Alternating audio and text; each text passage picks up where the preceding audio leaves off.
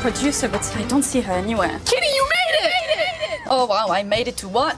To the best experience of your life. Come on inside. Come on. I don't want to. Come on, let's do it. Come. Not after last time. Okay, but what if I told you you were making perfume today? Okay, I'm curious. Come on, it's gonna smell so good. It's gonna be so pretty. Yeah, okay. I still smell a little bit like ketchup, but that's okay. You deserved it. Come on. Kitty, what makes me so sad is that the EWC is eventually going to end. It's very sad indeed, but I am not sad about you going home. But I do want something to bring home with me to kind of remember our time together and all the fun things that we got to do. Oh yeah, we had so much fun. I want to create a scent that truly captures esports. What do you think of when you smell esports? Nothing really good, to be honest, like people sweating, being focused, keyboards that are not really clean. So yeah, that's what I think about. And that's exactly the scent that I want to capture. Why? Esports. Okay. Esports. I'm gonna start with the lavender one. Let's start with the base, okay? Lavender, what is that? Are you kidding? Is that an NPC? It's not an NPC.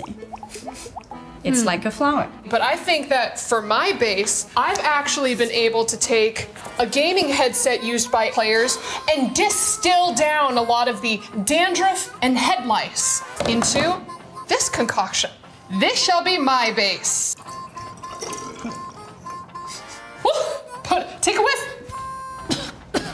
I think some of the lice are still moving around in there. I'm gonna put some vanilla in mine. Some what? Vanilla. Isn't that for eating? It's used for several things, you know? Do you know where you get vanilla? Yeah. You actually get from a beaver's butt. When beavers fart, they have vanilla. How do you come up with those things? I just really love beavers. I've managed to capture KC fans' blood, sweat, and tears. This is the blue wall in blue tear form. Oh my god. You're gonna get beat up after this. Not after they smell my perfume. You already made a disaster with that, so I'm gonna continue my beautiful perfume with, I think, some cassis. Chassis? Like a robot. No. Again, it's a fruit. It's a fruit? Yeah, you don't have that in America. It's fine. I got Cheetos. Yeah, I know. But for my next part, I actually got the finger gloves of players, and we're just gonna go ahead and add a little bit of sweat. Ew. That's atrocious. Yeah, but it was from Team Spirit. It smells like victory. It's not gonna bring victory into your life, trust me. I found one of the jerseys from the team that's gone to 23 back-to-back tournaments. So what this smells like is pure failure, desperation, and yet some resolve. Oh god. Overly why? Is it in? You can really smell the failure. I have it right in front of me. I managed to take one of the keyboards off the stage, and what I did was I removed all of the dead skin cells and food junk and crust, and I put it into this liquid form. But here's the thing, it is very potent, so we can only do... Oh, I missed. Oh god. Don't do it! Okay, I'm You're sorry. disgusting. I managed to take all of the Cheeto dust out of the controllers that were on the stage and create this. This couch cushion from one of the practice rooms. I heard that the players did not leave this baby for 24 hours straight. And so we got this beautiful essence. This is gonna be a fantastic perfume. I feel like we just gotta mix it up a little bit. Oh god. Smells amazing. You have no idea how I don't amazing wanna this know. smells. It smells like resolve. It smells like perseverance. It smells like desperation. It smells like esports. Don't put it near me. Just a little bit. No, Just, so I promise. I Can don't you want just it. try? Oh! Ooh, It's disgusting. that'll come off. I promise. That'll. Oh god, don't touch me! Don't touch me! You're me off! Every day I come with her, every day she's something up.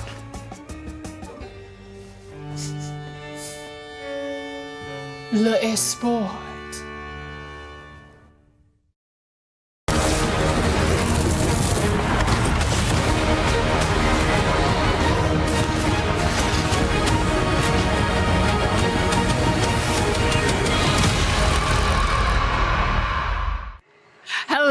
everyone, and welcome to the EWC Spotlight. I'm Aubley, and we are about to break down all of the fun things that we've just seen so far. And joining me today, I've got Glitter and CJ. CJ, did your mom write down your name twice on the birth certificate, or what happened? It wasn't too creative from me. It was CJ. It had a lot of underscores and stuff back in the day, and I thought, you know what, let's just whack another CJ on the end, and we'll call it a day. You didn't want to throw any combinations of numbers, or like the big X, little X? I thought I'd be more, progress. I don't know. It's just, it wasn't. Back in the day, everyone had the underscores, the XXs and stuff, and I thought I'm better than that. I was probably 15 at the time, and I said I'm more mature than anyone else. Right. So I'll go CJ. Not too creative, but it stuck. I love that. Where did Glitter Explosion come from? Or that's just how you entered into the world? I wish. That would be creative. My dad helped me come up with mine. Oh, that's so sweet. I actually love that for you. All right, well, we did get some excitement that we do need to talk about. STC Arena, we had some Rocket League, and oh boy, were there upsets. Big day one of Rocket League. We had probably the biggest upset we've had in the esports history. The world champs NRG from North America lost to TSM, a team from APAC. APAC is not a Rocket League region notoriously. That's their biggest win in the region's history. World champs going down. They lost 3-1 as well, so it didn't even go game 5. The world champs, they're out of form, and that's going to hurt them. That's rough. Yeah. Who else do we have from NA that's still in? Oh, everyone's still in. It's only day one. So group stage, of course, but Shopify Rebellion just lost. That's another upset. The other teams are looking okay. Space Station Gaming, they're the young kids from North America. They're looking pretty good. It's been a little shaky from North America all around. Europe, for the most part, they've been pretty cruisy all the way through. When you say young kids, I need to know what that means, though. We're talking 16, 17 years old. We're talking young. Fantastic. Just because I got my butt whooped by like a 9-year-old playing Rocket League one time. Never recovered. Tracks. Never recovered. That's tough. Let's move on over to the Qiddiya City grid for PUBG Mobile. We had some survival stage action. Who survived? Great question, because 10 of them didn't. 10 keys were crushed. So only 6 made it through out of the 16 teams that played today. And it was a very close back and forth battle. Actually, in the final match, we had our 8th and 9th place teams finish 1st and 2nd to knock out Goat and Wolves from the top 6. It was a battle all day, back and forth. And honestly, one of the big things we were following was whether or not GK Esports and AGAL were going to make their way through. Both of them did not. So that was a little bit surprising on the AGAL side of things as well. And if we're talking about long-term storylines, what this means for PUBG Mobile, our 2024 champs, Alpha 7, gone. Our 2025 defending champs, the Yangon Galacticos, also out. So we are getting a guaranteed new winner this year. We love when we have new winners at EWC. But also to your point, AGAL, they got their points last week. They don't need to get more points this week, right? Right? It's not like we're tallying them all up at the end. I don't think that's what they want to hear. I think they want to make sure they get those points on the board. Absolutely. All right, well, we did have another game over at the Alliance Vault stage. Probably the most physically taxing esport of all. We got some chess. Yeah, and honestly, I went over there to watch a little bit. It was really cool. Not only was it packed, people were very excited to see, obviously, some of the big names on stage. If we're talking about chess, we're talking about GM Magnus, right? The big dog. Liquid. Of course. Big opportunity to get some points on the board for Liquid. They've been waiting for this, I feel like, all EWC long. But we're also looking at GM Ali Reza for Team Falcons, GM Hikaru for Falcons. I mean, there's some big names that are doing well so far for the big clubs as well. But as I understand, Catastrophe hit the stage at some point. Yes. Oh. I'm actually glad that you brought this up, because a little bit of a surprise with a mouse clicking error out of GM Yan. And I feel like it's just because it's a little bit of a different literal physical situation than what they're used to. And can you imagine having a really close back and forth match and then losing it because you misclicked? You can see the pressure that's on these guys. I mean, with the live crowd as well, with the multiple stages going on at once, and yeah, when you're behind that computer, some things can happen that you don't really want. Do we count that as like the same thing as if you touch a chess piece, you have to move? See, I was asking the same question. We're going to have to get an official to rule on this for us. Like if you touch the donut, you must eat the donut. You can't just not. Yeah, I think once he made that move, he realized that it was done. And I don't think he was really protesting. He just said, well, it is what it is. It is what It is. But over on the Lenovo Legion Gauntlet stage, we did have some Rainbow Six Siege, and this was week 2. Finally, we get to see some more of this broadcast. Yeah, we're getting towards the pointy end of the Rainbow Six. Obviously, Dark Zero Gaming coming in as the hot favorites. Now, that quarterfinal matchup, that was close. They lost the first map of the best of 3 against Weibo. Now, Weibo have made the top 8 of 4 consecutive S-tier tournaments, but they can't crack a top 4. They win map 1 against the favorites at EWC, thinking maybe this is a chance. Finally, a top 4. They lose the next 2 maps. Dark Zero, the favorites, they stay alive. That's the first map they've lost, though, at the tournament so far, so they're looking fantastic. But Weibo, you have to feel for them because they were looking great. They were performing well, and then to go out to the favorites and once again just not cracking into that top 4, it's a bit of a curse at this point. Yeah, you know, I feel like if there's any place to be cursed, you don't want it to be at EWC, where everything kind of snaps. It's not ideal, no, I'd say. No, but I mean, Twitter, speaking of potentially cursed teams as we transition into our club championship rankings, it's good news, though. It's good news because Team Liquid and R6, how are they doing? Listen, they've at least made it to top 8, right? We've kind of been tracking how Team Liquid have been doing. Obviously, Magnus as well will probably get those points for the CC this time around. It's going to come down to whether or not they can take on FaZe, and they're going to need to do it because there's not a lot of other options for them this week when it comes to points. Yeah, they've secured points getting top 8, but I mean, really, you need to begin winning, I guess, to really climb up the rankings there in the club champs. And there's actually other big teams that we're focusing that are currently in the top side of the leaderboard that really matter for both of our stages, if I'm not mistaken, because we have Vitality, who are a big player when it comes to our PUBG Mobile Grand Finals. They could potentially take the whole thing home, and I think they're doing, or potentially going to do well in Rocket League, right? I mean, they're looking good. You can lock it in. It's almost like with the chess, with Liquid, with Magnus. They know they're going to get points. With Rocket League, Vitality, they know they're going to get at least a top 4. They could definitely win the tournament as well, but Falcons are looking fantastic. They were a little bit shaky online, but they picked up Drali, who's one of the best players in the world. He's moved to the MENA region, and once you get that guy on land, he's won 2 Esports World Cups in Rocket League. And the European side of things, he's looking to win his 3rd EWC, which would be absolutely insane with different rosters every single time. So Vitality and Falcons, it's looking good. Love the repeats. All right, well, before I ask you two for your final thoughts for today, have you gotten a chance to walk around yet? A walk around FanFest? What have you seen? I don't know how good you guys are at crane games, but there's a Vitality booth, and I have won that crane game every single time. Oh, so it's rigged. Or I'm just good. I mean, as a reporter here, we've been lucky enough to really check out all the action. Space Station Gaming booth. We've got watch parties and co-streams as well. From the Rocket League side of things, Fury, he's a Vitality creator. He's absolutely pumped with how well Vitality are doing. We've got chess. We've got Gotham Chess, Anna as well. So we've just got co-streamers galore coming in. It's just so much fun. I love the fact that at this EWC, you've got the stages, but then the booths are right there as well. They're all connected. It feels like one big ecosystem. So FanFest is going crazy. All right, man, I love that. And also, CJ, I love the fact that we got to have you on the couch today. Because, I mean, listen, I always have glitter. You're stuck with me. I'm stuck with you. You? I'm stuck with. But CJ, anything that you want to say? Oh, it's just great to be. I'd love to be back. Yeah, really? Is that a chance? Yeah, I'm more than happy to come back and check out some more, well, I can give you guys the Rocket League insights. You can tell me what's going on. But week 6, so the club champs, the race is getting tighter, and this is where it really gets interesting. Now that he said that, Glitter, he's not allowed to leave. Contractually. I didn't mean it. You actually sleep on this sofa now. Oh. Sorry. You're going to cast the games from right here. But for everyone else, thank you all so much for tuning in to watch the EWC Spotlight, and we'll see you for the next one. CJ.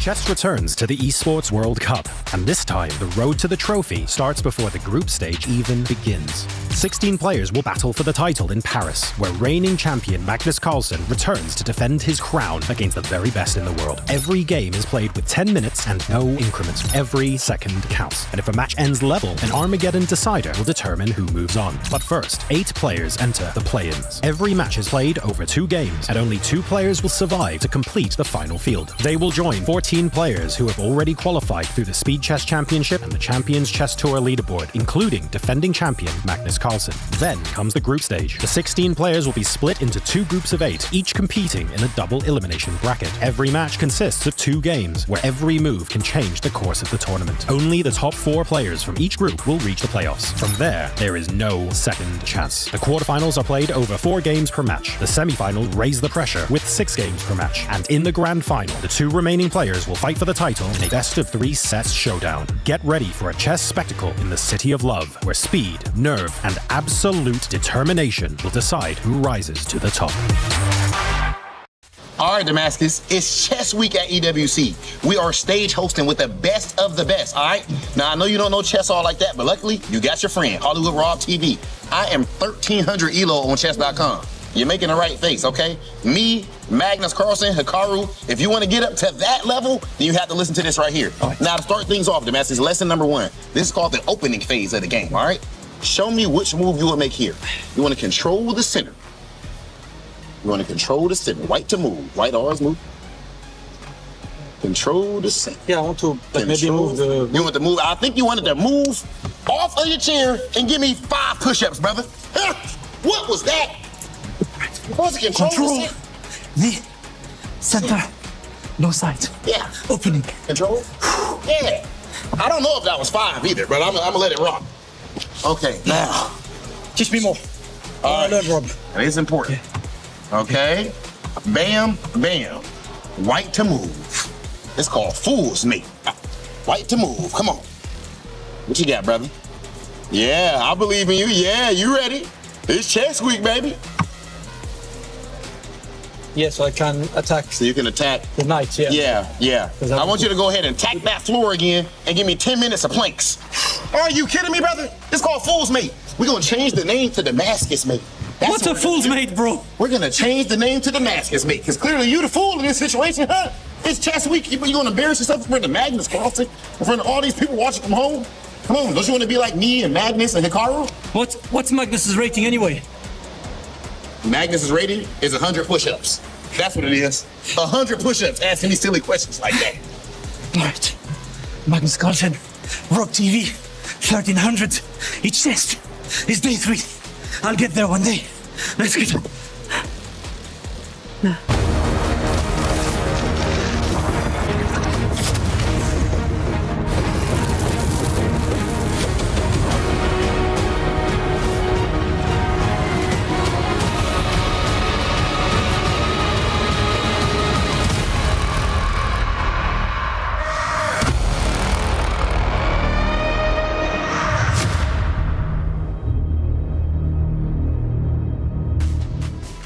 Welcome back, everybody, to the Esports World Cup in Paris, France. It's day 3 of chess. For some, they get the day off. For others, they've got to play for their tournament life. 8 keys are going to be crushed today. Our final 4 spots into the playoffs need to be earned. The question is, who's going to earn them? Well, it's up to the competitors to decide. Hey, welcome into the Allianz Vaults. I'm Taylor Reflections Noble, Nemo, and Anna Kramling. Good to see the both of you. Good morning. It's going to be a great day, Nemo. It's day 3. Good morning. Indeed, it is going to be an amazing day. This is, in fact, the loser's bracket, also known as the lower bracket. So if any of these players lose today, lose their match, it is GG. Their keys are getting crushed and they're going home. Going home, man. And nobody wants to go home yet, Anna, because why? Well, there's a lot of money on the line and everybody's gunning for it. We're talking $1.5 million. This is the day that I have been looking forward to. I love it when there's so much on the line, when the players know that if they make a mistake, they might have to just fly home. Fly home, and they don't want to go home just yet because they want to play $250,000 for first place. Now, everybody's walking away with a little something, but they want a little bit more, right? And you got to make playoffs if you want to increase the amount of money that you're walking away with. Yesterday was day 2. We moved 4 players forward into the playoffs, and to break it all down for you and catch you up to speed is Mike and David. Day 2 of chess at the Esports World Cup was crazy. Every single competitor who was still left in was in action, with giants like Magnus Carlsen finally entering the fray. Mike, it was a real roller coaster. Good news is that we're going to see Magnus again later in the competition. Even better news for him, he gets the day off because he won both of his matches yesterday. He was so Magnus-like on the board, but off the board, he was coughing and he was looking a little bit fatigued. Your thoughts on him? Yeah, he didn't look physically at his best, but of course the champions, they saved the best for last. Magnus through now, but also the other favorites making their way smoothly to the next round. That's right. 3 other players won both their matches yesterday. No huge surprises. Norbek Abdusattorov, only player to win all 4 of his games. We also had the fan favorite Hikaru Nakamura, and we had Alireza Firouzja, who survived 2 Armageddons, and he was incredibly aggressive in his bidding. Did you think he would bid that low? He's a brave man, Alireza. He takes risks that nobody else dares to, but he wasn't the only one to take those risks and get paid off. That's right. 6 minutes 40 was his low bid, but we also had a potential viral moment. We all remember when Magnus banged the table against Gukash. Well, it was actually a triple table slam with Jan Nepomniachtchi. Why did we see that? Well, Jan Nepomniachtchi mouse-slipped, blundered, call it what you want, but against Hans Niemann, on the brink of a victory, he let it all go in just one move, hence the anger. Right. I'm sure we're going to see that again a lot on social media. Now, every other player we did not name today has their tournament life on the line. No more losses are acceptable. Every single player you'll see today has to win out to keep playing more. That's the action. Let's look forward to day 3. Back to you guys in the studio. Scrolling is cringe. Chess is fun. Get all the dopamine of looking at your screen and none of the guilt when you're improving your mind with chess. Want to improve at your own pace? Take a few seconds to complete a puzzle and learn something new. Don't be cringe. Play chess. There's something for everyone at chess.com. Learn, play, and have fun.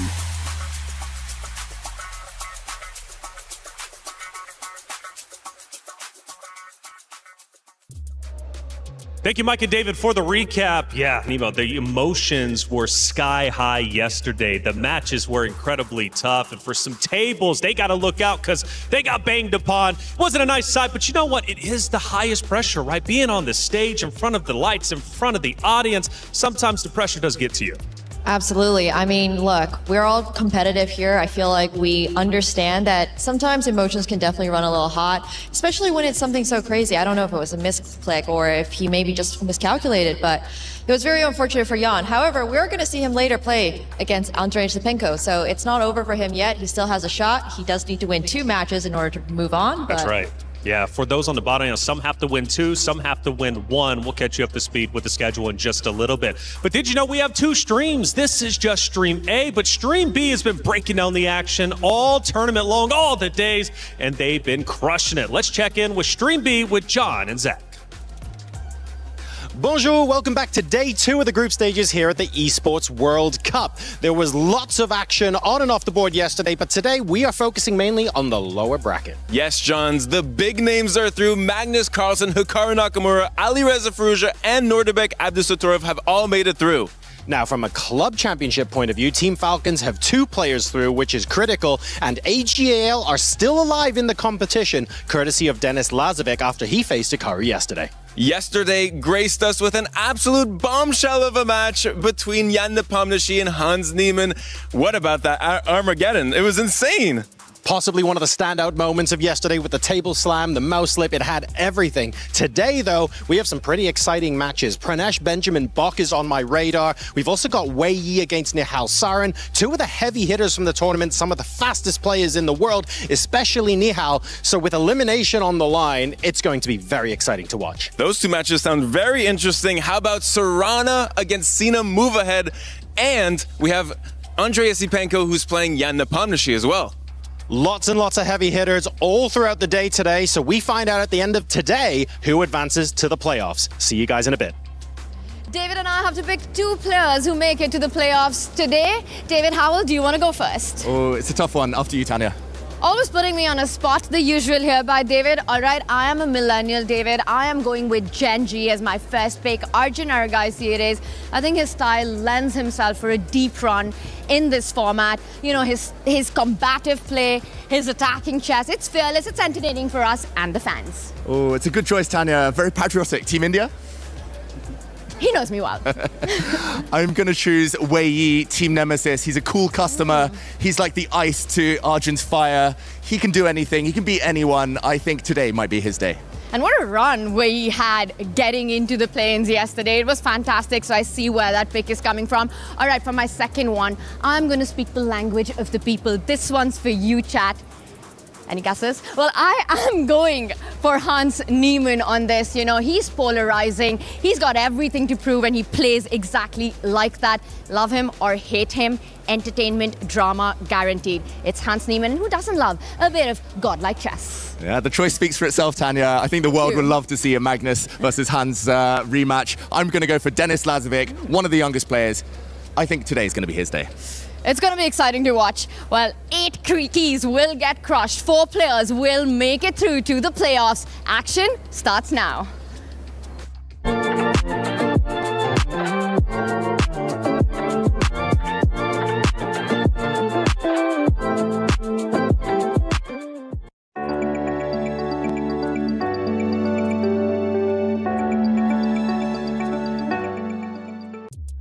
Thank you, everyone, for the updates, not only on StreamB, but also the favorites for today, because today is a big day. And what are we labeling it? It's our Crunchyroll story of the day. It's Judgment Day.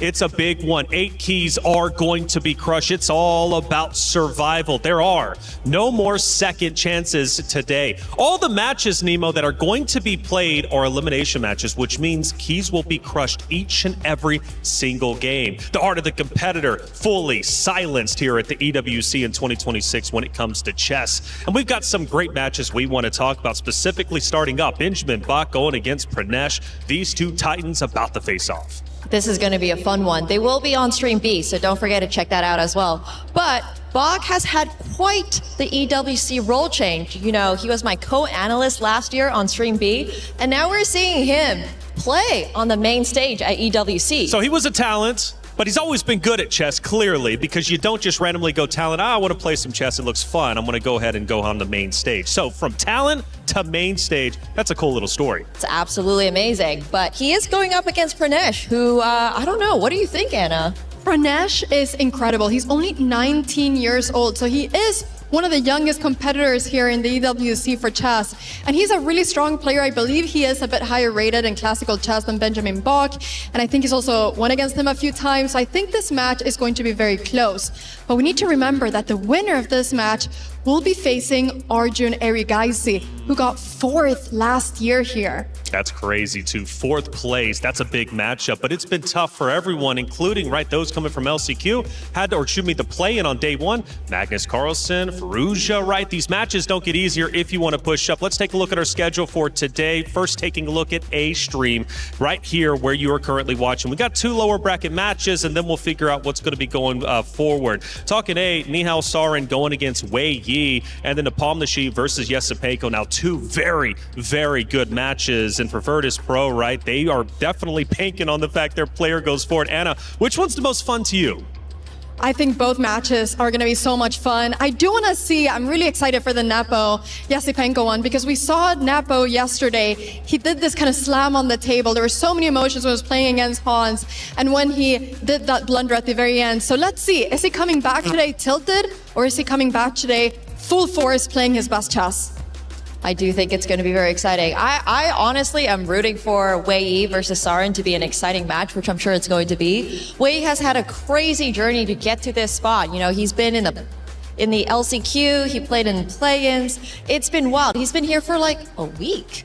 You know, so yeah, he's probably warmed up, or maybe he's tired. Ooh, could be, right? The fatigue starts to hit, especially with multi-day events such as this. Let's take a look at Stream B's schedule. They're going to have 2 great matches as well. Pranesh and Bach, which we just talked about a little bit, but Sarana going against Move Ahead. Now, that's going to be a fun one for Move Ahead, right? A younger player. You talked about 19 for Pranesh, right? I believe Move Ahead 16? 16 years old, and I mean, Move Ahead, he's just so strong. We saw yesterday, he missed a checkmate in 3 versus Denis Lazovic. So he was so close there to going through. And so, yeah, I think he's a super strong player. I'm very excited. Sarana also very strong. Absolutely. Almost, I mean, he had a fantastic match against Hikaru, so going to be a very fun match. Going to be fun indeed. Can the Young Guns hold their ground on the main stage? That's the big question we have, but of course, they're the ones who give us the answers. For the Club Championship update, it's getting close at the top. It really is. We're in week 6, and we need some updates via Trav for Club Championship update powered by Aramco.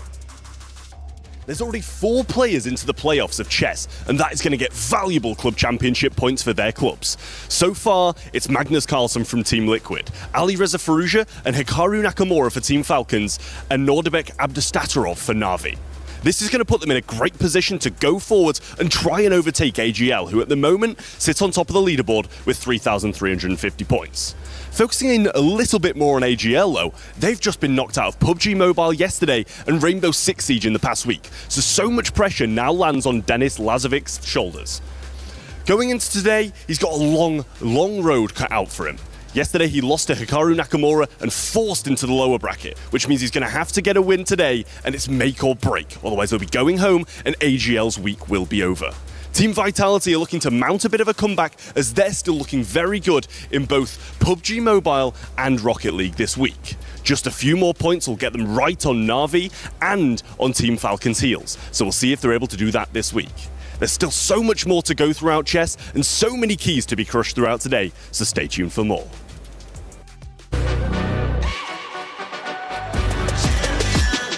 This ain't no regular thing. Came for the ring, you know what I mean. You see my name in the lights, better get right, I'm champion.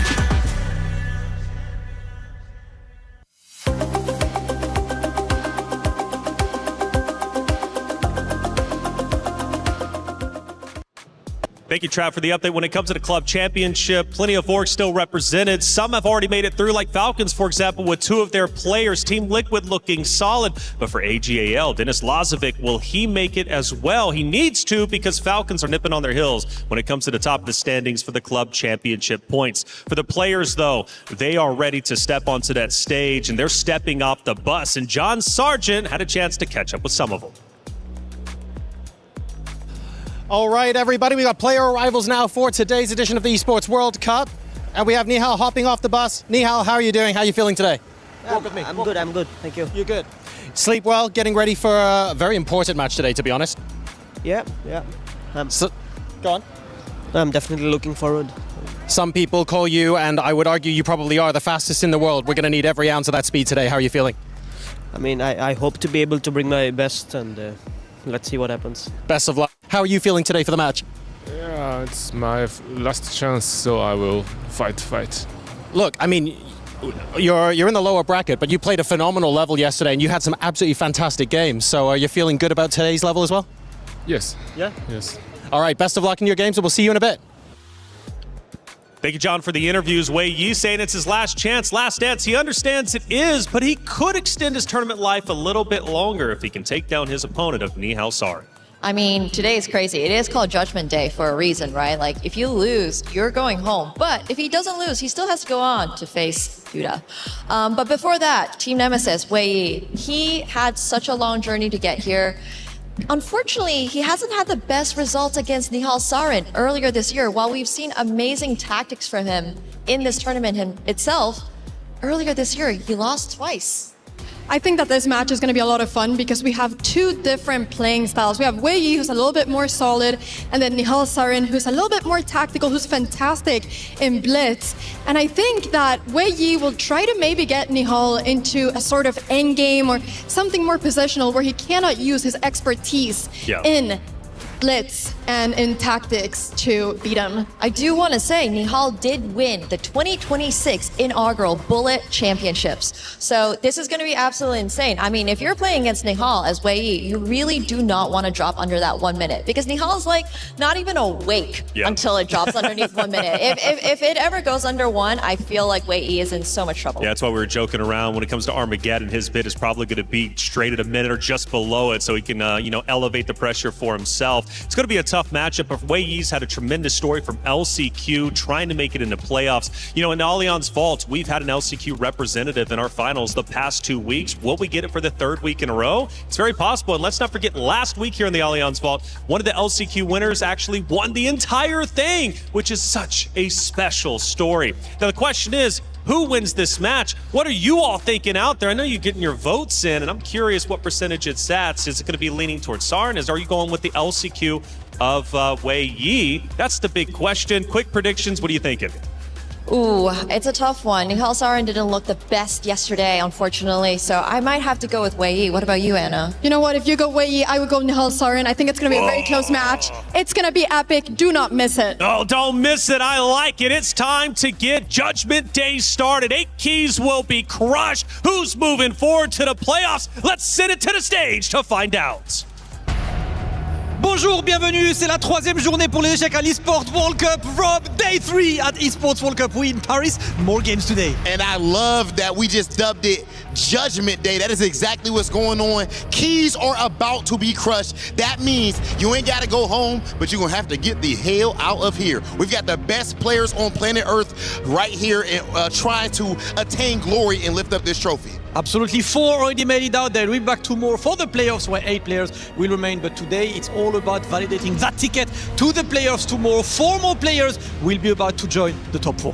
And this is going to be Wei Yi going head-to-head with Nihal Sarin. This is what we like to call, what, Damascus? A certified, what's the next word? Banger. Come on, man. A certified banger in French. Yes. Ladies and gentlemen, it's extremely tough to call. You see the players behind us already, and I'm not going to lie to you, I wouldn't want to be in their position. The nerves have to be insane. I'm going to be looking at that heart rate monitor. Absolutely. The mission is pretty simple for these two. They need to win 2 matches to be able to access tomorrow's top 8. But right now, this match, the players are already behind us. This match is tournament life on the line, Rob. All right, ladies and gentlemen, it is about that time. Someone has to go. There's no excuses. This is as close to a meritocracy as you're gonna get. Are you strong enough or not? It's about that time. Let's get started with Judgment Day. It's gonna be Nihal Sarin versus Wei Yi. Thank you, Rob TV. Thank you, Damascus. Judgment Day, we've coined it. Nihal Sarin of India, Wei Yi of China. 2 fantastic players on their day. 2 very speedy, cool customers. Tanya, who have you got here? It's a tough pick, David Howell, that's for sure. No second chances today, and Team Nemesis comes in with Wei Yi's precision and calculation. For Seoul Esports Gaming, it's Nihal Sarin's speed and instincts. These are 2 players who rarely reveal emotions. One of them is going to feel the full pressure of elimination today. Exactly, last chance saloon. You cannot afford any errors. You need to be accurate, you need to be fast, and you need to take your chances when they come. We see the match prediction results. 68% in the favor of Wei Yi. That feels high. It feels like it's going to be an extremely close encounter. Maybe just one move could decide it. Absolutely, and maybe that move will not be on the board, but what happens on the clock? It's going to be absolutely critical for Wei Yi to make sure that he maintains the position to be the decisive narrative and not the clock become the dominant factor. The atmosphere is electric here. We can tell you, in Paris, so much going on, and I'm sure it's going to be electric once the games begin. We're just waiting for the first moves now. It is Nihal Sarin starting with White. What approach are you expecting from him? He looks calm, almost meditative, Tanya. Almost looks like he's had a sleepless night, David Howell. I mean, everything that happened yesterday as well. Both these players know 1 loss, and it's goodbye Paris. For Nihal, it's going to be about controlled complexity in this one, not chaos for the sake of it, not just gambling away the position. He has to make sure it's a long game and then try to capitalize in those final few minutes. There's a reason he's called the Flash. Oh, and the Flash, just in a flash here. He plays the London system, an infamous opening. It's now the Jabava London system with White Knight coming out, a Bishop coming out too. And yeah, there we go. The first big threat of the game. White Knight jumping out, hitting a pawn. That was defended, but Black's Knight now stuck at the edge of the board. Quick moves from both players, Tanya. This is regarded as a quite testing opening. Not too much mainline theory, nothing too forcing. But already Nihal has set out his stall. We're in Paris, but the London is on the board. Now, traditionally, this opening was considered quite a strategic one. But I think the approach that Nihal has taken with bringing the knight forward, the bishop out, the Jabava variation of it, guarantees excitement early on. We already see Black's knight jumping forward for Wei Yi, taking control of that central square. You can't let that piece stay there for too long. Find a way to challenge it. Exactly, and that will likely happen, whether it's a White Knight that challenges that Black Knight in the center, whether it's a Bishop. Nihal will try to remove it from the board in the next few moves. Don't they know we're in Paris? This is not the London. Wrong city, guys. Exactly. Why play the London system here in France? But okay, the Bishop steps out instead. White is getting ready to castle Nihal Sarin. Big question though, what happens if Black kicks out his knight from the b5 square. I'm expecting a pawn to hit that knight, ask a big question. There we go. The knight goes back to the edge of the board, but maybe some checks available to the black queen now. Well, the white king is still in the center, so this is the moment if you want to create those activities, that initiative against it. You could come out with a check. You could also start targeting the b2 pawn with your queen. Just make sure Nihal doesn't get enough time to get the king to safety. Yeah, Wei Yi with black, maybe a small initiative for him.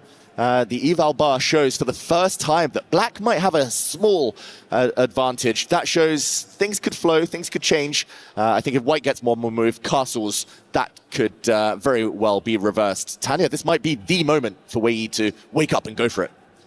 It feels like that, right? You've completed your development for the most part. Your king is safe. You've got that one move opportunity right now. I'm expecting the black queen to choose one of the two squares. It does go for a threat against that b2 pawn. So for now, Nihal cannot get his king to safety. He needs to spend one more move defending it. And I think meanwhile for Wei Yi, he has to find a way to strike in the center with either the c pawn moving forward or the e pawn. Exactly. Long-term, black will try and push some pawns to try and knock white off balance. In the meantime, the white queen defends that pawn, and Tanya, I'm expecting, as you say, to try and lengthen the diagonal of black's sleeping giant. The dark square bishop is fianchettoed on a nice diagonal. It would be great to open that up. First, more developing moves from both sides. From both sides, but I have to say it feels less harmonious for Nihal currently with the knight at the edge of the board. The rook hasn't made a single move. The queen coming in the way from connecting the two rooks for white on that home rank right now.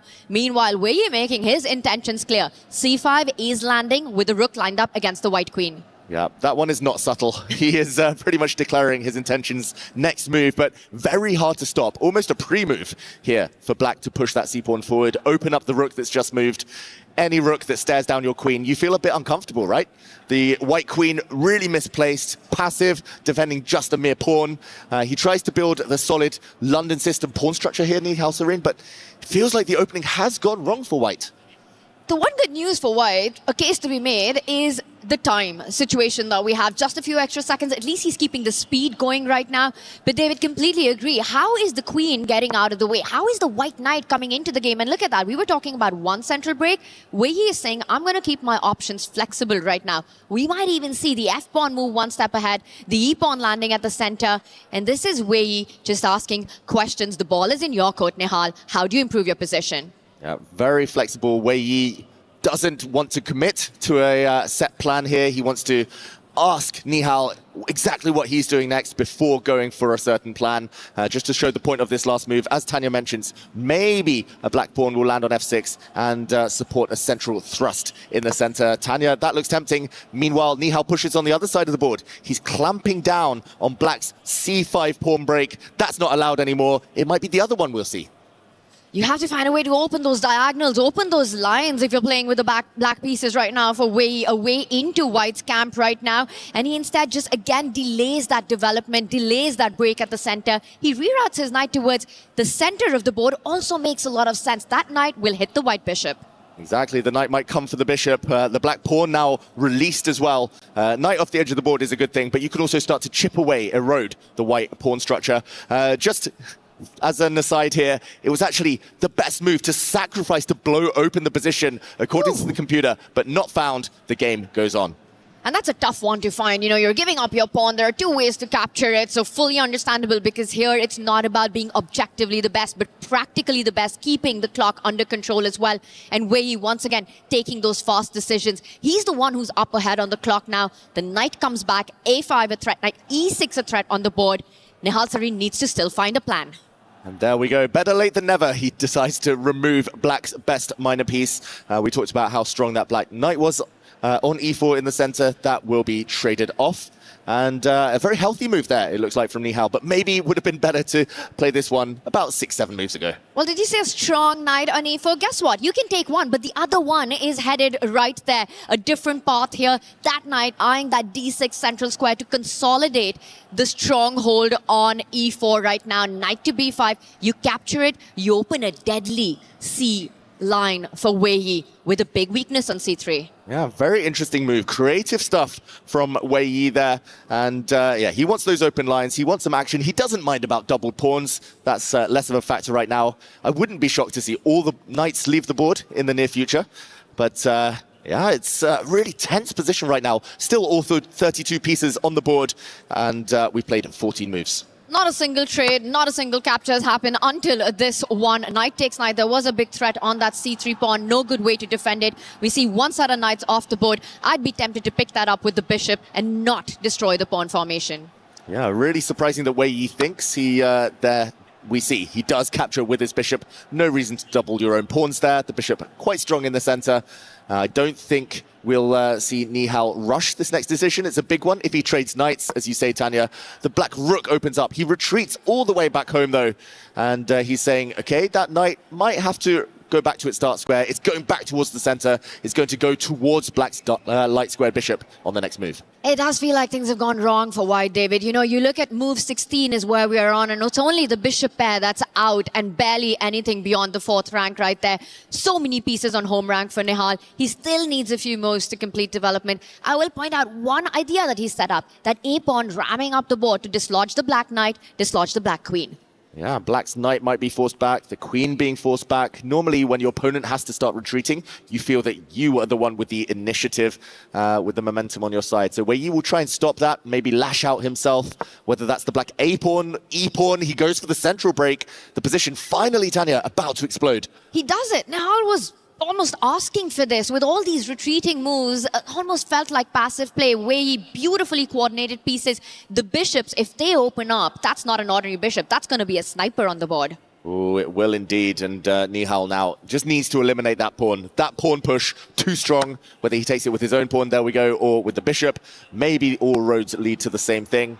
But, okay, we're seeing some trades, some lines opening. The sniper bishop, the archer from afar, has been traded off. Neither side really controls the dark squares now. But as we said, the white knight coming towards the center could trade off for the black bishop if given the chance next move. And I'm also going to point out for Wei Yi, there is another break that Nihal always has to watch out for. The C-pawn moving forward, something we've been advocating for a while, is always in the air for now. Wei Yi consolidates the center further, brings his knight back. If there's a trade of bishop, he will take that square with his knight. The rook beautifully placed as well for a rook lift, eyeing the king side. Still looking really healthy for Wei Yi. Still very healthy. Evaluation bar says 0.0. Frustrating. It says it's totally level, but the position does have some imbalances. Tanya, who are you picking right now if you had to decide with the board clock situation? Putting me on the spot with the clocks the way they are. Wei Yi, almost an extra minute there. David, look at the way the pieces are. Each of Wei Yi's pieces better placed than Nihal's. I'm taking black for now. Exactly. And that's my point too. Like, black's position looks super healthy. Extra minute counts for a lot at this stage, although you are playing a speed demon like Nihal Serene. And, okay, a modest pawn push there, but it's not just black with the pawn breaks. White does have the C-pawn that can launch forward too. Black has the stronghold in the center. Maybe white is going to start challenging that. White's piece is passive. They need to come to life in the next few moves. And I'm also going to point out, even if all the minor pieces go off the board with just the majors left in the position, it is going to be Wei Yi with the more active queen and rooks right there, with the better pawn formation, with easier targets. So it's just going to be a really long game. And then that clock situation, the clock economy will matter. I love it. Clock economy. We saw some really ruthless flagging yesterday from the likes of Hikaru Nakamura. Often the clock has to be used as a weapon, but yeah, we'll see if that does come into play in this game, the first game of this match in the lower bracket. The rooks lined up. Nihal Serene taking a lot of time, it's got to be said, on this last move. He can improve the white queen. The white rooks need to get into the game at some point. He can maybe trade off the black bishop. Lots of options. He does press the dynamite button. C4 on the board. There's only so much suffering you can take in the position. You want to break out. You want to break free. You know, you need that space for your pieces to move ahead. And now the first big decision for Wei Yi, does he keep the tension? There is a threat on the board. That pawn was about to move forward. With a fork, a decision needed to be made, and it's trade. The center has liquidated. The center is gone. White has a kingside pawn majority. There's 4 versus 3 on the right flank. It's 3 versus 2 in black's favor in terms of pawns on the left flank. So long term, that could be a role. And especially in rook end games, you see pawns racing down the board. For now, though, still a lot of tension. Wei Yi's position still looks beautiful, but if there's nothing to do next, White's pieces will start improving, activating, mobilizing. what to do with Black's pieces. It almost feels like Wei has maximized everything, and what's next is the big question. But for Nihal, the plan's clear. Now that this bishop that he's beautifully placed on c4, there is a tender spot next to the Black King, that f7 pawn. Wei needs to watch out for a queen and a bishop battery in the future being set up. I'm also expecting, given a chance, Nihal will happily trade off his knight for the bishop. And Wei cannot do the same, of course. Black would love to remove White's strong bishop, but that would be replaced by a white knight, and it would be the first fork of the day. You definitely don't want to take your opponent to fork down here and end up losing material. Wei Yi, we get a close-up, his eyes darting around the board. He's calculating. It looks like he's mainly there we go, looking towards the center of the board where the action is happening. Light squared bishops traded off, makes a lot of sense. Black's rook, very strong in that central square. Wei not giving Nihal the opportunity to trade his bishop for the knight right now, so the material remains in a balance. The piece dynamics, it's now a knight versus knight. The rooks finally get connected for Nihal, and I have to say it feels like the worst is over for Nihal. It feels like it's gravitating slowly towards equality. White's queen finally off the back rank. It's been itching to advance for the last 10-15 moves.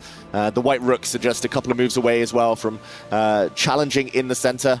Wei Yi still wants to make the most of his slightly more active pieces, so he chips away at White's pawn structure. But I think you're already looking to the future, Tanya, and you're seeing more exchanges, a bit more safety for Nihal, and clocks a level as well.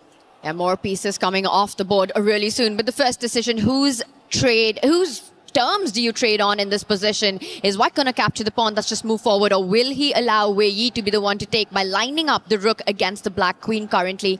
White Knight also needs to find itself in more active squares. It's the latter choice by Nihal. He does bring the rook in. We see a trade, 1 versus 2, but that pawn that Nihal has, it does stop Wei Yi's pawns from moving up the board. Yeah, pros and cons. It stops Black from advancing, but it is an isolated pawn. Could become a bit weak later. That's what Wei Yi will be hoping for. And I've got to say, Tanya, this is such a classic first game in a 2-game match. You know, Nihal didn't want to take too many risks. It's slow, it's steady. Both sides unsure of their risk appetite. Neither side really going for it yet. Although here, Wei Yi advancing his queen, a nice blockading square. Yeah, often these types of positions, they do come to life a bit later when the clocks tick down. We were talking earlier about that 1 minute mark. If it becomes bullet, this could really explode and anything could happen. And I'd be scared for Wei Yi in that situation. It could spiral out of control after what we saw yesterday go down in Wei Yi versus Ali Reza right there. And that's got to be something that's haunting him. Nihal Sareen, I think one of his biggest strengths will be he will be relying on to get to those final few seconds. When it gets to a time scramble, few can take over Nihal right now. And that move makes this queen the most active piece. Black needs to watch out that diagonal. Exactly. That move showed the match strategy. Trading queens was probably fine as well, but Nihal saying, okay, I want this game to go on. I want it to go as long as possible for the clock to tick down. Still plenty of life left. The game's only just beginning. Nihal Sareen showing that this was his plan all along, just to keep the tension. Wei Yi's queen kicked away now from the center. Nihal, he has 1 rook that's sleeping. There we go. Activates, tries to trade off Black's super strong rook in the center. And those clocks, they keep ticking. Really nicely handled this one by Nihal. You know, he's just trading his worst placed pieces for Wei Yi's most active pieces. Now Wei Yi wants to capture that with the knight, centralizing it, also hitting the weakness that you earlier highlighted for Nihal, David, in that position. We might see the knight jump forward, the knight and queen hitting that pawn, which has just moved ahead. Ooh, and the minority attack, that 1 pawn that we said was isolated, it is undermining 2 pawns now. Black is the one going to be left with a lone isolated pawn on that flank. Yes, it'll be a passed pawn, but still far away from promotion. That's a target. Suddenly, I really like Nihal's chances. White's king, super safe with 4 pawns around it. Black's king, maybe slightly more airy. It's very small factors right now, Tanya, but they could begin to add up. It definitely feels like Wei Yi losing his time advantage is also losing the thread of the game, as the white queen now looking very active. And as we see the clocks reach the 2-minute mark, this is what Nihal does. He keeps the threats going. He keeps the tricks coming. He keeps asking questions and makes those move really quickly. Watch out. The Black Queen needs to stay connected to the rook. That pawn had to be defended. Might be time to start pushing Wei Yi's queen away. But first, Nihal goes back with his own queen, hitting that knight. I'm expecting either a rook to move forward or the white knight to jump ahead to hit the Black Queen. Yeah, that white knight has a beautiful central outpost in the center. And yeah, that black knight, a bit less stable. Black's queen forced all the way back. It definitely feels like the flow is in Nihal's favor here. Wei Yi, it feels like he's just trying to tie up his own pieces in knots. The Black Queen, runs away. The first big mistake, and Nihal now, after this question mark move, can jump his own knight out of the way. Discovered attack against Black's piece in the center. He goes one way. There was actually an even better move. Let's show it quickly. Nihal could have obtained a huge advantage by not going left, but by going right to F5, again threatening some forks. And here, rook to E5 would not have been possible. Let's show the difference. Rook takes knight, and we would have seen a potential queen sacrifice and a fork to end this variation. Let's go back to the game, though. Still looking good for Nihal Sarin, but it could have been even better. Absolutely, and I think Nihal completely realized that. He set himself up for a repetition, but Wei said, no way, Nihal. He denied that, and now he's back in the game. All the problems with the forks have been solved with Wei regrouping his pieces. What a missed opportunity for Nihal right there. That was big, and although the white knight could have jumped and been captured, white would have just had a superior pawn structure, dominant endgame. Yeah, now suddenly it's Nihal down 10 seconds, and I can't help but look at the clock. It feels like one of those super close games. It will be decided by the finest of margins. I think actually, despite the fact it's roughly level, a draw may be the least likely result right now. I completely agree with that, David. I think we're heading into decisive territory here. An attack on that B6 weakness that you have, the lone pawn. And where he says, I'm going for counterplay. You take that pawn, you lose your rook on the first rank. The rook will line up against the white queen. Of course, Nihal spots the tactic. He comes back, consolidates the center. Yeah, that would have been a greedy move. White's queen taking a pawn. He would have got skewered. And, of course, he spots it. Very sharp tactically, Nihal Sarin. Both players are. The Black King instead moving one square forward. But I just don't like the Black King position. It's on an open diagonal, could be hit by some knight checks. It's within checking distance. It feels so loose for Wei Yi. White's King, meanwhile, so safe. It means moves can be quicker, more instinctive. One of the clocks finally goes red under the 1 minute mark, Nihal. It's a bullet game now. This is absolute bullet territory, and the most important factor when that happens is king's safety, and that's why Wei Yi's planted his queen next to the king, just making sure there are no discovered checks for now. Can Nihal build the pressure? He needs to find a way to kick that knight out. He does it.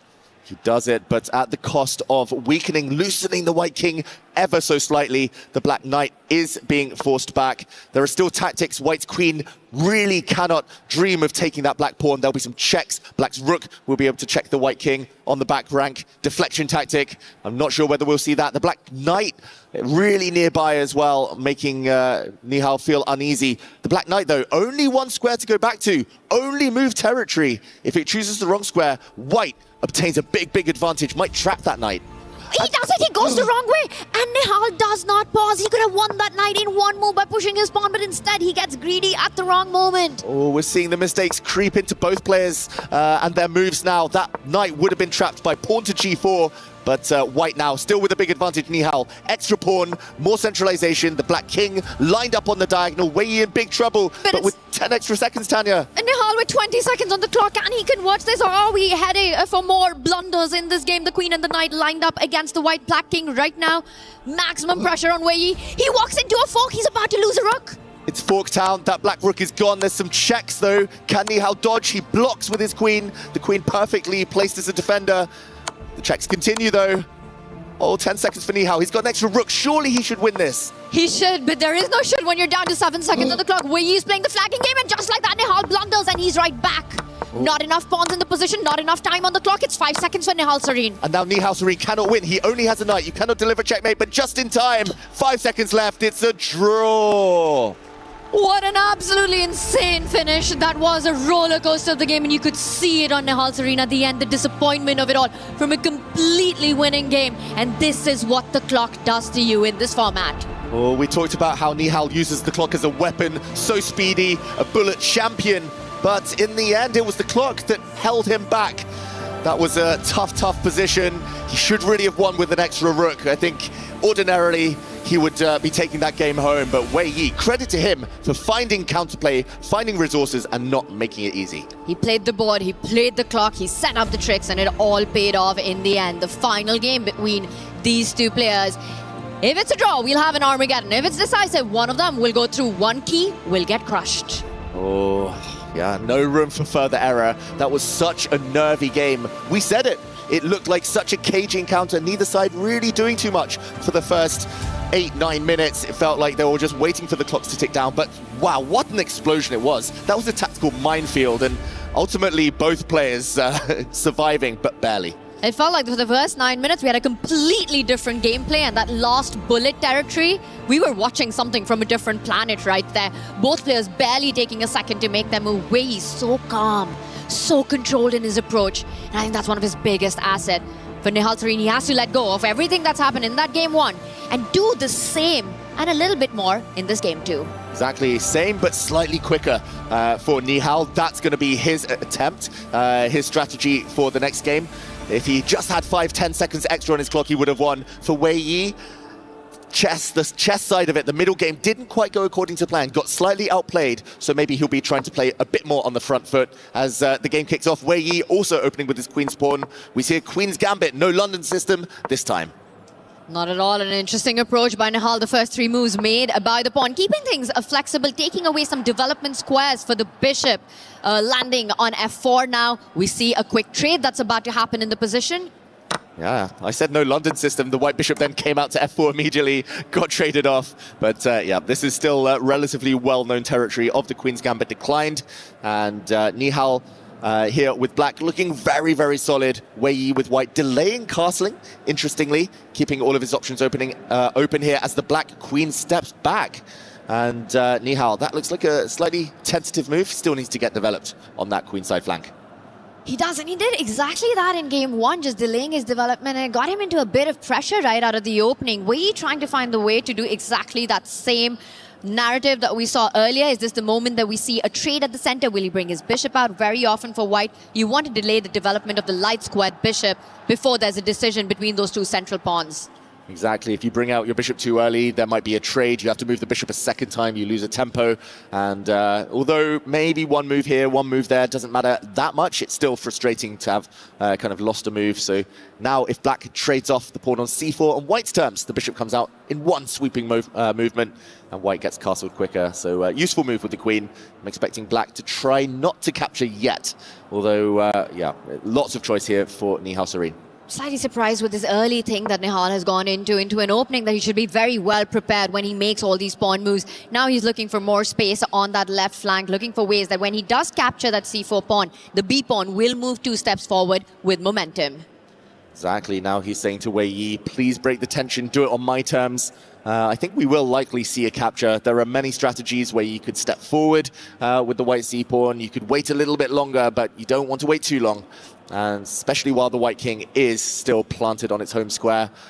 Okay, again, it feels like we'll get a similar type of game, Tanya, to the first one, where maybe a quieter start, nothing too dramatic, but surely, eventually, it will come to life. I'm so surprised, David, with everything that we saw in game 1 between these 2 players. Nihal is the kind of player with under 20 seconds on the clock. He could be dead lost, and he finds ways to turn that around. He was down and up an entire rook in this one. And talking about crazy things happening, it's Wei Yi who's exploding this position. The g-pawn moves ahead. There's a hook in the position. He's coming for g5. The white rook ready to line up against the black king. Wow, Tanya, you were saying the first game was surprising. This last move, surprising, firstly, that it was played by Wei Yi. Secondly, that it gets given a question mark.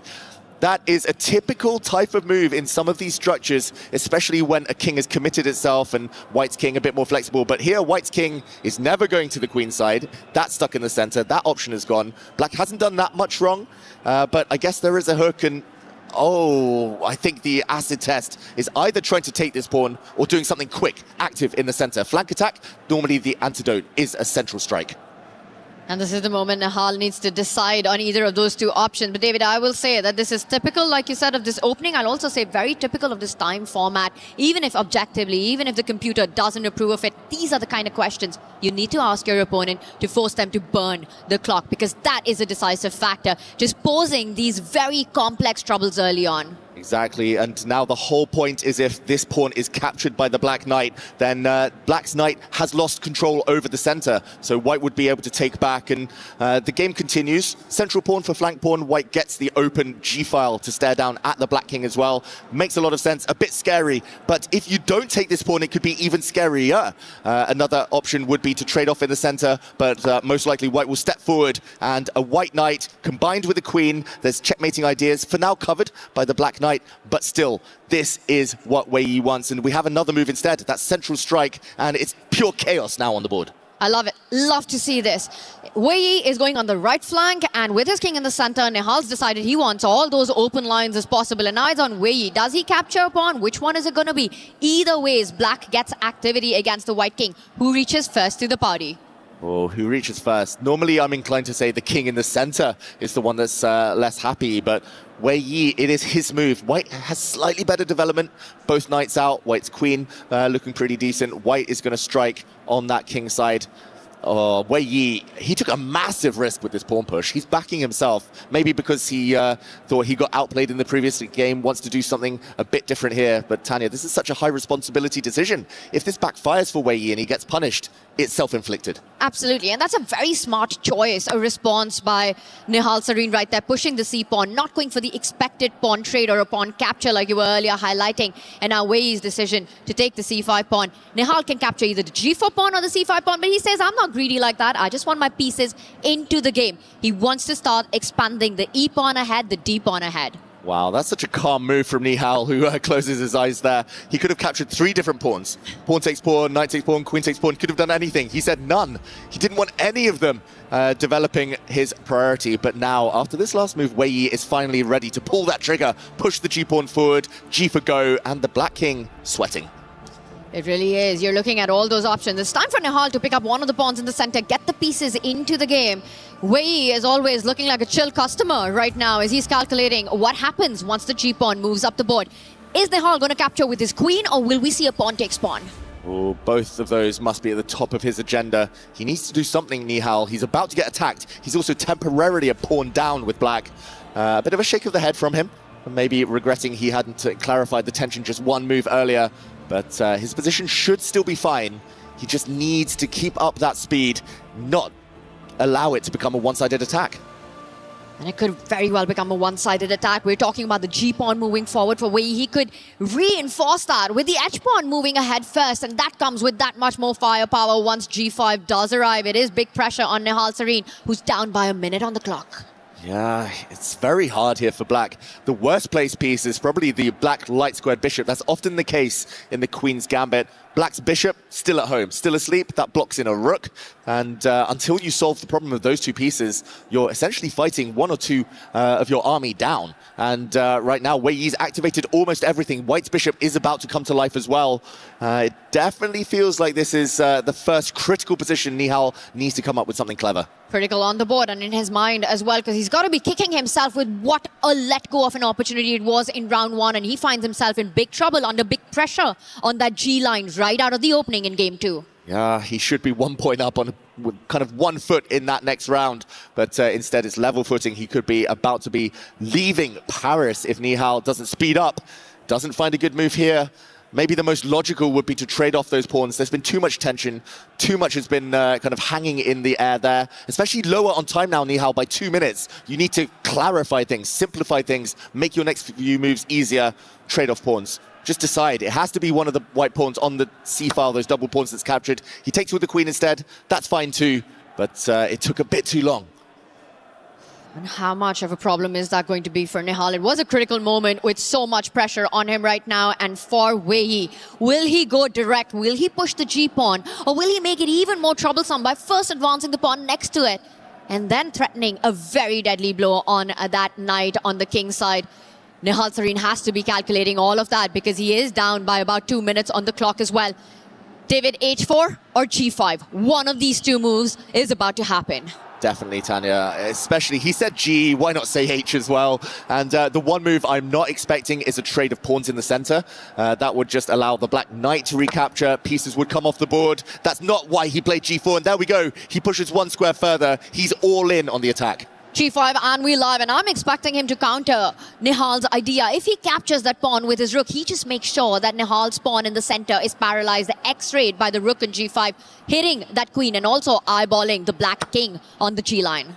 Makes a lot of sense there. Normally you would want to maybe take with the knight, but that would have given black a lot more options. This 5th rank, this lateral pin, really nice. Kind of freezes black somewhat. And here, how is Nihal going to continue his development? How is he going to wake up those sleeping black pieces? The queen vulnerable, so much on the to-do list, but so little time.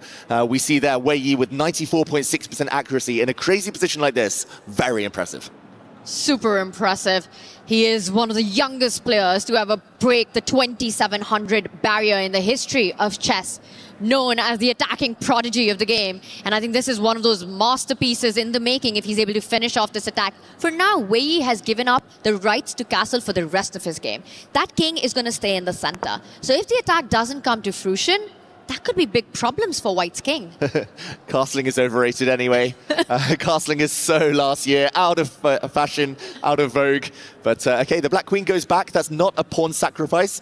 If White takes everything on the d5 square, captures a pawn, takes with his knight, at the end, the black knight would leap forward, come to b4 with a fork. The last thing White wants to do here is to open up black's bishop. So just to put this on the board, this is not a sacrifice. If there's a capture, yet another capture, this would be a huge mistake, a blunder, and at the end of the day, a fork. And we've seen forks in this in the first game. This would be something to avoid for Wei Yi. That explains his last move as well. Pawn to a3, covers the b4 square, no more knight jumps. That is full board awareness. It just felt like all the action was happening on the right flank and you're focusing on Nihal's king, you're focusing on how do I get my other rook on that G line, but no, that's not Wei Yi. He sees the entire board and pieces it together. He now puts pressure on that central d5 pawn. Notice how every move has come in with a threat. Exactly. That is really calm as well. Not just full board awareness, but to kind of play on one side, then take a timeout, play on the other side. To feel that you have that time as a luxury, it's, yeah, very impressive. And Nihal does take that time that he's been given to at least centralize his rook. It does feel like this is hanging in the balance. I do worry about the clock, just based on what we saw in the first game from Nihal Sarin, but for now, things are still under control.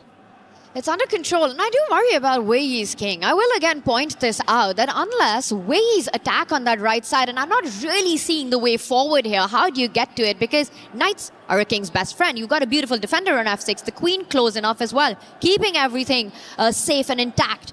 But meanwhile, Nihal's got plans of his own. The d-pawn's about to break through, the e-pawn's about to move forward, the bishop's about to come into the game. This is a 3-result game, David Howell, with draw being the least likely of it. Definitely. We said that earlier, draw was the least likely. Of course, it ended up being a draw after some real twists and turns. One side being up a rook, then suddenly the clock playing a factor. This one, I agree, a draw the least likely. We see a trade, finally, of pawns, but Nihal has timed it really, really well. Now rooks are about to leave the board, as we see here, and White essentially has gone all in on an attack that just hasn't really materialized. White's rook not coordinating with the rest of his pieces, and I'm expecting the white bishop now to come out, regain the pawn, restore the material balance, but there we'll see black advancing with gain of time, with tempo, pawn to b5, bang, the black bishop finally coming to life. It does, and that comes with a threat as well. The white knight will be on pre on f3, so 2 developing moves. The rook ready to line itself up against the queen. We'll see all of this play out. And like you were saying, the rook on g5, it looks really beautiful. It looks like an attacking piece, but there's no assist to that attack. There's no firepower pushing it through right now, and it feels like Nihal's taking over the initiative. Exactly, and that's why we say all-out attack, all-in, everything like that, because if it doesn't work, you're just left with weaknesses. Not only has White gone for this attack and nothing else really panning out, but White has an isolated pawn, White's king stuck in the center, White's rook, kind of, the board's cut in half. White's rook, queen on opposite flanks. For Nihal Sarin, everything kind of defending each other right now, everything centralized, looking slightly better on both board and clock right now. It's looking really nice for Nihal, but I'm going to make a case for Wei Yi's attack here, trying to find a plan. But it takes 3 moves. David, that h-pawn that we were talking about, give Wei Yi a couple of moves. h4, h5, h6 is the dream for White. Do you think he has enough time to achieve it? Ooh, Esports World Cup, that's where dreams become reality. Maybe, Tanya. I say maybe because it takes so long, and often you don't get that in chess. In the meantime, Black would be creating some threats of his own, but he's got to try it. Wei Yi, I agree. At some point now, he's going to move his knight out the way, and he might be able to throw his h-pawn forward. There we go, into the center. White's rook is undefended, so I'm a bit scared, but I don't think Black can take advantage of that yet. More likely the black knight or the black rook still stuck on the 8th rank. They are going to start moving now. Very brave. LPDO, loose pieces drop off, but Wei Yi says you don't have any attractive knight jumps, and for now, Nihal waits with the rook development. He challenges the active knight on e5. You look at Nihal, you know he's feeling comfortable with his position right now. Knight c6, you trade, the bishop will capture. And nearly 97% accuracy for Nihal Serene. Despite that early shock, suddenly getting attacked out of the blue, he's answered it perfectly. Over 97% now with his last couple of moves. And H4, we called for it, Tanya. The most logical, most human plan. Not only defending the white rook, but maybe even going further with that battering ram of a pawn, given a question mark. That's surprising to see, and I say we take that question mark, chuck it out of the window, because this is the most human move. You said EWC, nothing is granted, everything is earned, and to earn this point, he needs to get that pawn closer to the Black King. He really does, but does he get that time? Now offering a trade of all of the minor pieces. White's queen is opened up, staring at the black bishop. This pretty much forces some trades. The black knight was just too good a defender. I think Wei Yi was impatient to get past it, but now the bishop, is it actually better than a knight? David, it's also the king position. Bishop versus knight, king versus king. And again, the point we've been highlighting, white's king is suddenly the more unsafe one. Even if you trade the last set of minor pieces, it will be the black queen that's ready to seize the C open line coming in with some checks. This is advantage black. Definitely. In major piece endgames, heavy pieces here, queens and rooks, it's all about king safety. Black simply has more shelter. 3 pawns in front of the king. Given a question mark, I agree, Tanya, maybe the queen could have found a different path in, but here it is, teaming up with his rook, so a very natural move, and surely here, Wei Yi needs to get his king out of the center. Finally, shuffling across, he's going to try and castle by hand. He's going to try and pretend he castled by getting the king over, but not allowed. Queen into H2, swooping in. Access denied to do just that, David Howell. What a move this is, getting the queen closer to the king, also eyeballing that H4 pawn. Now the white king finds shelter at the center of the board. And if Nihal wants, he could propose a draw, a repetition by falling back with the queen from where it came from. But knowing Nihal, he's not going to go for that idea. I think he wants more here. Oh, the fans want Armageddon, they want more chess, but does Nihal want that too? Or does he want to keep going, take his chances here?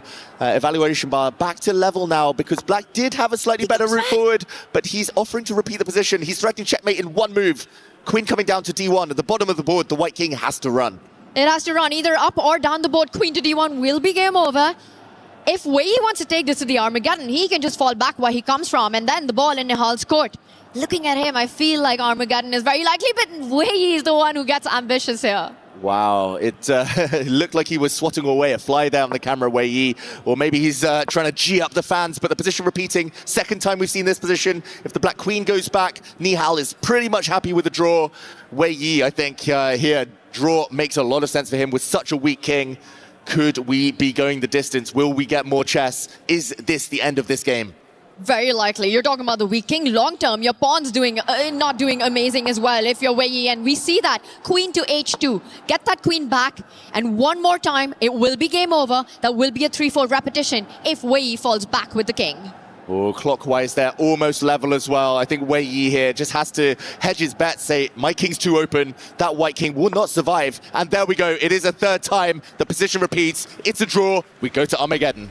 It's an Armageddon, it goes down to the wire with both these players just pushing each other to their limits. What a battle this has been in these first two games that we've seen right now. And now it means for Nihal and Wei Yi, little time to reminiscence, little time to think about. They need to give in their clock bids. Exactly, they're bidding for time now. The lowest bid will get the black pieces in the next game, will get draw odds. So 2 results, a win or a draw, would get them through. Nihal, it feels like he was on the front foot towards the latter part of this game. He was definitely on the front foot in the first encounter today. Despite 2 draws, he might feel he's the better player right now. How risky does he go with his bid, Tanya? How low can you go is always the question with Armageddon. Anything below 7 minutes to get those black pieces is always a shocker for me, David. I'm expecting around a 7.5 to a 7.40 mark bid by Nihal, and similar for Wei Yi right now. You know, the funny part is for the first 2 games, both of us said draw is the least likely outcome, and that's the narrative the games took. So I'm not sure if our predictions mean anything at this point. Yeah, maybe that will make them braver and want the black pieces, want those draw odds. The fact that even crazy positions do seem to go towards a draw at 7.28. Wow. 7.28 from Nihal Serene. We'll get Wei Yi's bid in a second. So around the 7.5 minute mark, trying to get the black pieces makes a lot of sense. I think that's a safe bid. Looking at 2 draws that have happened, getting that result odd. Will Wei Yi win the mind battle? Will he outbid Nihal? And he outbids him. He goes 7-9. Wei Yi starts with the black pieces. Nihal, 10 minutes on the clock, will take white. Wow, Nihal Serene will be in a must-win situation. That is brave from Wei Yi. Yesterday, we saw an almost reckless bid from Alireza Firouzja, not just once, but twice, going under the 7-minute mark. Wei Yi just above 7 minutes, but that's a 3-minute deficit. He will be banking on the fact he holds on, but the first game today, he had black, nearly lost. That was with level time. He's got to do it again, but with that clock handicap. The format's so deadly, we call it Armageddon in chess, and this is it, David. At the end of this game, one key will be crushed. For Wei Yi, there's no other path. He has to play for win. A draw will not suffice. What does he have up his sleeves? Now it's going to be a difficult one for both. There's going to be nerves jangling. Armageddon is everyone's favorite format. And yeah, that key crushing will occur just after this game. But whose key will survive? Which team will be celebrating come the end of this encounter? Whose journey will continue? Nihal looking very focused now. Looks locked in. He has to be locked in. It's the Allianz vault right now to get that win with white. Absolutely critical, or the end of his dream here in Paris for Nihal Serene. What a match it has been for these two players. Nihal starting with the white pieces. Are we expecting another Jabava London? Oh, I think whatever we're going to get, he's going to keep the pieces on the board. That's clearly been his strategy. Armageddon, you normally go very direct, attack from move 1, or you play a bit slower. Keep all the pieces on the board, prolong the game, hope that you maintain your 3-minute time advantage right till the death when the opponent's clock ticks down, then change the pace, then go for blood.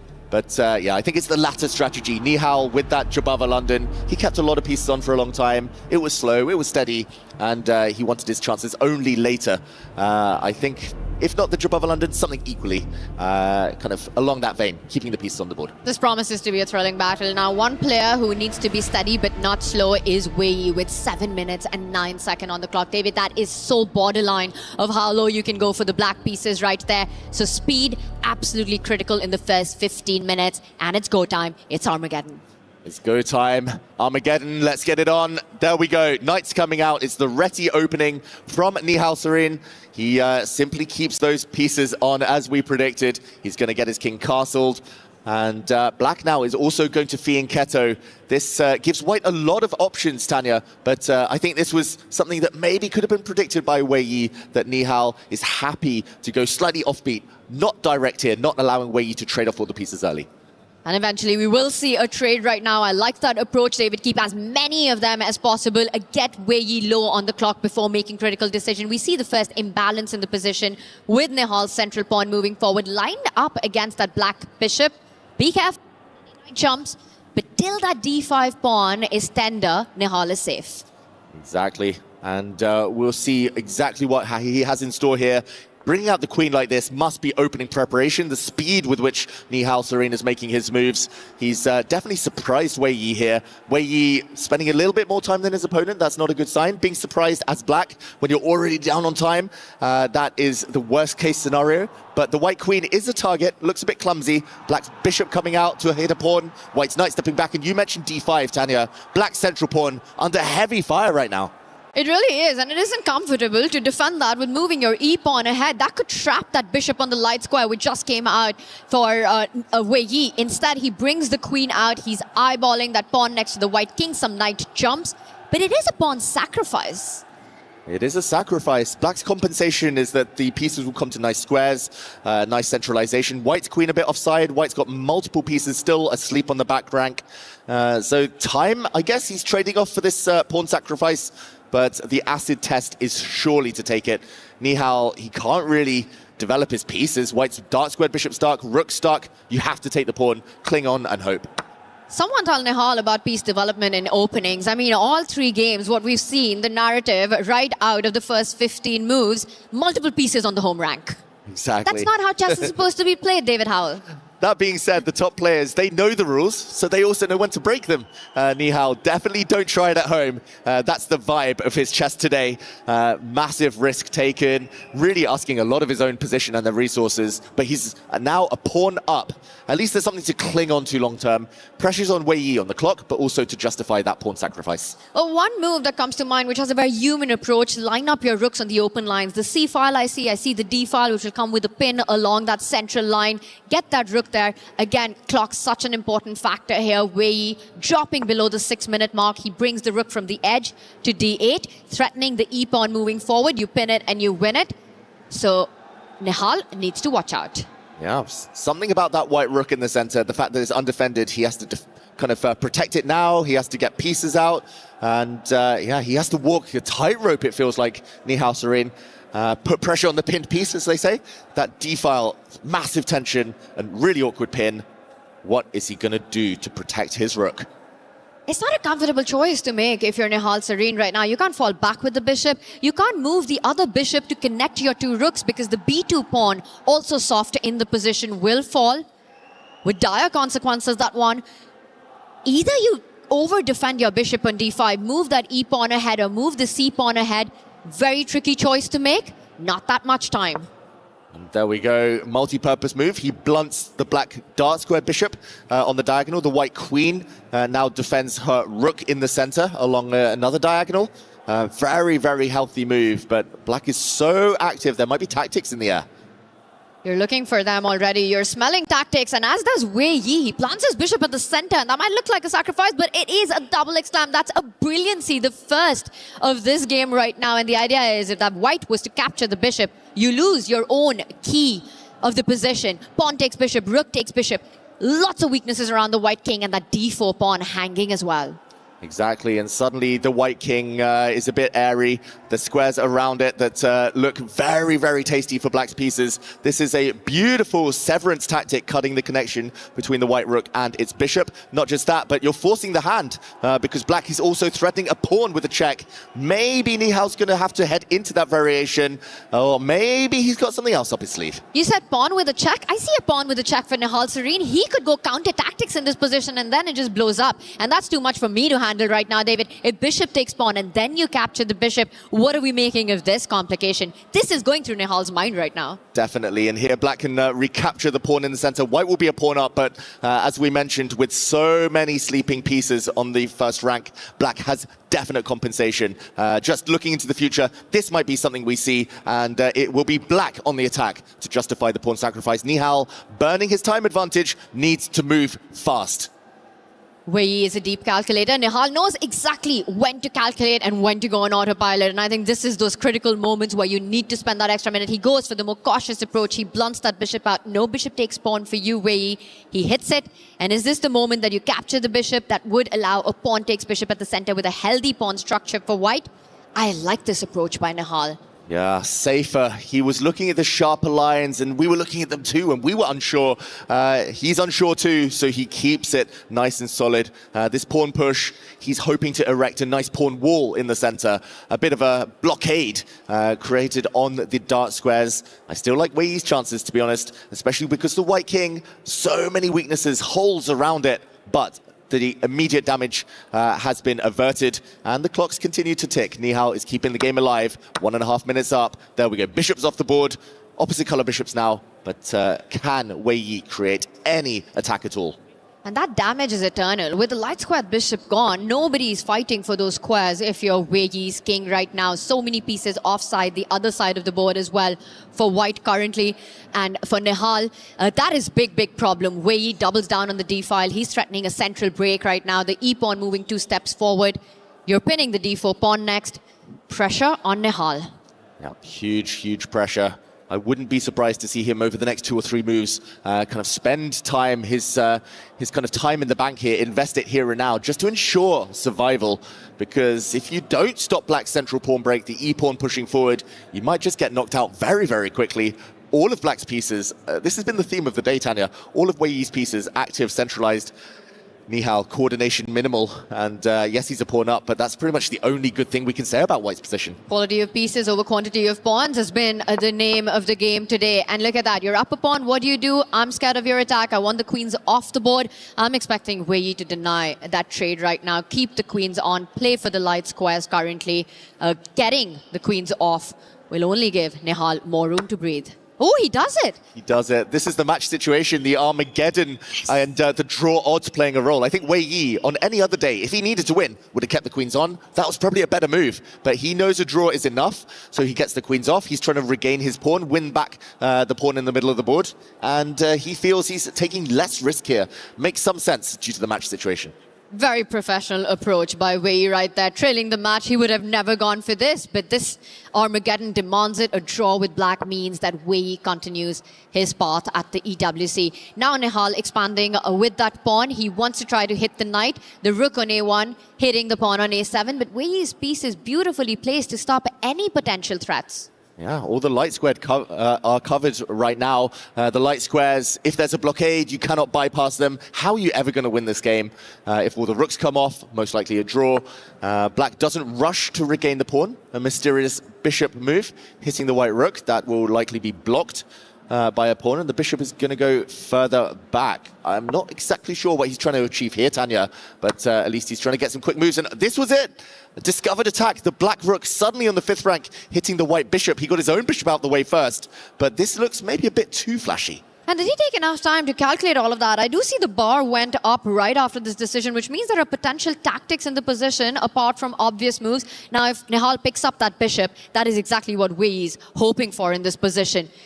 But it smells like there's something deeper here. Will Nihal find it? Yeah, it's fascinating. Earlier there was this weird bishop tension. White's bishop on d5, black's bishop on d4 next to each other. Now there's weird bishop tension again. Both bishops hanging. And most likely here, in order to win this game, Nihal needs to keep as many pieces on the board as possible. Most likely he moves or defends his bishop. More trades, that's more safety for Wei Yi. Closer to the draw and an Armageddon victory. I think he needs to move his bishop, Nihal Sarin. Absolutely. If you're looking for that win, you need to make a decision that doesn't trade that off. And I'm just looking, and he does exactly that. I'm also eyeing that rook at the center of the board, which can be hit with the c-pawn moving forward. You know, David, the reality is it doesn't have too many squares. It's getting kicked. The rook moves, mistake apparently, and suddenly Nihal with a big advantage. First big mistake of the game. He has to keep pushing those pawns. Black's pieces are so loose right now. It's the idea we were talking about when the b-pawn went up the board. You want to destabilize that knight. The white rook beautifully placed without making a single move in the game to pick up that a7 pawn next. Nihal's taking over in this endgame. It's taking over, and look at it, Nihal there on the camera, suddenly stretching. He's hitting the knight. Where does this knight go? If it steps back, then white's knight can start jumping forward as well, hitting the black rook. As we mentioned, the white rook is ready to swoop in and maybe creep in behind with some attacks, checks against the black king. Suddenly everything is hanging, and white can just consolidate. White can just hold the fort. 3 protected pawns about to go up in material, and black's rook is in no man's land, trapped behind enemy lines. He goes forward though, gets a question mark, but he's getting aggressive. Is Wei right now trying to get behind enemy lines on his term? I want to point out that suddenly Wei's king also has got the Swiss cheese right there with the black holes. Black holes that the bishop can come into, but more importantly, Tanya, huge move. The knight is trapped, nowhere to go. You can bring your bishop back and hit it, trap it. This is a huge advantage. You can also bring the bishop forward. So many nice options. He does find it, and here we go. Look at this, rook sacrifice, and the knight will survive, but suddenly Wei Yi losing on material. That is huge right now. And knight does jump in, hits that white rook. All you need to do is get it to safety. You could choose your own square. Nihal takes a breath. He knows he's so close to continuing his run right now. But he was up a rook in that game 1. And he knows it's not over till the last move isn't played against Wei Yi. Which square does he choose? I just think you can even grab that pawn, David. You can. Plenty of squares for the white rook to use right now. The most impressive thing for me here, Tanya, it's a critical moment. Both of these players' lives on the line. They could be leaving the Esports World Cup, but their heart rate's still pretty low. Wei Yi's has been rising. Nihal's down under the 80 mark, and he finds a great move. The white rook just cements everything. The pawns are protected. He covers the c4 pawn. Black's knight alone is not going to create enough damage. Black's bishop now cannot get greedy. Fantastic move there from Nihal Sarin. Absolutely. A controlled performance is this one on the heart rate as well. Such an invaluable skill asset to have in this format. Control on the nerves in the position. The bishop denied any activity. Where is Wei Yi going to find it? You could start jumping with your knight, hitting the white rook at that center of the board, but that's just a one mover. As long as Wei Yi's rook remains in his half of the board, I don't see any problem for Nihal. Exactly, and okay, he's banking everything on this pawn pushing forward. The downside is that it's easily blockaded by white's rook or bishop, and white has control over the dark squares. The white king is going to come soon as well. The black knight doesn't really have too many jumps if the white king is able to centralize itself. Wei Yi, he's banking everything on that pawn, Tanya, but it's not enough. You don't have any assists to get into that second rank. Now that the king has moved away from any potential future knight checks, the black knight can't even find itself on that central square. You would lose that pawn. Instead, Wei consolidates the right flank. No more advancement for you there, Nihal. He captures a massive diagonal on the board. Watch out for any back rank checks. Wow, Nihal Sarin's accuracy in this game, just incredible. Playing such fantastic moves, and he's really sped up as well.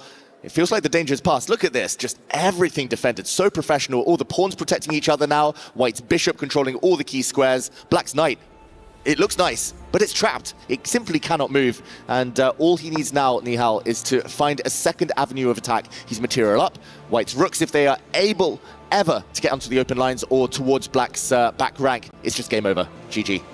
And the one thing stopping all of that from happening is Wei's knight on c2 controlling some key squares for the white rook to find an open line. Meanwhile, Wei's rook doing a defensive job as well. And this is what you were talking about, a big trick in the air. Rook takes knight was a massive threat with the idea of a checkmate. Ooh, and that has been denied, at least for now. Black's king getting off the 8th rank, so any checkmates will not come with tempo, at least. No checks on the back rank. But look at the white's rook, it's going to zigzag, it's going to sneak back now. It took a few turns, but now it's finally ready to slide across. At some point, I'm also expecting Nihal to open a different avenue with a move like the g-pawn moving up the board to dislodge that black bishop from defending the central pawn.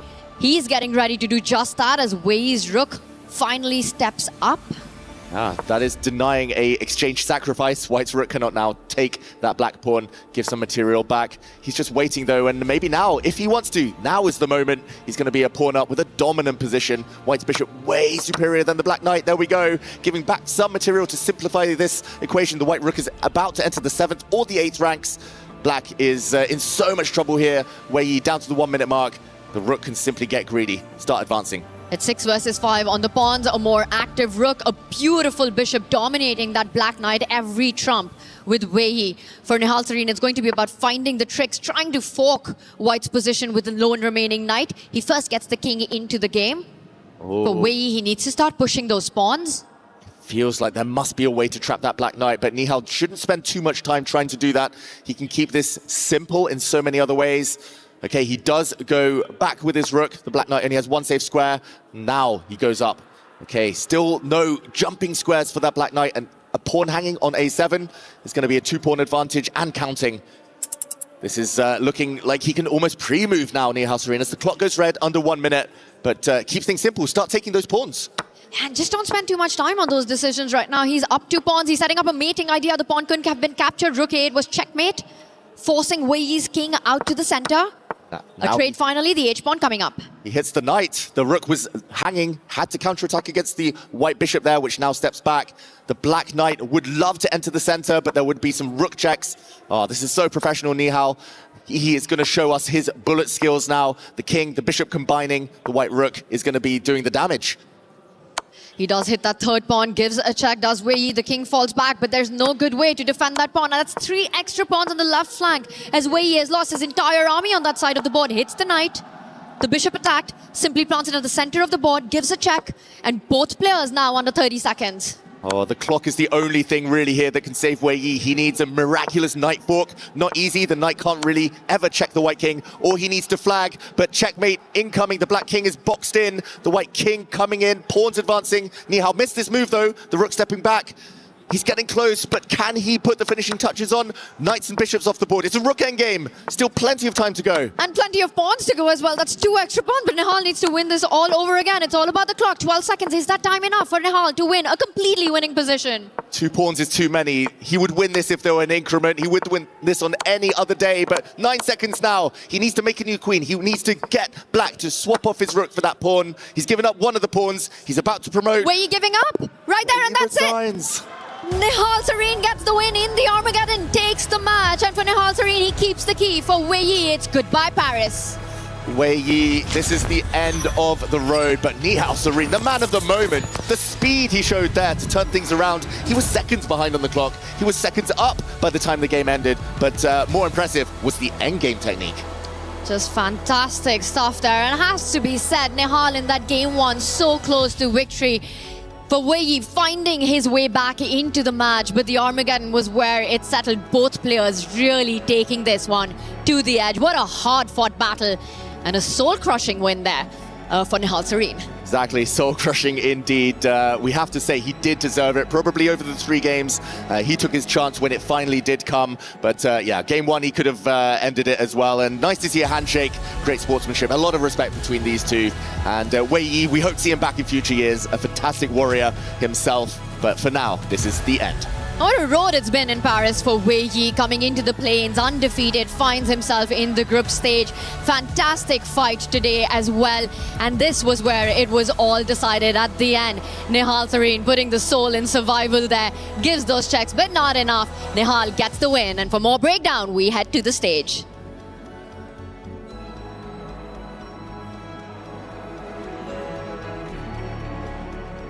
Ladies and gentlemen, as we're about to have the key handed over, please one more time, a round of applause for Wei Yi.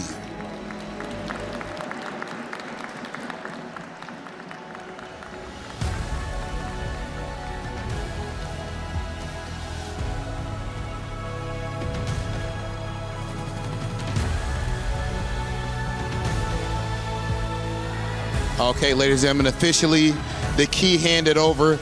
And now, for those who are not aware, here at the Esports World Cup, that key that Nihal is walking with officially represents a player's tournament life. That represents a player's tournament life. And right now, Nihal has to crush his opponent's key, our first one of this event. Congratulations. Only needing one more to qualify for the finals, ladies and gentlemen. One more for top 8. Nihal right here. You can press ahead to crush your opponent's key. This is for all events. Yeah, you just press this forward, brother. Yeah, no worries. It's all good. Don't worry, you're safe. Big Hollywood keep you safe. Don't worry about it, Serene. Okay, there's gonna be a little bit of a pop. Be covering the ears up too. Okay, and it's done. And it is officially done. Ladies and gentlemen, right here, this is the highest level of play as Nihal Sareen takes out Wei Yi and only needs one more in order to push his ticket all the way into the top 8. We're gonna be right back with even more EWC. Let's send things to the studio.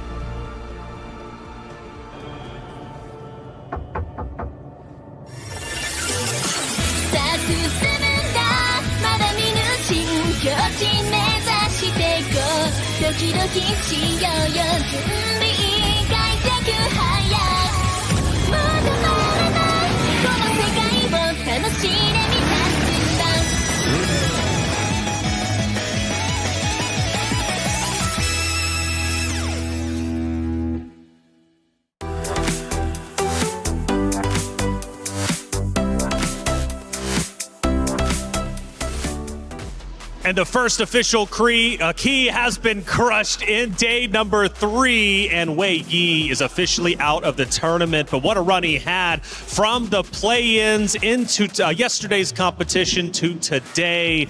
And man, I gotta say, it was a battle till the very end. And Mike, you are calling it probably the most exciting match out of the past 3 days. That's right. Nihal got to show his speed in the end, and he was actually a little bit unfortunate to even have to go to Armageddon. We're going to take a look at Game 1's missed opportunity in a moment, but Anna and I were joking. They need to put heart rate monitors on us. We've seen everything in the chess world, and we could not sit still watching that final match. Anna, what were your thoughts on that Armageddon? Absolutely. I mean, we were both glued to the screen. We couldn't believe what was happening. Nihal was having such a winning position for a long time, but the time was ticking, and the nerves were there, and what an epic finish it was. The only thing we were deprived of was Nihal pre-moving 32 moves in a row to do the king and rook mate. Wei Yi didn't make him do that, but other than that, that match had everything. Everything indeed, and history between the two, at least when it comes to their performance last year at EWC. They both made it to the to the main stage.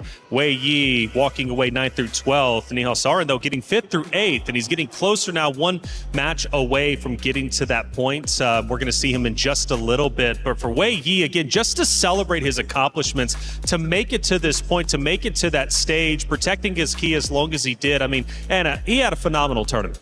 He absolutely did. I mean, he was looking unstoppable in the last chance qualifier. Wei Yi was just amazing. He's done a great tournament, also versus Alireza Firouzja. It was such a close match. We know that Alireza is one of the favorites in the whole tournament. So Wei Yi should leave being very proud of himself. He's done a fantastic tournament. Absolutely phenomenal tournament indeed. But let's go back to game one, which really set the tone, honestly. And I think this was a moment, Anna, that you were particularly passionate about, and you pulled it out. What are we going to be discussing? I was very excited when I saw this on the screen because it looked as if Nihal was just able to win a piece. This was the moment. We see that the queen and the rook are both attacking the knight. And in that previous position, when the rook was in the center, White could have pushed the pawn, attacked the rook, and wait, this is a little bit later. But Nihal had a moment there where he really could have force the rook to move away from the protection of the knight. There we go. F4. The rook doesn't have any place to go. He's pushing the pawn 2 steps forward, attacking the rook. And no matter where the rook goes, the rook can be attacked again. And then the protection of the knight is gone. And Nihal would win a piece, which at that level would basically mean winning the game. I usually make a joke on my channel. You can't push your F-pawn without my written permission. But Anna, of course, you have my written permission. F4 deflects the rook away from the knight. And he would have saved himself about 30 minutes of heartache. But now he's a little bit more battle tested. The only thing that Nihal wasn't prepared for was crushing the key. He was apprehensive about pulling the levers. My hand going to get stuck in the machine? No, perfectly safe out there, I promise you. But I got to say, yeah, the key crushing is an exciting aspect of it, and he might have to get used to it because he might be crushing yet another key today. Now, for Wei Yi, again, we celebrate his accomplishments. He's been playing incredibly well. Unfortunately, his key has been crushed. However, it doesn't mean that we don't get a chance to catch up with him after that matchup. John Sargent sat down with them. Let's hear what Wei Yi had to say. Wei Yi, sorry to be talking to you under these circumstances. Please talk to us about that Armageddon game. When we saw Bishop takes d4, it looked like a really crazy middle game. Yes, I think it was like on my computer, but I'm not sure after e3.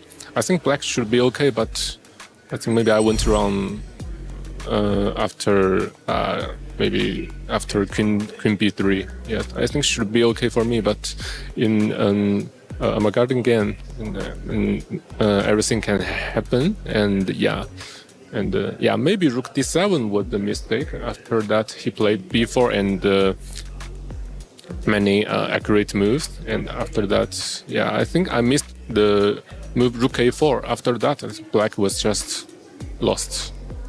Now, towards the end of that game, yes, Nihal was winning, but at the same time, both of you were getting very, very low on the clock. We thought someone was going to flag, but you ended up resigning in the end. Do you think you might have been able to try something different to maybe try to flag him?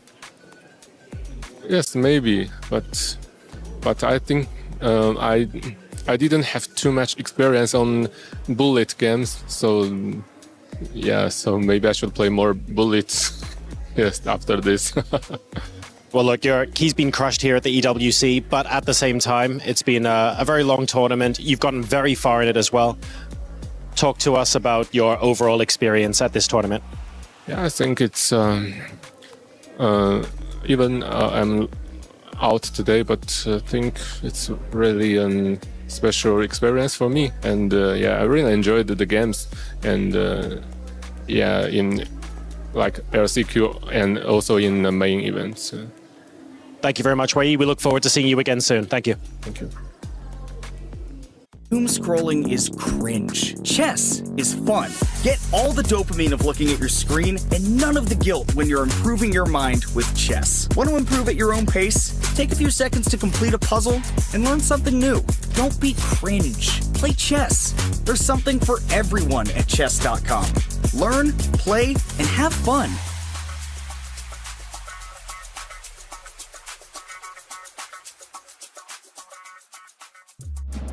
Thank you, John, as always, for the great interview. Anna, getting a little bit of insights into Wei Yi's minds in that matchup.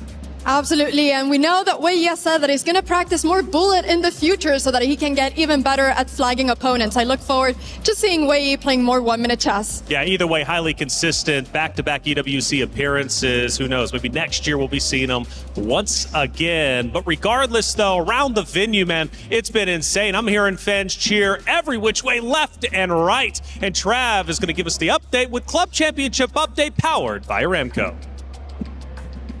We're over here at the SCC Arena, and it's Rocket League still throughout the rest of this week.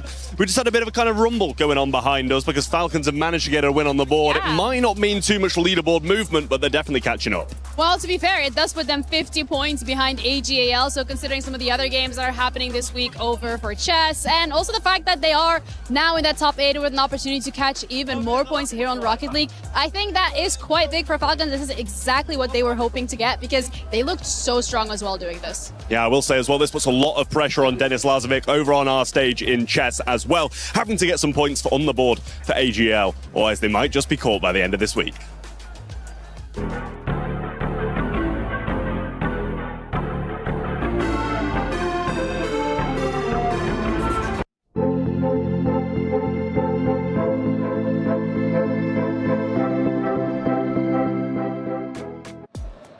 Thank you, Ginny and Trav, for the update. Yeah, it's getting loud just off to my left, and we know why. Falcons are on a tear, and they might be on a tear during our playoffs as well. But Nepo and Neiman, they're up to something. They're given their tier list powered by Aramco.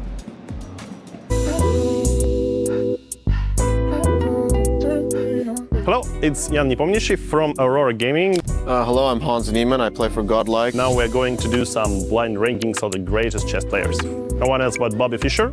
I would probably put him to the S tier because of like his overall influence to the game, which is unmatched by his great, successors. So then it's Mikhail Tal. I mean, there is surely someone like Gary and Magnus are ahead, so probably I put it here, but yeah, I personally evaluate him like very, very high, but keeping in mind there are some more players ahead. Great female chess player. Magnus Carlsen, but I don't think he would be too offended if I put Gary, one step ahead of him. Speaks for itself. Jose Raul Capablanca Egrauspera, one of the best intuitive players ever lived. Probably, I'm not sure about Alekhine, but I put him here, of course. Certainly a very interesting personality. I would put his personality at number 2, but put him here. His chess wasn't, he was more interesting of a person relative to his chess. Anatoly Karpov, strong player and great champion. I think he holds the record of like the most tournament victories. This was reserved for Gary, so as high as I can. Put her here. Wilhelm Steinitz, a real gentleman of chess, and back then, of course, an unmatched personality. Morphy, great American champion. Put him here. Okay, I'm lucky here to have Gary Kasparov, so Magnus is not offended. This must be Kasparov. Yeah, not the worst list. I'm just happy that Fischer is up top. Thanks for watching, and see you at the Esports World Cup.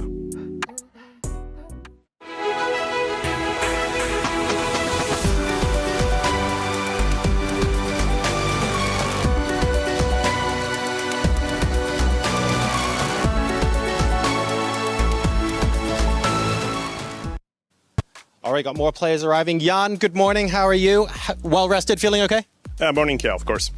The international has started. What time did you wake up this morning? I believe 6:30. Good man. Watching all the esports. We appreciate you. Good luck in your matches today. Thanks a lot. Yeah, thank you very much, man. Bye-bye. All right. Who else we got? Andre, good morning. How are you doing? Did you sleep well? Yes. Nice sleep. Like Jan, are you following any of the other esports at the moment? Are you watching the international today? Not really. I try to focus on chess. That's all right. It's chess, Esports World Cup, 100% focus. Good luck in your matches. Thank you. See you soon. John, they only have so much time. They've got to focus on chess because they're about to throw down on the stage behind us. Another elimination match, another key to be crushed, and another player to move forward in our bracket. We're moving over to Group B. Jan Nepomniachtchi going against Yesipenko. Let's hone in on Nepo and what makes him such a great competitor. Jan Nepomniachtchi, one of the very best chess players in the world. He's played the World Championship match twice. And even though he's never become world champion, he's been as close as you can be. Extremely strong player and very strong contender. Very strong indeed, but a misclick sent him to this position. He's got to recover. But on the opposite side, man, you got Yesipenko who's looking great. But real quick, let me slow my roll. Grandmaster at 16, now 36. Been a Grandmaster for 20 years, and it definitely has paid off given his position. But again, that misclick, the emotions were flaring, but he woke up at 6:30. I don't know, there's a lot of factors going into the matchup today. You know, he might be one of the bigger gamer fans over there. He was very experienced at Dota for some time, and we've always wanted a 2 esport athlete in chess. He's as close as we possibly could have if he ever gets back into Dota. That's right. Well, Yesipenko, though, he is on fire. He's been looking great, and a big narrative around him as well. I think they've got a little bit of history going into this matchup. They do, and in fact, Yesipenko is the only player left from the play-in that could possibly win that 50,000 bonus, and he needs to win 2 matches to get to the playoffs to earn any points for the organizational standings. Virtus Pro is tied for 4th. If he at least gets to the top 8 by advancing, then he'll get a minimum of 200 points and they'll be vaulted onto a podium finish. Yesipenko and Nepomniachtchi played each other last year here in the EWC, where Yesipenko first beat him in the group stage, but then something else happened in the lower bracket. Yeah, unlike a regular tournament, they actually had to play again. They went all the way to Armageddon. Here was the interesting thing. Yesipenko tried a bit of a trick opening on move 4. It was a 4 knights, and he played the so-called Naroditsky variation named after the late American Grandmaster. It worked in game 1, but it did not work in the Armageddon, and Nepomniachtchi was able to hold the draw, and he's the one that eliminated Yesipenko last year in Riyadh. All right, well, they got history not only last year, but over the past 6 years, they've been going against each other. But it's Nepo who currently holds the lead, but will he hold the lead in the matchup today against Yesipenko? Let's go to the stage to find out. Ladies and gentlemen, it is officially time. On one side, we have Jan Nepomniachtchi, qualifying from the Champions Chess Tour. This is one of the most accomplished players of his generation, and he is a 2-time winner of the Candidates Tournament. And he will take on Andrei Yesipenko himself. He had to go through the play-in. He was sent to the lower bracket, took Vladislav Artemiev down in lower finals. That meant he had to face Magnus Carlsen yesterday. Not an easy pick, and now today everything is up for grabs. Another match for the Tournament Live on the line. It is time for the second match of the day on Stream A. Tournament Live on the line. Who can stay alive in EWC 2026? Hollywood, Rob TV, thank you Damascus. What a match we have in store, a rematch almost from last year. A lot of history, these two know each other extremely well. Both had very different paths to this point. Andrei Yesipenko has crushed many keys already on his path here. Jan Nepomniachtchi, of course, a world-class player for so many years now. Tanya, I loved it when they were standing opposite each other. That face-off, will we see just as tense a match this year as we did last year?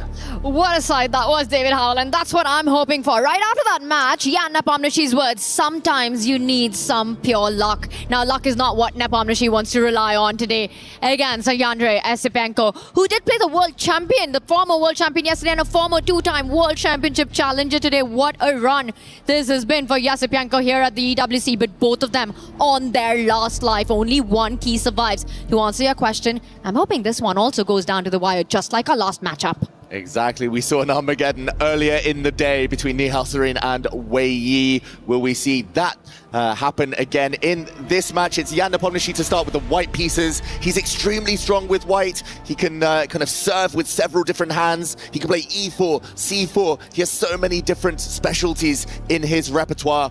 Andrei Yesipenko also fantastic in the opening. Maybe a bit more tricky with his openings. Let's see how things kick off. It does feel like Jan Nepomniachtchi will be aiming to strike with white. His score, at least so far in this event, with white, much better than with black.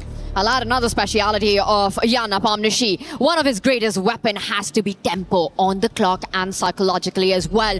Now for Yesipenko, how battle-hardened is he? He survived the pressure in the plains. He survived elimination 4 times today. He faces it one more time. Game 1, and we are off. Jan Nepomniachtchi with the white pieces chooses the English. I've got a happy co-commentator here.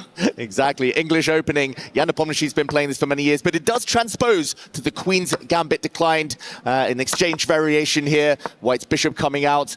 Tanya, I've got to say, look at those heart rates. Already pretty high for a baseline. The game just beginning. This shows how much the players want it. This shows that nerves will jangle. The previous encounter, Nihal Serena Wei Yi, their heart rates were 80, 85 when they had 1 minute left at the height of the climax of the games. Here we start on a high.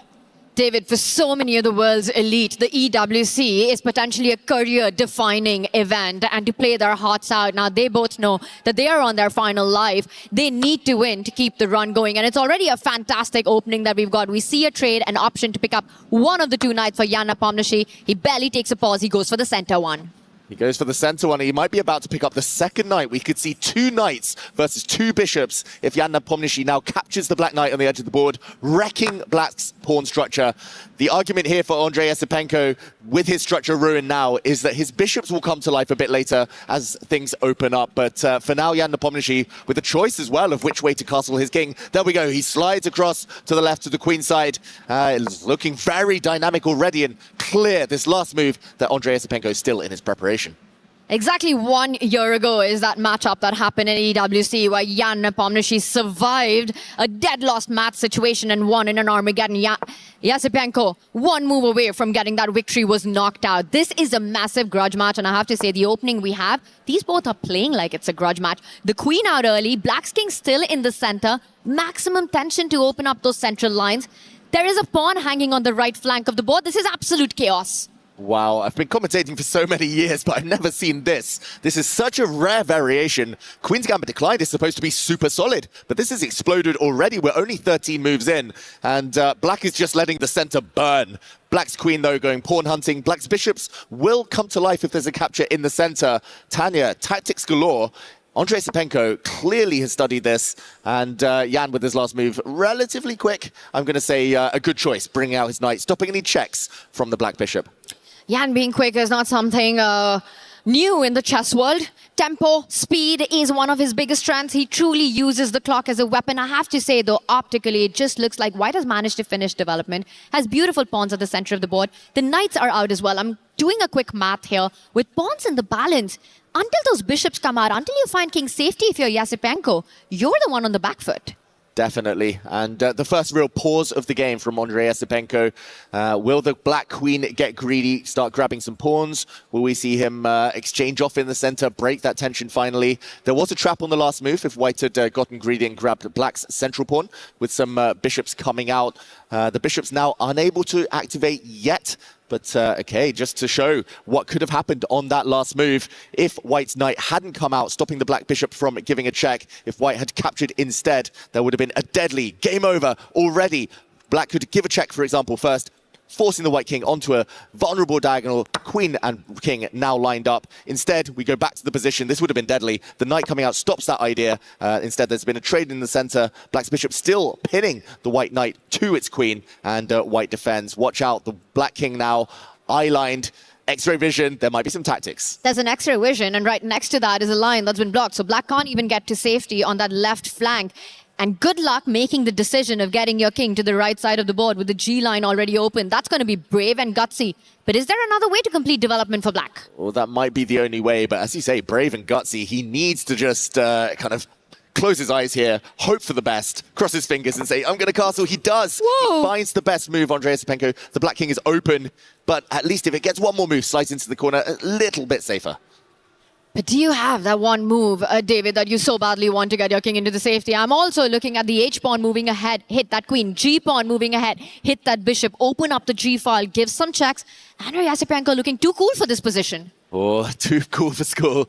This is so sharp. This is crazy. And this could still go in any direction, of course. The eval bar says roughly level, but bishops versus knights, that is controversial, often leads to some tactics later. The first move you mentioned, Tanya, on the board, Jan Nepomniachtchi is going to go for it. Long term, black is doing fine. So short term, that's where white's chances lie.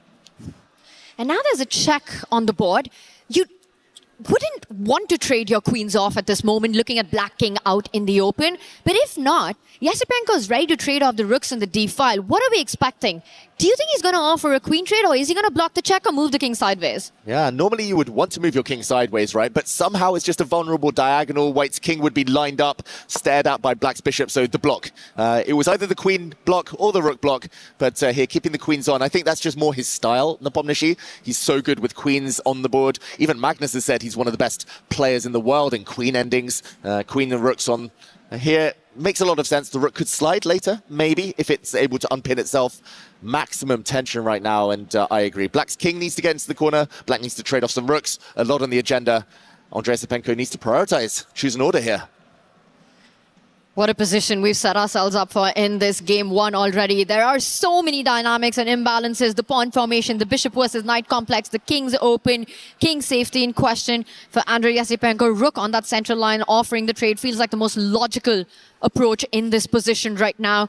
For Jan Nepomniachtchi, you know, we already saw the triple table smash. What are the chances we get some more of that today? Maybe a quadruple table smash, who knows? I mean, he's always been a fiery player, Jan Nepomniachtchi. He's always been so passionate, so determined. He wants it, and that shows in his style. When he gets the flow, when that dynamism is there, he jumps on it, seizes it. The opponents can never really rest. And Tanya, I've got to say, the clock situation is one thing, but the stakes feel higher here for Andrei Yasipenko. If Black is careless, makes a wrong slip, he could get attacked, it could be game over. If White's careless, maybe it's just a slightly worse endgame, and things continue. So the next few moves, really crucial. And it's exactly because of those attacking possibilities. If you're Yasipenko, you want to get pieces off the board. The fact that he's taken this pause before getting that rook to the center line, I'm trying to understand what else could be going on in his radar. What's on his radar for Yasipenko right now? Give Nepomniachtchi one more move, David. That G-pawn pushes the queen out. Then moves one step ahead, pushes the bishop out, opening up pathways to the Black King. Exactly. When the Black Queen is kicked away as well, there might be some knight checks. White's knight in the center might jump out the way, discovered attack against the bishop. There are tricks galore. And where do you even start calculating is the question. When in doubt, they say shuffle your king in the corner. That king might not be super safe either. And just to show that idea, Tanya, you mentioned bringing the rooks to the center, but that could come with a downside.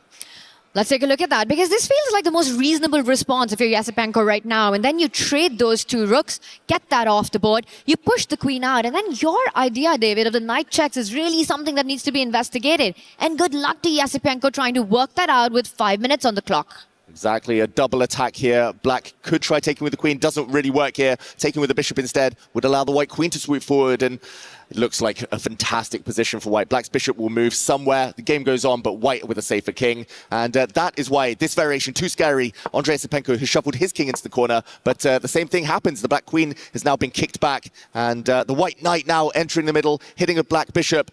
Question mark given, a mistake. The Black bishop can move. Maybe it can grab a pawn. Maybe the more natural, though, is to slide back and stay on the diagonal. Again, the need of the hour, brave and gutsy for Andrei Yasipenko. Does he take the bait? He does. He challenges Jan on, and then Jan, after sacrificing, voluntarily giving it up, does a bit of an expression right there, and then leans in, trying to find a way ahead. He doesn't care about the pawn. He's pushing. He's coming for Yasipenko's king. The pawn goes ahead, but still compensation to be proved. Black has enough pieces close to the king for safety. Exactly. It's kind of a paradox here, because the Black queen is totally locked in. The Black queen looks passive, a bit stuck, but she's a great defensive piece. She holds everything. Black's light squared bishop, it wasn't about getting greedy and grabbing a pawn. It was just the fact that it now has a nice outpost on the g4 square, protected, but also protecting its own pawns. And Black's rook comes to the center now with gain of time. White's knights look nice, but one of them isn't so stable, and yeah, this could still go in any direction, of course, but for now, Andrei Yasipenko maybe has dodged the worst. I completely agree with you. For Jan Nepomniachtchi, he has to checkmate. He has to deliver that attack, a killer blow on the Black king. Pieces come off. The endgame is completely busted now for White. You know, you've got that extra pawn, you've got a bishop pair, you've potentially got to pass on the left flank as well, a direct path for your king to come into the game. That's going to be a very challenging endgame. So whatever needs to happen has to happen in the middle game. Exactly. He needs the energy now. The next half dozen moves. Jan Nepomniachtchi needs to strike, create some threats. Not so easy. If he takes a timeout, just moves his knight out of the center, defends it, then Black's rooks might start getting more active. Maybe the Black queen slides across one square, and Black's position starts to improve. Black, of course, as we say, doing well long term. Pawn up now. So Jan needs something here. He's investing a bit more time. He had 2-3 extra minutes. That's dropping, but this is the critical moment. He sensed it. That's the experience paying off. You know, that pawn sacrifice that we saw by Jan Nepomniachtchi, which he barely took any time to give up on, and Andrei Yasipenko taking that pause and accepting that bait. It just speaks of their style, right? For Yasipenko, calculation. For Jan, sacrifice is based on instinct. He just feels like the attack should flow. And now he's rerouting his knight to that g5 square, gets it back. Ignore the question mark. I think you need more human responses in this position. Still asking some questions. Knight g5, knight h4, a threat in the air. I like this move by Andrei Yasipenko. And a queen trade offered down a pawn. That surprises me, David. Wow, that is strange. And look at that, a frown from Andrei Yasipenko. Slightly surprising is an understatement here. It's frankly a bit bizarre to trade off queens when you're a pawn down. No more attack either. That is a sign of panic. He might be holding a poker face, Jan Nepomniachtchi, but I think that he's not so happy about recent developments. Given a question mark, queen's off. It's going to be one-way traffic. The bishop's going to come to life. He doesn't look so concerned at all, which makes it even more baffling to me right now. An immediate decision by Andrei Yasipenko, attacks the rook. You could shift it sideways, start targeting some pawns on the queen side. He does it, hits the bishop first. It's the bishop. The bishop can move. Another question mark there. The black rook can also set itself in the center, defending, getting ready to double up a bit later on. White's pawns are all on dark square, so he goes pawn hunting right now. Makes a lot of sense. Andrei Yasipenko smells blood. He really does, or at least smells a few pawns on the right side of the board. You know, the h-pawn might not have given a passer to Yasipenko, but if the g3 pawn, that's a clear path ahead. If that g3 pawn falls, the h-pawn is coming up the board, needs to be defended. He does that, falls back. And now for Yasipenko, there are ideas of striking that pawn chain in the center with the f-pawn moving one step ahead. Exactly. You can break forward at some point. Andrei Yasipenko, a slight shake of the head, maybe frustrated that he's down at 3 minutes already, suddenly realizing the clock isn't his friend. But yeah, those white pawns, once they start collapsing, they'll be like dominoes, falling one by one. If he can get to them, it's game over. We see the game graph. It's been going in black's direction the last few moves. That momentum is on his side. He wants to keep it that way, but he needs to move. He gives a check. He's down now under the 3 minute mark. It's suddenly a blitz game for Andrei Yasipenko. Still, the end, far in the distance, though. And that's because the evaluation rarely determines the result when it comes to these format. And look at that. He makes a very ordinary move, a normal-looking move, and it turns out to be a big blunder on the board. Bishop falls back. And here, Jan Nepomniachtchi's opportunity lies. He has a winning idea, Jan Nepomniachtchi. He doesn't find it. He brings his knight back on the last move. He actually had this idea of forking the two bishops. This bishop is trapped. Now, if it captures a pawn, the bishops get forked. Double attack against the two bishops. Jan Nepomniachtchi rushing past the critical moment. Still had 5 minutes on his clock. Could have gone from almost losing to almost winning in just one move. He's missed it. The game continues. Andrei Yasipenko dodged a bullet. Of when your biggest strength becomes the one that challenges you, becomes a weakness. Jan Nepomniachtchi plays on the clock, but this time rushes his decision. What a moment of miss, but an easy one when you're looking at speed, looking at the clock right there. Jan Nepomniachtchi. The good thing is I don't think he spotted that miss. So he's not playing games with his mind right now. He plants the knight to a really nice square on f6. It's game on. With that knight posted there, that has to be enough compensation. Yeah, the last 3 or 4 moves, despite that big miss where he could have won a bishop, it does feel like it's been trending in White's favor. The white knight is now glorious. It was on a slightly more passive square. Now it looks fantastic, entrenched on f6, mating nets around. Andrei Yasipenko visibly nervous. He's been shaking his head, shaking in his chair, burning a lot of time on the clock. Jan looks calm. And there we go, Andrei Yasipenko. This is him making his move to try and end the game as quickly as possible. Down at 2 minutes, he needs to accelerate the play. If there's a trade of pawns, a line opens up, the c-file against the white king, which isn't entirely safe yet. It's really not. And let's just do a quick count. Yasipenko is still up a pawn in this position, has 2 beautiful bishops. And look at that. He is threatening to trap black's bishop on g6. f5 is the big idea right now. That bishop cannot leave that square. h5 pawn is hanging. How are you taking care of this threat, Yasipenko? Wow, this is so chaotic. White might win one of those bishops, but in the process, he might lose all of his pawns. And we there saw a temporary sacrifice of a bishop, getting the white knight. Pawns are dropping, but f5, that pawn push still in the air. Black's bishop might be doomed. Andrei Yasipenko leans back, exhales heavily there because it's still wild, this position, but he just has no time. 1.5 minutes and counting. No increment in this format. The clock truly is the 17th piece for each of these players. 4 minutes to boot for Nepomniachtchi in this absolutely wild position. You take that pawn on the left flank, f5, you lose your bishop. Is that enough compensation? Is what Andre is asking himself. But there's no way to fight that threat. That bishop is going down on the next move. Exactly. You can't allow White's pawn on b5 to continue to survive. He does. He panics. He tries to keep his bishop alive. Maybe some checks from the black rooks. But look how powerful White's passed pawn is now. The clock is playing a huge role. Andrei Esipenko here. Esipanico, I was about to call him, panicking completely, and it's spiraled out of control.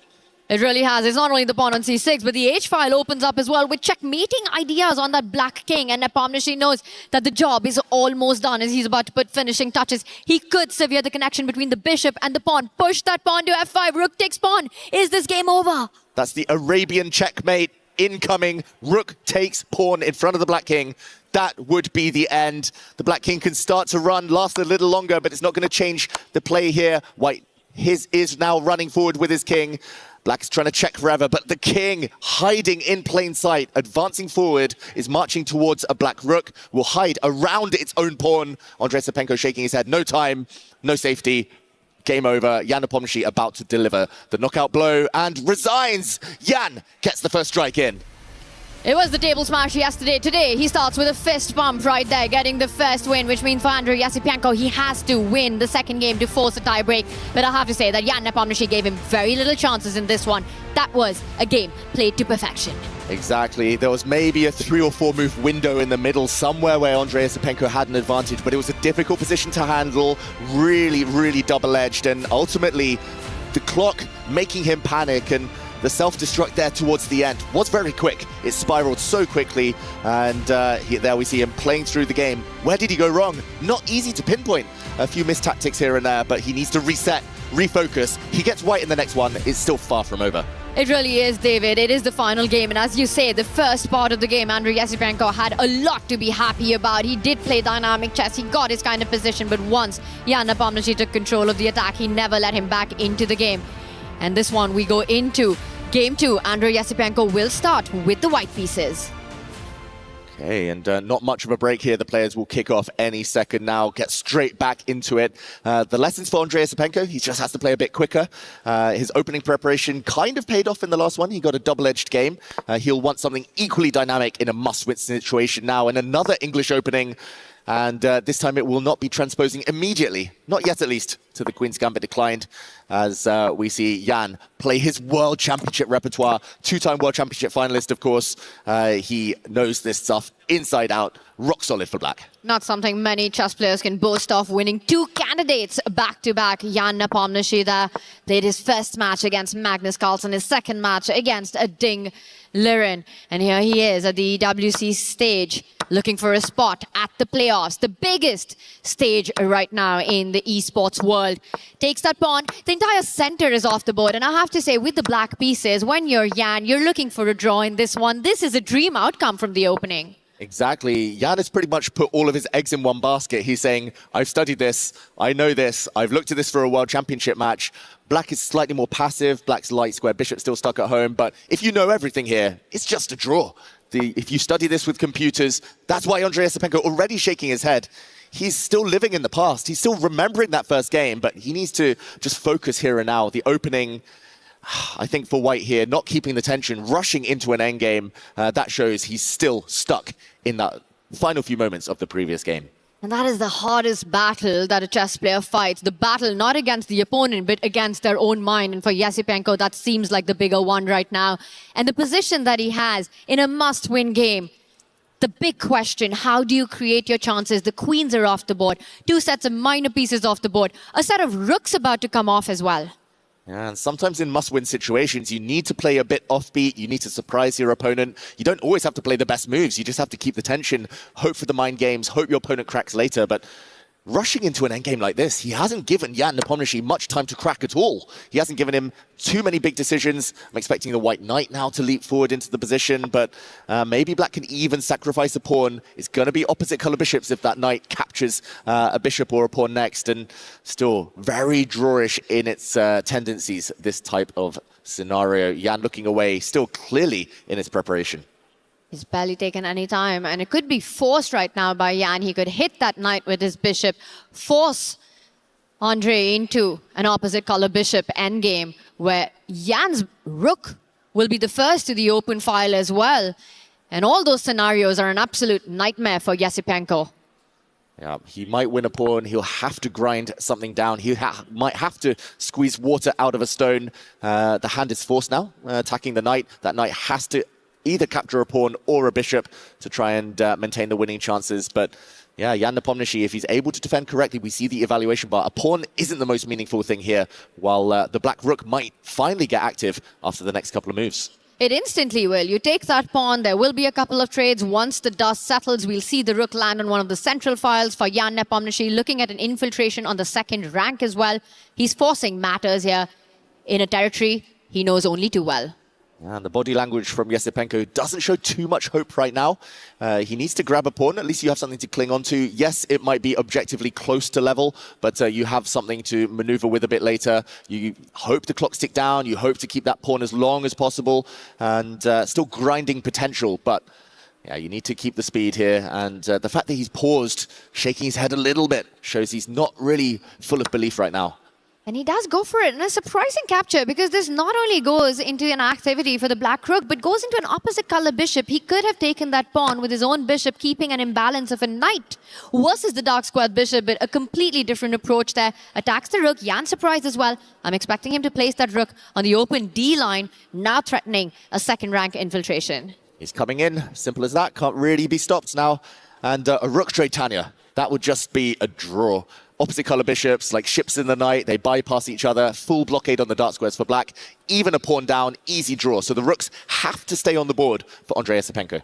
Instant handshake is what would happen if the rooks were to come off the board. But it looks like it is Jan's rook that's the more active one. So to keep those chances alive for Yasipenko, perhaps going to complete passivity for now, put his rook on the second rank, making sure there's no rook coming in for Jan just yet. But how are you making your chances? You need to start pushing those pawns. It's 2 versus 1 on the left flank, but not so easy. Not so easy. You push your pawns on the light squares, they get blockaded on the dark squares. If you push the pawns forward on dark squares, they might just drop off the board. The bishop steps back. It's now threatening to come back and block the black rook from entering. So this might be the opportunity that Jan Nepomniachtchi wants to enter with his rook. Still a long way to go. I'm going to say, Tanya, still Jan who needs to prove the draw, but he does have a lot of time on his clock. He's probably studied something similar to this before as well. Maybe we're just underestimating Yasipenko's approach here, David, because the idea could be that this is the kind of position that you can play on for 1,000 moves. And with little time on the clock, you know, you can keep suggesting at improvements, your king coming forward if you're white, slowly threatening on the left flank with the pawns moving ahead. The bishops will always stay on the board. Well, I said pawns moving ahead. Instantly, Yasipenko blocks that. Yep, all been blocked now, and how to advance those white pawns, how to keep rooks on the board. If the white bishop is careless, moves to the wrong square, the black rook might enter the C file, drop down to the first rank, trap the white rook, trade off the white rook, and guarantee a draw. Very, very sneaky move there from Jan Nepomniachtchi. And, okay, Andre Yasipenko, yeah, the approach, it's, I'm going to say high risk, some reward. It's a high risk of a draw. The reward is that you might get a longer game, flagging potential, but you're not going to flag your opponent if you're a minute down. And especially if that opponent happened to be Jan Nepomniachtchi, who himself is such a speed specialist. Now, I have to say that this is such a tricky way for Jan to handle all his problems right now. Like you pointed out, either a potential trade of the rooks on the C1 square, or the rook coming onto the second rank anyway. And look at Jan Nepomniachtchi. You know, he breathes out. He knows that he's going to move forward. It is going to be extremely difficult for Yasipenko to even keep the rooks on the board over the next 5 moves. Yeah, and Yasipenko might feel that confidence from his opponent. We saw a moment ago, Yasipenko's accuracy is up at 99%. I think Jan Nepomniachtchi's is also sky high right now, almost at the 100% mark, because this is opening theory at its finest. And there we see it, 99.4% from Jan Nepomniachtchi, 2 exclamation mark moves included. Despite being down a pawn, despite sacrificing it, these players, they know their endgame's inside out. And I think the match strategy, which could be proven genius from Yasipenko if he's able to grind this out. Right now, it's looking like it's not giving him any real chances, burning even more time. He spent nearly half of his start time, and we're only at move 22. And yeah, it doesn't look like he's come up with a plan yet. How to keep the white rooks on the board. The white rook just cannot get active anywhere. You need it on the 7th rank, and it's not getting there anytime soon. Aurora Gaming brings in Jan Nepomniachtchi. He's the one who's got all the aura in this position. He stops the rook from coming in, Yasipenko, but Jan's got his idea. He attacks the f-pawn. Notice how the e-pawn can't move to its defense. The bishop is hanging there. Not easy to challenge that either. You push that pawn, that's more trade. That benefits Jan as well. Really nicely played there. Beautiful multi-purpose move. The white pawn's now totally stuck. The 2 versus 1 advantage on that left flank cannot move simply. The white rook cannot get in the game. And as you say, Tanya, white's only way to preserve the material advantage is to step forward one of those doubled pawns, the f-pawn. It gets traded, the black rook comes in anyway. Back to level material now. Jan wasn't even suffering down a pawn for too long. The rook's still active. Not even a back rank checkmate threatened because the black bishop can drop back and defend, but more likely here Jan Nepomniachtchi gives his king some breathing space. You really want to do that. You don't want to bring your bishop back into passivity right now, expecting one of the pawns to move ahead or the king to slide over towards the center of the board. We can expect the check and the rook to line up against some attacks of the black pawn, but notice how the bishop that Jan has can actually slide back to c5, defend the a7 pawn, and also have a target of its own. Exactly, the black bishop will hold everything, kind of an active and passive piece at the same time. Black's rook, slightly clumsy, might get attacked by a pawn. We'll see that there we go, and has to choose how to recirculate and get back into the action. But he might just start giving some checks. White's isolated h-pawn might as well be a target. This one, it's going to be so hard to win, Tanya. The opening choice, I think, just the fact that he wasn't able to reset in time and stop himself from going with the flow. Another shake of the head from Andrei Yasipenko. It just felt like a play of what happened in the previous round rather than a standalone game itself for Andrei Yasipenko. If you think about the first 10 moves and how he landed himself into this endgame right now. For Jan, a clear path. You can check, dodge the white king, start putting pressure, but he first pushes his own pawn forward. I do understand there is a case to be made for Yasipenko sacrificing material for piece activity. It was really his only hope. Yeah. He's tried to maximize everything, at least the white rook that we were moaning about, at least I was moaning about. It is in the action, but it doesn't have targets simply. Black's rook controls everything. Look how he's putting pawns, multiple pawns on the 5th rank, where they can be defended by the black rook. The black rook also holds the f7 square, the bishop as well, controlling some nice squares. White's bishop stuck temporarily, pawns can't advance. I don't see a winning plan, and I don't even see a plan to test black right now. And it's almost double the amount of time for Jan Nepomniachtchi on the clock as well. So I think anyone getting tested, it has to be Andrei Yasipenko right now. He plays the move h3, trying to just create some squares. And look at that, Jan Nepomniachtchi barely pausing before going for the avalanche. There we go, continuing to advance on the side where he is stronger. Makes a lot of sense. Andrei Yasipenko guards the light squares, hits a pawn, and he's trying to force black here to fix everything. And pawn advance is harder now to achieve. Okay, I like this last move from Andrei, but still, what next is the big question. I think he just has to start hustling here, just go into really cynical mode and start playing very quick moves with white and hoping he gets a miraculous chance later. Hard to fashion anything right now, at least.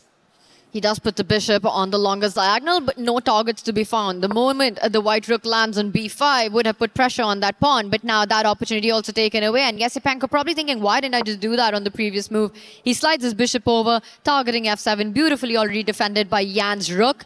This is going to be a game of shuffling. Black can just shuffle around with the king. King g7, king f8, king g7, king f8.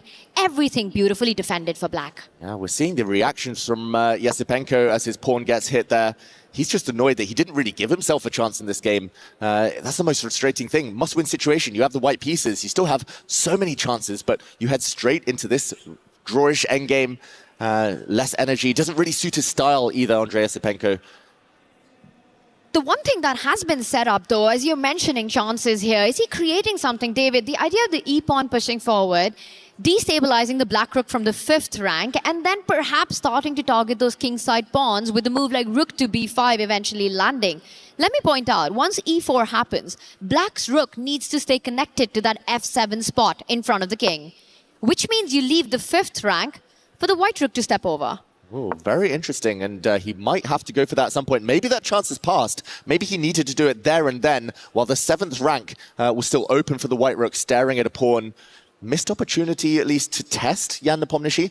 Might not have changed the evaluation, but might have been slightly more unpleasant for his opponent. Now black's rook is back and alive and threatening a check, and chances are disappearing for Andrei.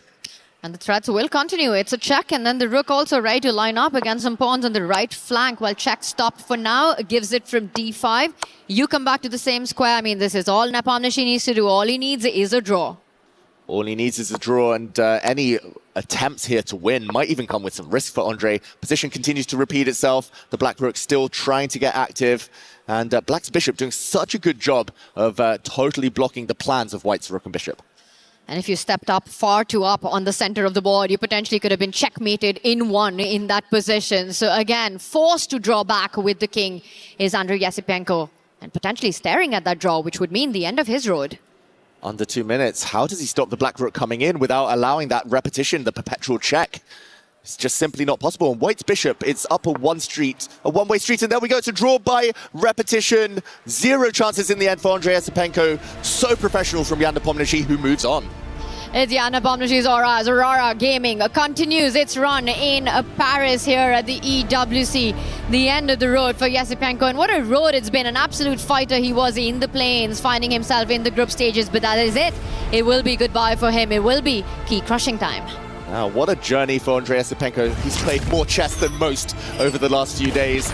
All of those key crushings that he was able to execute, now it is his own key that will be crushed. But Jan, yeah, he looked in control. Very impressive performance there in both of the games, it has to be said. And he, of course, will be in action again later today. First game, a shaky up and down roller coaster battle, but the second one, an absolutely controlled performance there, getting the kind of opening you want, needing only a draw, just never giving his opponent an opportunity in the game. Jan Nepomniachtchi goes through. Both players stay seated. They both continue to analyze to see whether White indeed did have any chances. The answer is no. Shake of the head, the door was shut on Andrei Yasipenko there. I think the opening choice may be something he'll regret, but ultimately Jan looking up, he remembered everything about that opening. He knew too much and was just too strong. Just too strong today. That head shake almost feels like he could have done better, is what he's expecting from himself, just the high standards he sets for himself. But I think there's a lot to be pleased for in this match for Jan Nepomniachtchi. Oh, maybe he could just hear us and was shaking his head disapproving of some of our comments, who knows. But Jan, a job well done.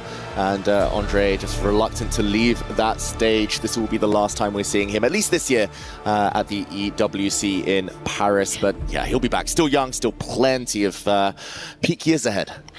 And this will be the second time in a row that Jan Nepomniachtchi has knocked out Andrei Yasipenko at the EWC. For Yasipenko, again, a journey, one to remember in many ways until today, where he crushed 4 keys in the plains, came in, lost to Magnus Carlsen yesterday, dropped down to the lower bracket today, and then out on his way he will be after this loss against Jan Nepomniachtchi.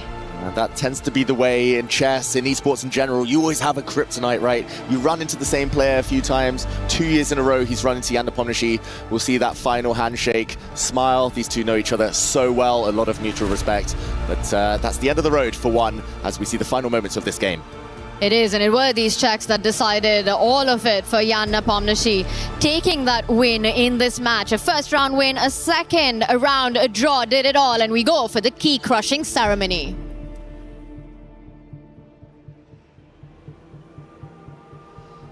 And another match, another key about to be crushed. As per Esports World Cup tradition, every player is given a key with his name, his hopes and dreams. And every player must give up his key to the winner. It is time now for Andrei Yasipenko to give up his key to the winner, Jan Nepomniachtchi. The key is being exchanged, and thus Andrei Yasipenko has to bow out of the stage. Please, can we have a round of applause for Andrei Yasipenko? As Jan Nepomniachtchi is joining us for the traditional key crusher moment. We've heard a few of them and we'll have a couple more. And congratulations, he's got one more match, of course, to play for after. But before that, it is one of our favorite moments at Esports World Cup. The key is being set and we are getting ready to destroy yet another key. The end of the road for Yasipenko means the dream is still alive on Aurora Gaming side. We are primed, ready, locked and loaded. The key is about to pop. Let's hear it. Ooh! That might have been the loudest for a while, man. Listen, Jan Nepomniachtchi, congratulations again. He will be back a bit later today to play against Denis Lazovic for a place in playoff tomorrow. One more match to conquer for a place in playoff. See you after for more chess at EWC. We were there for every click, every clutch, every respawn. We were there for the years of grind, and we're here now. The proud founding partner of EWC, powering the biggest event in gaming, shoulder to shoulder with the world's best, making history. Greatness deserves a stage. Lenovo Legion, reach your impossible.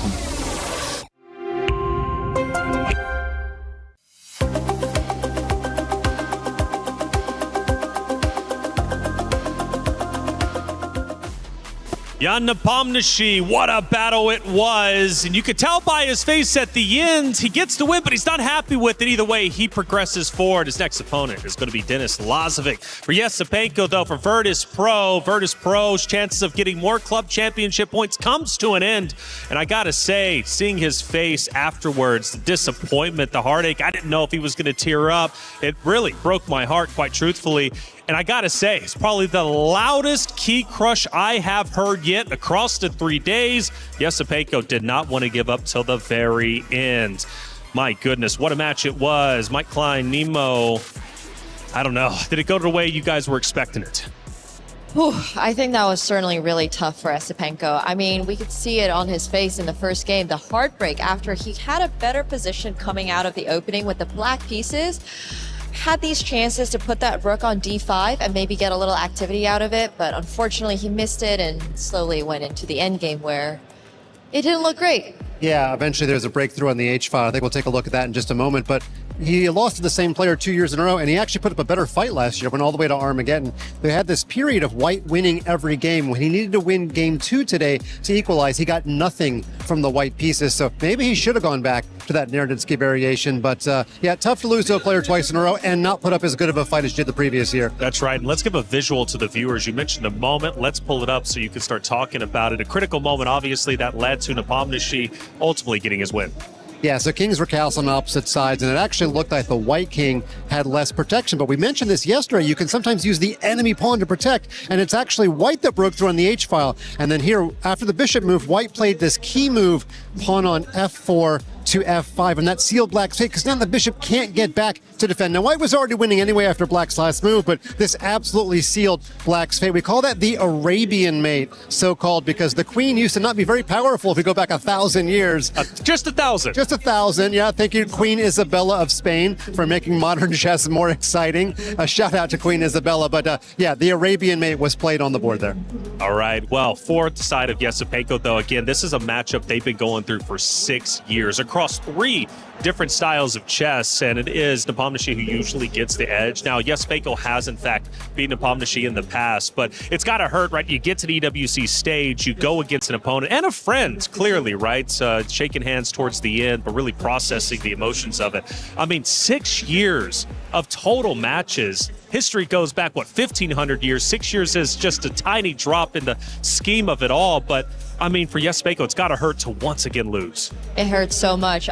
He had such a battle to get here too. We all know he played in the LCQ. He played in DreamHack Atlanta, and then played in the play-ins here, where he unfortunately lost his first match and then had to basically win 4 matches in a row in order to make it into the main stage. And losing here is tough. He was the big star earlier in the week just to get to this phase. He played 2 Armageddons, and that represents our last player from the play-ins. They're now all gone. Wei Yi and Yesepenko both losing early on in the day, but his time will come. He does have the benefit of the youth over Nepomniachtchi, so that's right. You can't buy youth, can you, Taylor? No, you can't. Sadly, I'm trying to. Only 34, but I'm getting older every day, and I don't know how it keeps happening. But I will say, though, for Yesepenko, a great competitor, for VP, a wonderful pickup. You've got to be proud of him representing your club as a whole, because in the club championship race, obviously, VP has been doing a phenomenal job. But for Aurora Gaming, man, they are very happy with it. Now, for Nepomniachtchi, though, not over with just yet, right? He's got another matchup in front of him before he qualifies into the playoffs. He'll go against Denis Lazovic. I want to know your opinions in just a second. But, of course, when it comes to Yesepenko, a tremendous performance. John Sargent caught up with them after his loss. Andre, I'm very sorry to be talking to you under these circumstances. It looked like a difficult match. talk us through the key moments. Yeah, I think in the first game I had a huge advantage in the end game. I think it was actually just winning because I have 2 bishops, I have extra pawn. I don't know how I managed to, to lose it, but yeah, I don't know. It was already, I didn't have much time, so I couldn't understand which direction to play. And yeah, probably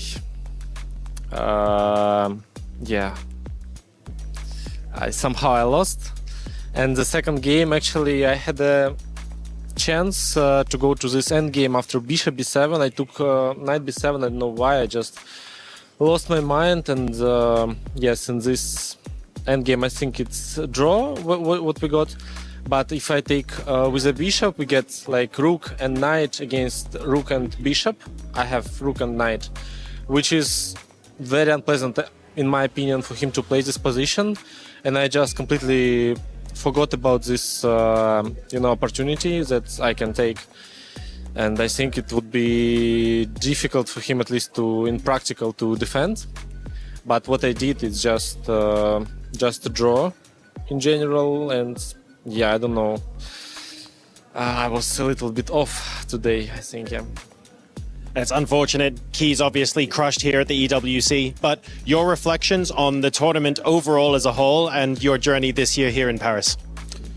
I think in general it was a good tournament because, yeah, I managed to qualify to group stage, which was very difficult, and I didn't expect that I can manage it.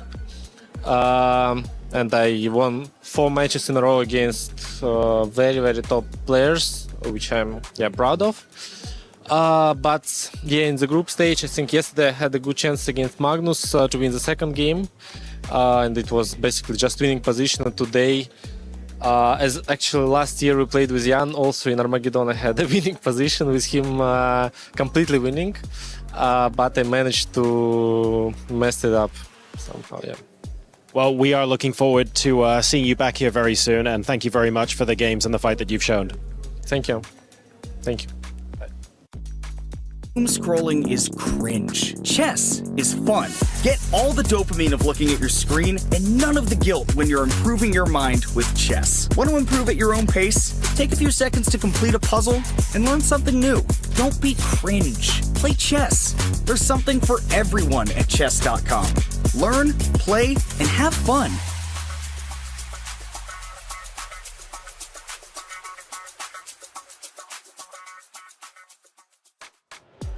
Thank you, John, as always, for that great interview. Nice to hear from Yasipenko. A bit disappointed with his loss. However, he's going to be coming back. I am sure of it. But at least his run for EWC 2026 has come to an end.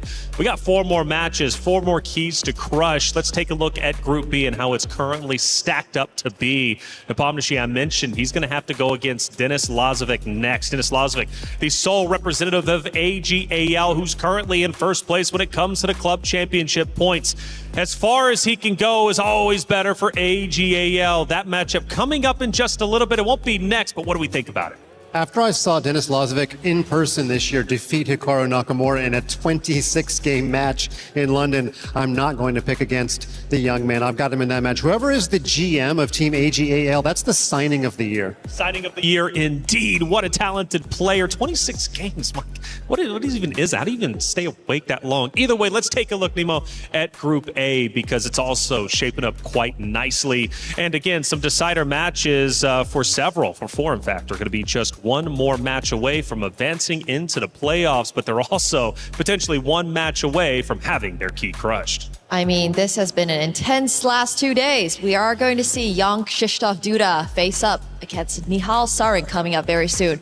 And of course, we did see Pranesh beat out Benjamin Bach in what was a very, very tight match on Stream B that also did go to Armageddon. And he will be facing Arjun Erigaisi. So exciting matches. Exciting matches. Exciting matches indeed. And now moving on to the next one that's about to be on stage. Jan Krzysztof Duda versus Nihal Sarin. Now, Nihal Sarin, we just watched him a little bit ago on Stream A. Heart rate never went above 80. Great composure, a wonderful competitor. But for Duda, though, he is a guy, a man on a mission, EWC experience, and he's looking to go all the way.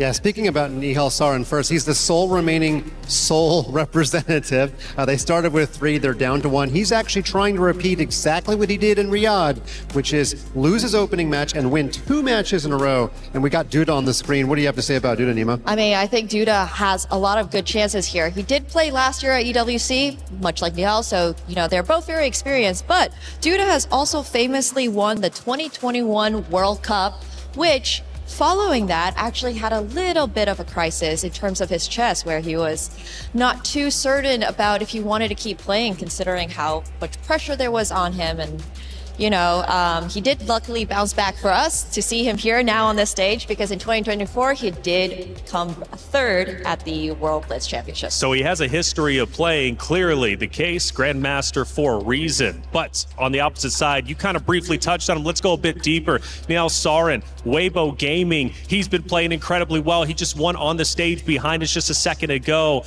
Now, I'll tell you what, as a competitor, it seems like his composure might be the best out of everyone we have at EWC when it comes to our chess tournaments. His heart rate always stays low. If he gets in difficult situations or in a time crunch, he holds his own. He absolutely does. Think about last year. He beat on demand Anish Giri and Maxime Vachier-Lagrave. That's not an easy thing to do. And the only reason that he left Riyadh is because he lost to a guy named Magnus Carlsen. So he's got the pedigree. He looks more nervous during interviews, actually, than we should heart rate him when we ask him the questions. And but actually on stage playing chess, you're right. Standing heart rate never gets above 75. He looks very comfortable up there. Very comfortable indeed. And Nemo, this is in fact a qualification match. Whoever wins goes to the playoffs, get our 5th spots right. With the others, whoever loses, key is crushed. It is going to be quite challenging for Nihal. He did play against Duda earlier this year, and unfortunately Duda beat him 3-0. So this is very much a revenge story here in the making. That's right, revenge in the making. It seems like we have revenge written on every single matchup that we've had so far, but these 2 Titans are ready to battle. They're ready to take the stage. One moves forward, the other has their key crush. It's going to be Jan Krzysztof Duda versus Nihal Sarin on the stage just behind us.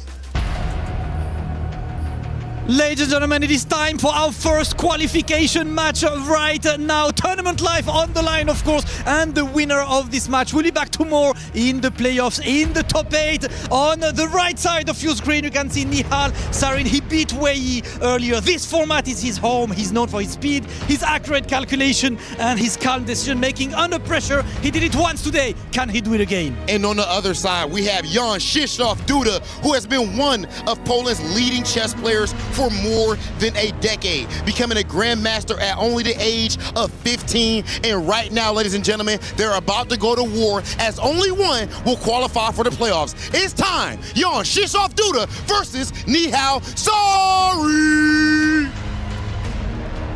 What an entrance. And we have our very first decider. I'm Yovi, and joining me here to call all the action, it is my good friend, Grandmaster Ben Feingold, and we are ready for the action that is gonna come. Yeah, today's my favorite day of the competition because it's key crushing day, Yovi. Everybody gets their key crushed when they lose a match today. And this is one of the decider matches to see who plays tomorrow. We have one of my picks, Nihal Sarin versus Duda. This is one of the few matches where I don't think there's a big favorite. Their ratings are pretty similar. Their strengths are pretty similar. And I think probably Nihal is more known for his speed than Duda. Duda's also a fantastic blitz player, and it's going to be a great match. I can't wait to see whose key get crushed. Hopefully not my guy. I picked somebody yesterday. I can't have all my guys getting crushed. So I saw there was a poll of who do you think was going to win, and I was surprised. Nihal had 75% thinking he was going to win. I thought it would be closer than that, but Nihal probably has a lot of fans because he plays so much on the internet, has such a high internet rating. So they're playing on the internet now. They're about to get set up, got their heart rate monitors on. As was said earlier, Nihal's heart rate's always pretty low. It's a pretty cool customer. And I like what Mike Klein said, that his heart rate went up during the interviews more than during the game. So that's pretty funny. Anyways, having trouble adjusting his headset. Looks like they're about to get ready, Yovi. What do you think? What are your predictions for the match? It's going to be a close one. It might even be decided by Armageddon. We have Jan Krzysztof Duda, his handle is Polish fighter, and that is his trademark brand of chess. It's aggressive, it's creative, and always he's down for that fight. And we have our move, Jan Krzysztof Duda playing with the white pieces. It is opening up with the queen pawn, and we're seeing Nihal opening up with the knight pawn. Pawn structure is pretty flexible for the time being as we find out what is going to be Nihal's response. He's not quite comfortable with his headphones. Put it on. You can't hear us, Nihal. He took the headset off so he could hear us do commentary. You can't do that. You can't do that. And indeed, look, we have a classical, very traditional approach. Black marks their claim in the center. Yeah, we've seen this a lot this tournament. Black's been playing. Ooh, speaking of not seeing anything in the tournament, H6. Okay, that move I don't know, stopping bishop g5. A lot of times at this level, black plays bishop to b4. Black still hasn't decided where he's going to put the bishop. Nihal has 3 squares for the bishop. He just leaves it on f8. Will he go to d6, e7, or b4? They're all possible. H6, not a very common move, but Duda played very quickly. And Nihal's still having trouble with his headset. I guess he wants to know what we think is going to happen, but we'll have to be quiet while his headset's off so he can't hear us. Exactly, and that's going to be very difficult for us to keep quiet because this position, well, is brewing up for something interesting. H6, not a very popular move, but it sure is a trendy one as the players, they look to those parts of the beaten track, and here we come. We're seeing Nihal offering up a trade of dark squared bishops. Usually white takes it. Is Jan Krzysztof gonna go down that road? Is he gonna keep that tension on the board, drop back with the bishop, or even throw in the knight into the center, block it up? Okay, we have a trade. This is why I'm a commentator and not a player. I spent the whole time commentating about how Nihal was a cool customer, has a low heart rate, and then I check and Duda's heart rate is much lower. So I guess Duda's the cool customer. Nihal had a higher heart rate than usual because of his headset. So he's not really bothered by the chess. He's bothered by peripheral stuff like interviews, headsets. The position's about equal. White has a tiny advantage because I like that pawn structure better with white squared bishop not being blocked by the center pawns. But this will be a slow maneuvering game. Both players have to be happy with the result of the opening. They both have the same heart rate now. The times are exactly the same. It's about as even as you could get, Yovi. It's as even as you can get. I can tell you one thing, though. Look at where the pawns are pointing. For white, they are pointing to the left, so that is where the action is going to develop. For black, they are pointing to the right, and that's exactly what black wants to do. They want to eventually just jump in with a knight into the center, but for the time being, watch out. The queen is about, and the queen just sidestep over, and Nihal, really, I hope he's not hearing us. He's going for the king. Duda's playing the Beyonce variation, to the left, to the left. Exactly. But nothing much happening right now, just slow maneuvering. Nobody really has an advantage on time, heart rate, or clock. So I think neither one of us will be surprised, Yovi, if this match goes into Armageddon. He's trying to play on the left. Duda's playing queen a5, attacking the a7 pawn. Now black's pawn structure on the queen side is nice and solid. Everything's defended. And the question is, for me, is black going to maneuver the knights to different squares? If I was black, I'd try to get my knight to d6. I just don't know how to do it.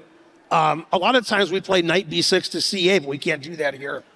Well, there you're seeing it in action, Ben, as we see the knight quickly jump into the center, and Duda says, well, that knight was on my side of the board, get rid of it, and now the bishop is there, and Ben is advocating a very thematic maneuver. I'm advocating black giving his knight away for nothing because he played a6. He can't play knight b6 to c8. The knight really wants to go to d6, but it looks like it has to go to f6 to e4, which will proffer more trades. Queen c7, that's an interesting move. That's not what I would have expected. Looks like Duda's having fun with his queen this game. Exactly. He loves the queen at the minute. She is the MVP. She is going all over the board. She probably wants to keep an eye on her king because the white king, is undefended as it stands. Yeah, it's a pretty stable position. Lots of trades. Nobody's really threatening anything. The queen goes back to the right side of the board. There was nothing really to attack on the left side of the board. And the question is Nihal going to start to trade knights with knight f6 to e4, or is he going to try to get his knight around to d6, controlling all these key squares? Again, I don't know how to do it. It's going to take a long time. The engine says it's about equal. Both sides playing very solid this game. Nobody really has made a big threat. There's no pawn breakthroughs. It's not easy to decide what to do. Usually in positions like this, I take too long and I try to figure out where to put my pieces and I get in time trouble. Okay, I like what Nihal did, and maybe he will play my idea, knight e8 to d6. Although white's playing knight c5 first. So probably black has to play. Oh, wow. That wasn't on my analysis board. Wow, playing g5. Okay, but again, the queen's been moving a lot, Yovi, and Nihal wants it to move again. Exactly. And look at that move, asking those questions to Jan Krzysztof. Jan Krzysztof says, hey, you know what? The queen was vulnerable. If it stepped back, let's go forward, offer up a trade. And I got to say, it's been a long maneuvering game. But that knight that white has on the left is primed and ready to jump in. So still really tense as the players try to find the right plans just to annoy their opponent as the queens come off the board. And the big question for white is, yeah, you jump in with the knight. Lovely knight right there, happy in the heart of black's position. But what next as Nihal just moves the king up the board? Because I'm expecting Nihal to eventually decide that that knight is no good and drop his own knight to challenge it. That's right. And you can play knight d7 later, as you pointed out, to do that. White has two plans in this position. White can play either f3, e4 and advance to the center, or white can play on the left side of the board again and play b4, a4, b5, the so-called minority attack. But Nihal immediately played the idea you suggested, knight d7. Get rid of that knight on c5, it's too good. And the position looks pretty equal. White doesn't want to trade. White played knight b3. It's really hard for white to envision either plan working now with f3, e4, or b4, since the knight on b3 isn't really very well placed. I think the knight's going to go on the left side of the board again. It's going to play knight a5, keeping that rook on b8, defending the b7 pawn. Not much to do for either side, just slow maneuvering around. And both sides have a lot of time on their clock. We're still early in the game. Nobody's made a mistake. It's pretty equal. It's a maneuvering game, and it'll get exciting later as things heat up. Yeah, I feel like this is a game of cat and mouse as we see Jan Krzysztof. He's moving his knight away. He's keeping Nihal guessing. He's like, as you indicated, well, maybe I'm going to go in the center. Maybe I'm going to go on the left with the pawns. But everyone, just watch where that white knight is headed and watch what the pawns are going to be doing. Nihal at the minute, all he can do is like slowly improve his position, try and move his rooks around, and just wait and see what Jan Krzysztof decides to do. And here it comes. The rook starts moving up. Maybe he wants to double, come in with the knight again. Maybe he wants to go for you suggesting taking control of the center. And now what next, asks Nihal. Yeah, whenever I'm analyzing these games, I'm always looking for repetitions because sometimes grandmasters will draw to play the next game. And I was thinking knight c5, knight d7, knight b3, knight f6. But instead, finally, maybe his headset's off again, Nihal's playing my plan. I can't believe it. After I said the plan like 5 times, and Nihal said, no. Ben Feingold likes that plan. That's not what I'm doing. He finally decides to put the knight on d6, where it controls a lot of the squares on both sides of the board. Duda played one of my plans, f3 to play e4. That's why he played rook c3 earlier, defending his knight on b3, because the black bishop on e6 could be hitting that at some point. And the question is, now that Duda has played f3, is he going to play e4 right away and try to bust open the center? Or is he going to play the knight back on c5 now that the knight can't get hit by the black knight? So very interesting choice for Duda. Knight c5 or e4, those are the two most likely moves. Although I'm saying that, so he'll probably play a third move. We never know what's going to happen. He could even be super patient and just step up with the king and go, hey, you know what? I also have the right side of the board where I can start challenging. And I got to say, for Nihal, he finally saw the light, Ben. He put his knight right where it should be going.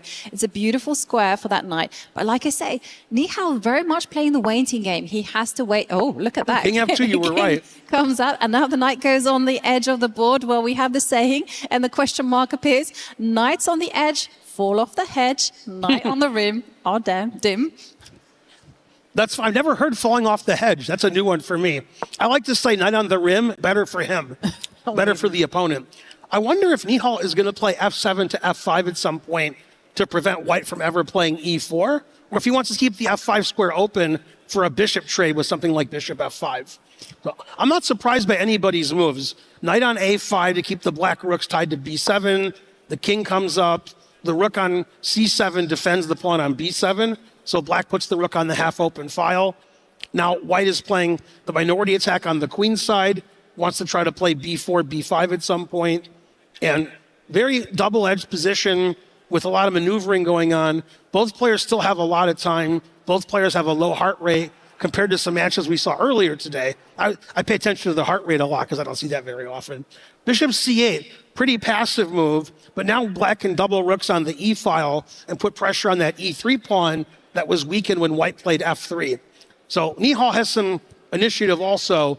Basically, white's only plan on the queen side is to play b4, b5. Once black and he just played b4.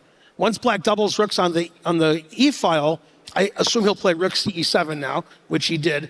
Now it's hard for white to play b5 because black has it protected so much. So both sides are doing what they want to do, and that's why the engine says it's about equal, the times are about equal, and this game is going to be decided when both players have about a minute left, and we'll start seeing some mistakes. Yeah, I agree with you. It might be decided then, or if the players could decide to halve out and kind of find a way to repeat. Not that going to be that easy with so many minor pieces on the board. Remember, the players are not allowed to offer a draw until they've passed a lot of moves. We're already on move 34, by That's the right, way. getting close. We are getting close, and the clock is ticking down as we're seeing some decisions. Okay, maybe this is a draw offer, saying, hey, let's repeat with the bishops. And Duda says, no, I have a handle to respect. Polish fighter, I'm going to keep on going. Yeah, white has a idea to play knight c5 again, knight a5, knight c5. But again, only way for white to break through on the queen side is to play b5. But that's going to involve a pawn sacrifice. And usually, before we give a pawn away for nothing, we have to think a long time, which we don't have in this match. If white doesn't play b5, both sides can't do very much. And the only question is Nihal going to go for it and play f4 and try to get his own play with knight f5, putting pressure on the e3 pawn? Or is Nihal, does he think it's sufficient to just shuffle back and forth, keep the tension, and try to get him in the time trouble? Because that's where Nihal is his best when both sides have a minute left. Then Nihal is probably the favorite. Yeah, Nihal is quick, as we saw. But I got to say one thing. In all my experience of playing chess and commentating, there's only so much that a player can be patient. At some point, they will crack. They will get fed up, and they will start to open up the position and initiate action. This is a really good game for my students because I've been complaining the whole tournament. White plays h4, black plays a6, and I'm like, what is this? This is move one. What's going on? Yeah. And now both sides are playing the plans that I like. Black's playing knight d6, black plays f5, stopping e4, black doubles rooks on the e file, white plays a4, b4, knight c5, playing on the queen side. This is exactly what I suspect. And in some of the games, if my students are like, how come white played h4, a4, knight h3? And I'm like, I don't know. That's not the way I'm teaching you guys. But this game is a very teachable game. Both sides are playing the kind of moves you expect them to play. I expect black's going to play bishop c8 here, just stop the trade on d7, because then white could try to play b5 more easily. And white probably doesn't want his rook on e1 since it's pinned on the e file, so he might play rook b1 soon. Oh, he played knight d3, which also defends his rook. Maybe the knight's going to e5. Exactly, and I think that knight is going to centralize itself, but definitely one thing is clear, the players are following the rule book. They're playing in very traditional style, they're finding those good squares for the pieces, and now here, see that knight, that white knight is a big thorn in black's side. I'm expecting Nihal to not waste too much time on the clock and just offer up a trade, retreat his own knight, move it back and say, I want that knight gone, and then Duda has to consider whether he wants to make that trade or whether he wants to reinforce that knight and concede his own squares. But no, actually, I'm seeing something completely different. The bishops now just appearing, but I'm guessing at some point, Nihal will decide that that knight in the middle is bothersome. But Nihal keeping me guessing as he's moving the rook. Rook A8, a very unusual move. He's preparing for b5. White plays b5. He wants to take with the a pawn, get the open file for his rook on a8. He figures if white doesn't play b5, white doesn't have very much. And eventually, Nihal did do what you suggested, knight f7, getting rid of the knight on e5. White played f4, a very double-edged decision. Now Nihal can go back to d6, which he did before I said it, but I was about to say it because he wants to go to the e4 square. The knights are having their say, e4, e5. Black is doing everything he can to stop White from playing b5. He played bishop d7, knight d6, a6. He put the rook on a8, so the a file will be open for Black if White ever plays b5, and White played b5. So Nihal did everything he could to stop b5, and Duda played b5 anyway, because it was the only way to break through in the center. He lost patience. He was slowly grinding things away, and then he had enough. He was like, let me just open up the position. And as a result, we now have a trade of rooks, and now Nihal is up a pawn. It's not much of a pawn because it is doubled, and they are all isolated, but it's still nonetheless a pawn up for Nihal as the clocks tick down to around the 2-minute mark. And for Jan Krzysztof, it's not going to be easy to actually even win one of those pawns back. That's right. Probably he's thinking about playing rook c5. Jan Krzysztof is shaking his head, so whatever he had intended after the trade on b5, he decided he didn't like it. Shaking his head again. Times are finally, Nihal's ahead on the clock. The engine says it's about equal. White's a pawn down. White has the magnificent knight on e5. Black has all these isolated weak pawns, but Black is a pawn ahead. Black has a knight going to c4. Black has a knight going to e4. And instead, he took the bishop on d7. He wants to win his pawn back right away. The b5 pawn isn't long for this world. But he couldn't take the pawn right away because of knight e4 check. That's why he played king f3. But I gotta say, look at the way that Nihal is with the black pieces cementing the position together. He's like improved his king into the center. He can even boot away that rook from his beautiful square. And suddenly that extra pawn is gonna start to count. And the knight is such a wonderful piece. It can jump into all of those holes. Okay, bishop takes pawn. Excellent move from Duda as the clock ticks down to 1 minute 33 seconds. I'm expecting Nihal to activate the rook, get those good pieces moving. Yeah, things have changed a lot since about a minute ago. Basically, White's knight on e5, which was magnificent, is now gone. Materials equal. Black has a passed pawn. It's difficult for White to do anything because White's bishop can't really ensconce itself anywhere in Black's position. Whereas later in the game, Black can play something like knight c4, knight e4, or advance that b pawn. Black has some ideas. Duda's shaking his head still. Duda has less time on the clock. Things are turning around a little bit. Things have been going in Black's favor the last few moves. And both sides have about a minute now. It's going to really start heating up soon. And this is exactly why Nihal has made that offer of a trade of rooks. He's like, let me get into this position where there's no risk for me to lose. And I can use that knight to absolutely annoy White. That knight is going to jump all around the board. And Nihal is the one who's going to easily be able to improve his position. Yeah, the engine says it's equal because it knows if White defends perfectly, that White should be okay. Duda, eyeing the f5 pawn, trying to put his bishop on c8, keeping Black's king tied down. Nihal says, no, you can't do that, knight d6. No bishop c8 for you. And we could see repetition here, or we could see Nihal try to play for a win. But Nihal's taking a lot of time on his clock, trying to figure out a way forward. He plays h5. He does. And one thing I got to say is that you do put a pawn on the light squared. And guess what weapon that White has is a light squared bishop. So that pawn could be a vulnerability as the knight does improve itself. And we're seeing Duda left to wait with the bishop. I'm expecting this one actually to fizzle out to a draw now. Yeah, Nihal better watch out. He's got 25 seconds left. Yeah, so and Duda might try to win with the time that Nihal has on his clock, just that White can't do anything. Okay, he's still trying to win because he sees the time situation.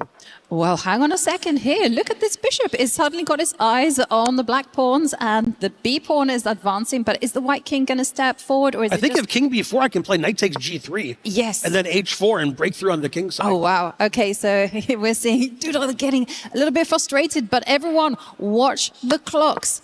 As we see the bishop being captured, is now trapped on the edge of the board and the white king is coming in. Oh, this one is tricky. It's gotten sharp with no time left on the clock. Which one's stronger, the pawns or the knight? The engine says equal, of course, because the engine always does that to us. It is equal as we're seeing the White King move up the board. And 5 seconds left for Nihal. Ooh, a blunder of the pawn. Now Black is winning. Oh, now it's equal again. Well, look, 3 seconds, 2 seconds. Nihal's going to get flagged. Unless it's repetition. No, it's repetition. He had to not play King E6. He's pretty upset at himself. He had to play King D4, King D3, and win on time. Wow. Yeah, he didn't mean to repeat 3 times. That was an accident. That was an accident, but there was a very real possibility that Nihal was going to get flagged. Yes. Yeah, it looked like he was going to get flagged for sure, and he accidentally repeated for the 3rd time. Actually happened to me 2 weeks ago on my stream. I actually repeated for the 3rd time by accident when my opponent had 1 second left. So I know how Judah feels. Yeah, and flagging is certainly an honorable part of the game as we see our players getting ready for game 2. And this time it'll be Nihal with the white pieces. Jan Krzysztof Duda, he'll be feeling a little bit angry with himself. Yeah, that was an up and down game. It was pretty equal. Both sides had their advantages. It seemed like at some point Nihal was actually winning, but he had less than 10 seconds left. So, okay, now Nihal has white in the second game. If it's a draw, we'll go to Armageddon. They'll get to bid on time. If either side wins, they get to crush their opponent's key. That's what I'm waiting for today, is some key crushing. Wait, we had a key crushing about 25 minutes ago that was really loud. It was a scary key crushing. It made us all jump. We'll see whether this game makes us all jump. Will it make us all cheer as we see our players getting ready? A head shake. And we see we are off, and we see Nihal open up with the C-pawn. 6 is the response. Light square strategy from Jan Krzysztof Duda.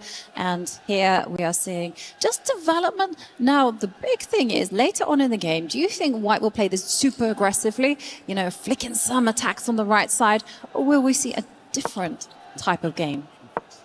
Yeah, this is a pretty solid game. This is actually exactly how I play with Black against C4. I play C6, D5, and fianchetto my king bishop. And I've had these kinds of positions all the time. White played an early queen C2 to stop Black from playing bishop F5. So Black played G6. Black wants to play E6 and solidify the center, but doesn't want to block the bishop on C8. So a lot of times in these variations, Black is super solid with that pawn structure in the center and trades off the 2 bishops, getting rid of his white squared bishop, which will be blocked by the pawns on white squares. White takes on D5. That's a little unusual after playing queen C2. And Black takes back. White's going to get the 2 bishops now, unless Nihal changes his mind and retreats. No. No, and the argument that Jan Krzysztof is making is that, well, the pawn structure is almost symmetrical, and in those kind of locked positions, knights are actually not that bad. And one thing that we see is that the knight's getting maneuvered, and look at this, he knows the same maneuver as last. I was just going to say it too, but he played it first. Same maneuver as last game, knight E8 to D6. Sometimes in these positions, White tries to get the knight to D3 also, but that's hard to do in this position. And a big practitioner of Black's play in this position is American Grandmaster Gadakomsky. He likes to play G6 and Slav variations, maneuver around, move those knights around, keep the position blocked, and slowly outplay his opponent. We're not going to see a super exciting sacrificial game here. It's going to be much like the first game where they're maneuvering around. White has the 2 bishops, but the bishops aren't very active. Black is super solid. Black got rid of his white squared bishop, which would have been blocked by all those pawns. Every black pawn is on a white square. That's what you do when you have a dark squared bishop. That's what you do if your name is Jovanka Hauska as well. Put your pawns on the light squares as well. A Carol-Com practitioner, aren't we? Yes, we are. And well, what's an interesting position here is that Black does have a few plans. And this one's the most natural, which is just pile up the rooks on the C line and then just wait and see for what White will do next. Because I've got to say, this queen out there, this white queen is out there on a limb. And it feels like she has to be a little bit careful.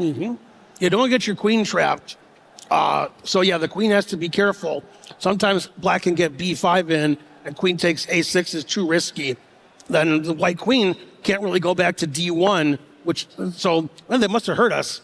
They heard you, Yovi. They said queen C2, queen's going to go hide on B1. There's going to be some trades on the C file. If I was a betting man, I would say Armageddon is coming. Yes, and indeed, I think you are giving good advice. As we're seeing, it's a very close position. Again, a very classical pawn structure. Everything is locked up, still a lot of maneuvering. And it marks a difference, actually, from games that we've seen in the past, as you kind of alluded to. Some of them have been wild from the get-go, and this one kind of feels like this could have come from the 19th century. Hey, B5, something's happening. I thought the only thing that could happen is if one of the players decided to open up the center with E4 or E5, but that gives you an isolated pawn. So instead, Black decided to play B5, get some space on the queen side, make knight C4 more palatable, and gain some space for those knights to come in and the pawns to go forward. The problem with B5 is it weakens the C5 square. So if Black ever plays B4, White can play knight A4 to C5. So I don't think Black's going to make any more pawn moves on the queen side. Once again, Judo looks like he's unhappy. Played bishop d3, he shook his head, then played bishop f1, one of my favorite moves. White's playing chess 960, putting all of his pieces on the back rank in strange fashion, getting ready for anything Black can do. But those bishops, which don't look very good now, they can become strong later if the position opens up. That's what Duda's waiting for. Exactly, like Nihal's playing so provocatively with all the pieces in the back row that you kind of be tempted to kind of go in the aggressive, start advancing pawns on the right side of the board, especially because the white queen is offside. But Jan Krzysztof Duda, very patient. He drops the knight back. What he wants to do is maneuver it around the board and find a good home. Knights love good homes. I'm expecting knight going to d7, maybe to b6. Maybe even a knight will jump into c4 and say, kick me out if you dare. That's right. And I think White is going to play my knight c3 idea, or knight d3 idea, by playing knight f4, knight d3. And because Black played b5 so early, the c5 square can't be defended by a pawn anymore. And Nihal must have expected that and played bishop h6. He says, Duda, if you play knight f4, I'm going to capture that knight and ruin your pawn structure. And my knights have squares, but your bishops are pretty passive. So I'm hoping White plays knight f4 because I want to see two knights versus two bishops. That'll give us something to play for. But I don't think Duda's going to do that because... I'm sorry, Nihal's not going to do that. Nihal has White. Instead, they trade rooks on the c file. And, he played knight c1. That's why he traded rooks. He's going to get his knight to d3 by hook or by crook. And eventually, Black is going to be slightly worse if White can ensconce his knight on c5. Yeah, and we're seeing Nihal. I'm going to say that in the battle of the maneuvering game, I'm going to say that Nihal has a teeny tiny advantage because at least he has a very clear plan. That bishop that wasn't doing anything, the dark square bishop, now it's kind of gonna come in and start eyeballing a knight and a queen. And also, as you indicated, that knight at the minute is almost stuck at home, but in two moves is gonna jump in onto a square on the fifth row. Again, if you're just joining us, this is not chess 960. It looks like that's what White is doing, but Nihal's just maneuvering his pieces, trying to get to good squares. Duda's trying to get good squares for his pieces also. C4 for the knight, E4 for the knight. But it looks like White has a little advantage because Black played B5 early, giving up the C5 square, and Black doesn't have total control of C4 because White can play B3 and kick the knight out. Do you know what's funny, Ben, is that we are advocating that White has done everything well with all the pieces on the back row. That's right. Now, don't try this at home. This only works because the position is closed and also there's no tension in the center between the pawns. So in that case, it's all about just maneuvering your pieces and giving them good squares. In comes the knight, give it one more move and it's going to jump up. So this is why Jan Krzysztof said, nope, not happening. And the big question now for Jan Krzysztof and for Nihal is what next? How is Nihal going to open up the lines? Because bishops, they want open positions. A friend of mine in Michigan used to jokingly say, don't put your pieces in the center. They might get hurt there. So White put all the pieces on the first rank, and eventually they'll come to the center. The bishop on A5, that's the most active that bishop has been the whole game. Bishop A5, bishop B4, much stronger than on E1. The Black knight goes to C4. The engine doesn't like it because White just kicks the knight away. And White's going to have the c5 square, but black doesn't have the c4 square, advantage white. Yeah, and this could be potentially last game of the match. Whoever wins this one goes into tomorrow's quarterfinals. You lose, that's it. Your key gets crushed in the most brutal fashion. Yeah, it was really loud the last time. Maybe we can get an even louder one. You don't want your key to get crushed. And my opinion is that's why Magnus likes this tournament so much. I think not only does he like the prize money and he likes beating his opponents, I think he likes crushing keys. I know I would like that if I was playing. Of course, I wouldn't crush anybody's keys. I get my keys crushed. That's why I'm not a participant. But if I could crush somebody's keys, then I would join the tournament in a heartbeat. Well, I'm not sure I would enjoy the key crushing, but I agree with you. It's certainly fun to watch. And as Jan Krzysztof Duda considers how to actually find any good squares for his knights. Look at them. They are working against each other. They're both fighting for the same square. So that's why the bishop drops back.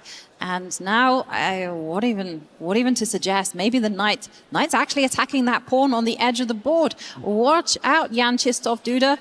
There is a knight in town. Yeah, Duda's unhappy with his earlier b5, which weakened the dark squares, weakened his a pawn, and he didn't get control of the c4 square. But he keeps retreating. Bishop f8, knight b8. This is why these are super grandmasters. They're really good at using the back rank and defending and attacking by maneuvering their pieces that way. And now, I actually like white's bishops. Bishop on f1, bishop on a5. They're both doing something. The question is white ever going to get a chance to play a4 and attack the queen side? Or does black have that too well defended with the queen on e8 and the knight on b6? White can't open it up. Neither side's going to open the center. I think at some point, white just, white sacrificed a piece to win the piece back. Now he's a pawn up. I didn't see it. That was too simple a tactic. Both sides saw it, but I missed it. It was there, and it was courtesy of that knight that was loose that white had, and that's why it's gone. But it has come with some consequences, because look at the black queen, look at the black rook.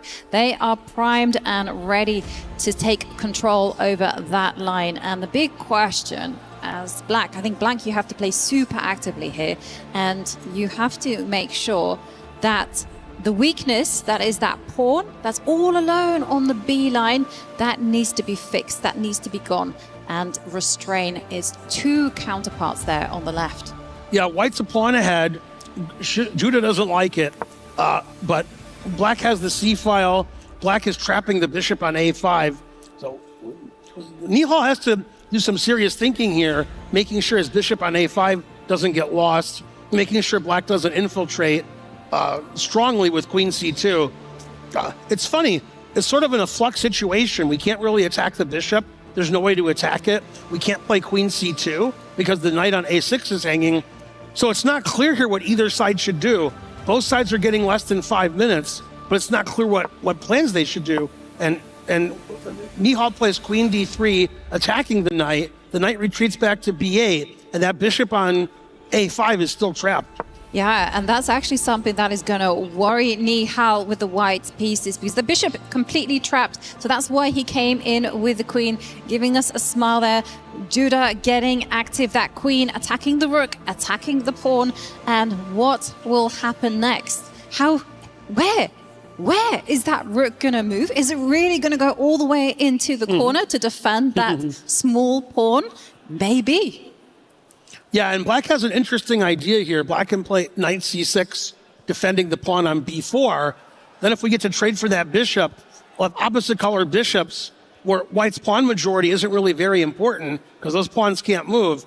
It looks like Duda's gone from a pawn down with a worse position to an equal kind of position, an equal game. And I think Duda's okay now. Duda's catching up on time. The last few moves have gone in black's favor.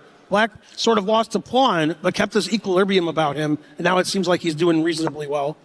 Well, look at this. I was talking about moving the rook. Hey, there is something in town called the counterattack. The queen comes up, attacks the rook. Nihal now says, okay, I'm going to move it. And again, the question for white. How are you going to move that rook? Where are you going to go? Going to go to the corner? Are you going to go to the middle of the board? You don't have too many squares. Or maybe you're just going to continue with the pattern. My queen and your queen are going to attack each other's rooks. That's right. It looks like it's repetition somehow. Both sides can do repetition. Okay, he moves the rook. Yeah, now we could play queen to d2, and we could keep attacking the rook. Repetition, Armageddon. It's all going to happen pretty soon. Well, hang on a second here, because if you do capture that pawn, there's that knight that is on the edge of the board, and it doesn't have too many squares. That's right. Also, if I play queen to d2, which I thought was repetition, white can play rook e2, and the rook is saved, and the a2 pawn is saved. Even though the engine says it's about equal, it's not clear what black should do in this position. The b4 pawn is attacked. The knight's on the back row. White has the 2 bishops. White has the extra pawn. Still advantage to Nihal. Duda's trying to figure out the safest way to play. Very interesting. I think he's going to take on a2. I think you have to take that pawn. Oh, but I think that Nihal is being sneaky here, because if you take on a2, then there might be problems with the black knight, and young Krzysztof Duda is just thinking, how is he going to ask the questions? And in fact, I'm telling you, there's only 2 ways to hold this one, Ben. You have to come out with your knight, attack the bishop, or you can step back with the queen and attack the rook and keep the momentum going Queen that c3, way. defending the pawn. Yes, those are the only 2 ways. Wow. If you do anything else, then Nihal Sarin will be winning. This is a very long think with both sides having 3 minutes. He's been thinking over a minute this move, Duda. He's not happy. He doesn't like his choices. He has a big time disadvantage now. Doesn't look very happy. Things are going in Nihal's favor because Duda doesn't like his position anymore. Oh, and he makes not the way. Quite a bad move. Rook c8. Engine hates it. This is not the way. For starters, white can just simply grab that pawn. Bishop takes pawn, and you can just rest on your laurels, say, I am material up. And look who else is up. You see, Nihal's got more time on the clock. He's also got a higher heart rate as well, incidentally. But what is Jan Krzysztof's plan? Because you can just take that pawn. Yeah, I don't see anything else he can do. I guess he was worried about bishop c7. That's why he played rook c8. But now he's just a pawn down for nothing. Black has very little counterplay, and black can't play rook c2 and double on the 7th because the knight on b8 needs babysitting. This is a pretty easy plan for white. b4, b5, b6, advance that passed pawn. White can also play rook a1 to a7. This is a tough position now for Duda. It's looking good for Nihal. Duda there on the brink, and I love your plan of activating your rook. Use all your pieces. That is one very nice way to go about this. You can also just advance your pawns. Past pawns are there to be pushed. And Nihal thinking, I think he's going to go for the rook. I think he's going to mobilize it.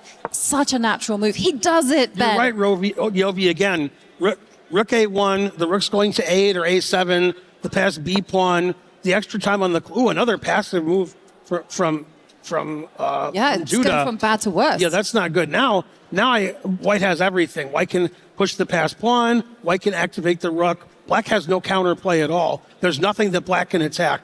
No, it's all gone wrong for Jan Krzysztof Duda with a series of bad moves.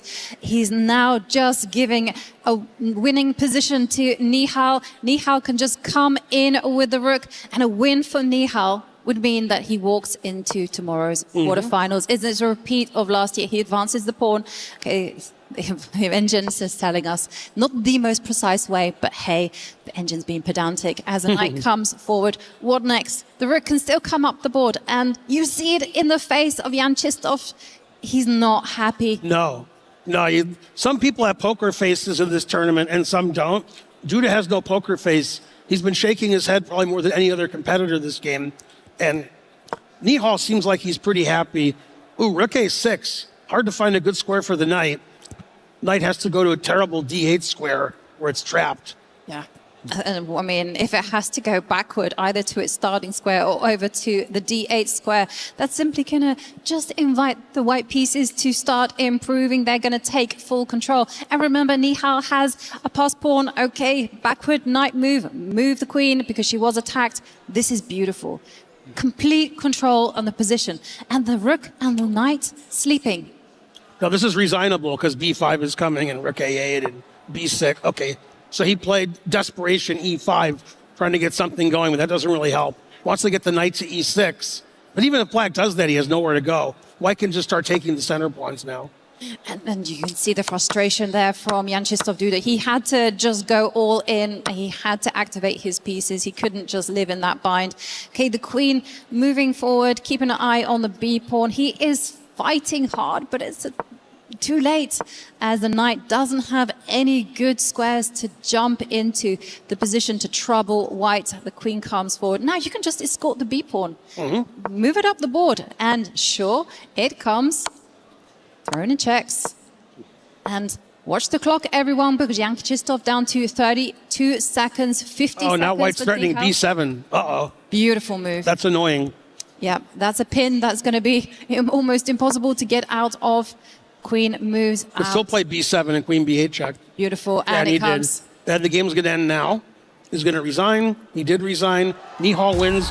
Yay, one of my picks did well. I can't believe it. Nihal Sarin is the winner, and he finds himself a spot into tomorrow's quarterfinals. What a match it was. It was tense, it was close at times, but in the end, Nihal Sarin is the winner. And for Jan Krzysztof Duda, it is goodbye. Keys are getting crushed. He will be crushed, yep.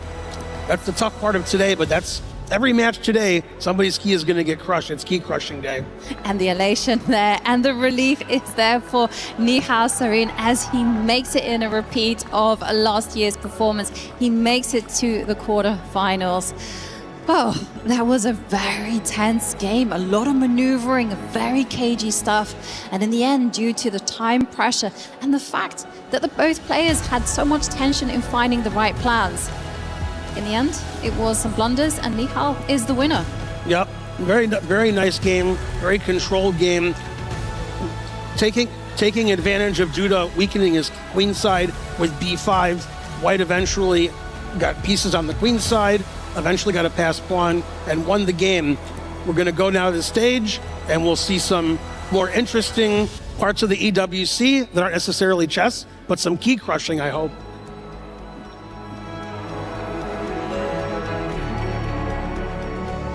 Another match and another time for a key being given away, as Jan Krzysztof Duda must give his key away to the rightful winner. But of course, as Mr. Duda leaves the stage, can I please get a round of applause for Jan Krzysztof Duda? Nihal, I'm going to come next to you as well for a quick one. Congratulations, you're making it to tomorrow's top 8. Last year, you were there in that top 8, and that's where your path stops. So what are your objectives for tomorrow? Firstly, I'm just extremely happy to make the top 8 again. I'm happy I managed to play some good chess, just very tough matches, and yeah, I'm just right now I'm just very happy and relieved to pull through, and yeah, I hope to do well from tomorrow, but let's see. And making it through the lower bracket today, is it a way to boost your confidence tomorrow? You know, you've been put back to the corner, going to the lower, forced to win again. Is that helping your confidence for the rest of the events? No, for sure. I think also the format is very short, and you need to be very sharp from the start, and also getting just one win can make a huge difference psychologically. So I hope it's definitely helpful. All right, well, listen, it is time now for you to go and crush your opponent's key, as Rob TV is waiting for you in the crusher. Ladies and gentlemen, can you make some noise for Nihal Sarin? And just like that, Nihal Sarin is in familiar territory, crushing his second key in a row. Congratulations. Once again, officially qualified for top 8, and now he knows how this process goes.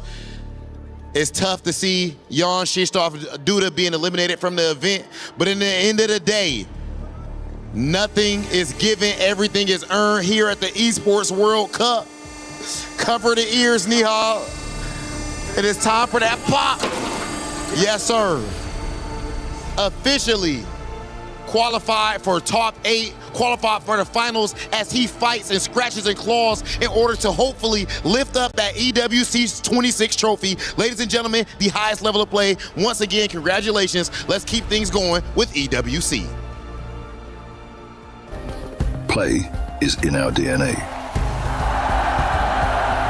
Whenever we let it out, it becomes our superpower. Now imagine an entire city being built to supercharge it. Kadir City, powered by play.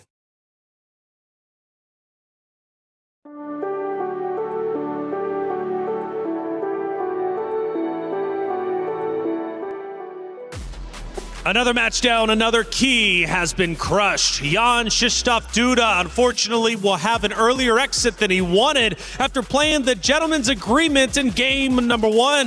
But for Nihal Sarin, he started the day crushing one key, then crushed another. He now pushes forward into the top 8. A job well done indeed. Nihal Sarin has been absolutely on fire. Last year, 5th through 8th. This year, he's looking to do better, representing Seoul Esports. Incredibly proud, of course, of the organization. Club Championship race is well underway, and he continues to tear up the competition.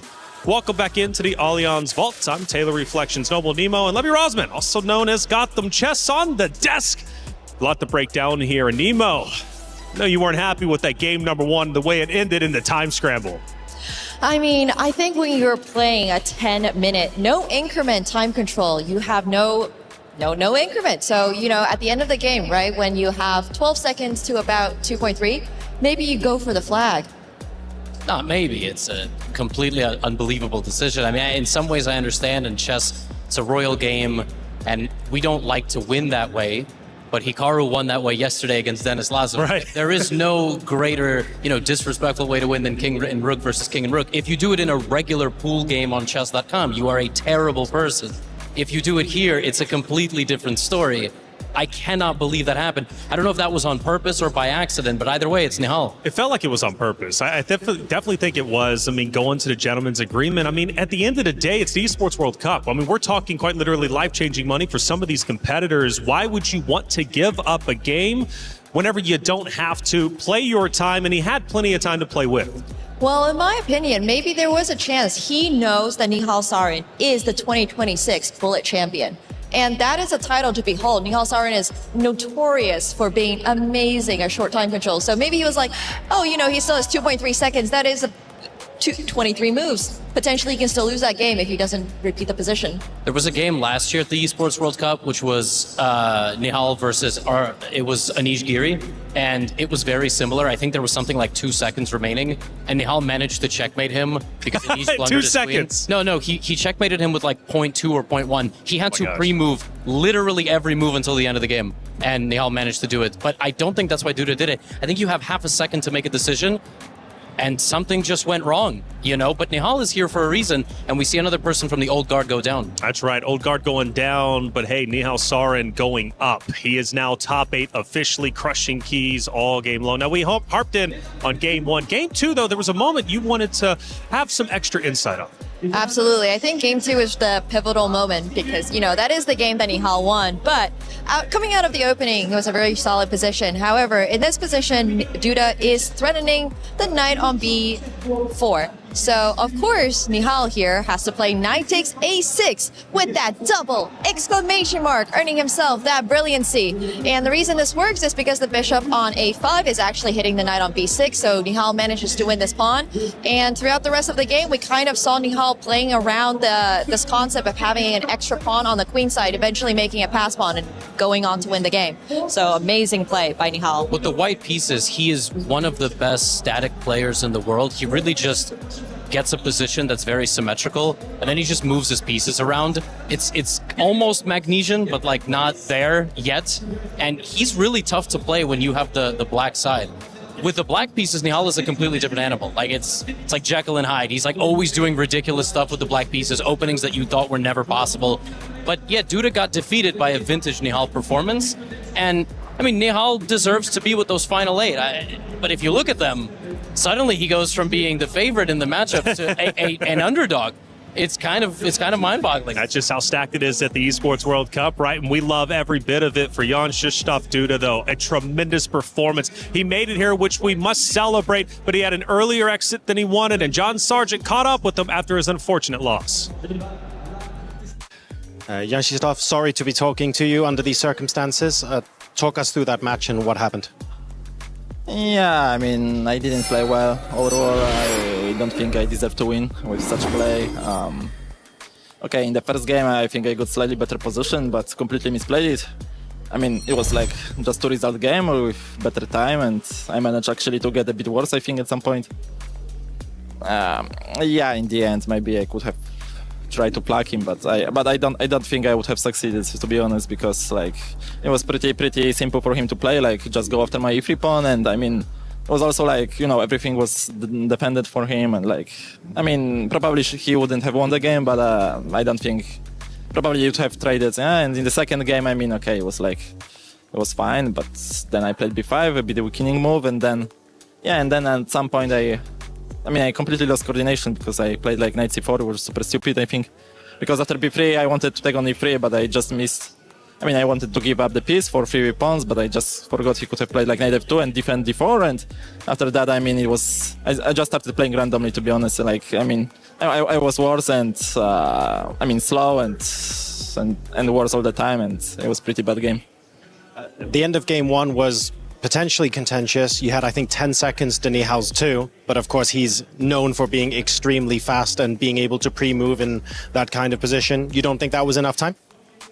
No, I mean, I think it was enough time for him, because last time I played against him, I mean, it was some like queen end game, like I had 15 versus 5 and I almost lost that on time, so I mean, I'm pretty sure he would have succeeded. I mean, maybe I should have. I mean, I just wasn't happy with my play. Like, even if I had won this game, okay, I mean, understand, it's better to win than not, but like, I think I should have, like, I mean, maybe not won, because it's not like I was winning, but like, should have pressed, like, I mean, do it over the board, to be honest, yeah, because like, I mean, yeah, I mean, he's a bit slow at times, but like, I mean, because I guess he's relying on his speed, but it's like, probably doesn't make that much sense, like, from his viewpoint, but I mean, again, it was enough for me, so.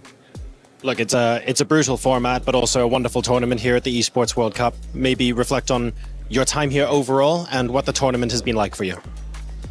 Yeah, I mean, the tournament is nicely organized, obviously. I don't think I played particularly well. I mean, the first match was quite good quality, I mean, in terms of my play, but I mean, the last 4 rounds, I mean, 2 matches against Dirbeck and today were pretty bad, I think, and like, I don't know what didn't work out, but I mean, it's, you know, sometimes you are just. I mean, for instance, when I played Chess.com Open, I mean, I didn't do like anything in like special in particular, and I got super high. And here, I mean, I just didn't succeed. So like it happens, I guess. It does indeed. And look, a lot of us, myself included, we're looking forward to seeing you come back bigger and stronger, and we can't wait to see you in action again soon. So thank you very much. Thanks.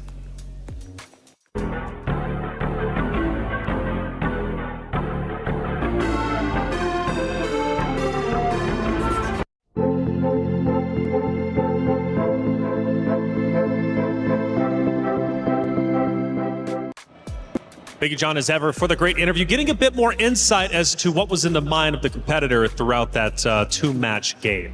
For sure. I mean, I think we have our answer there. Duda did not think that he had enough time to potentially flag Nihal, which, yeah, Nihal is very fast. He is the bullet champion for a reason.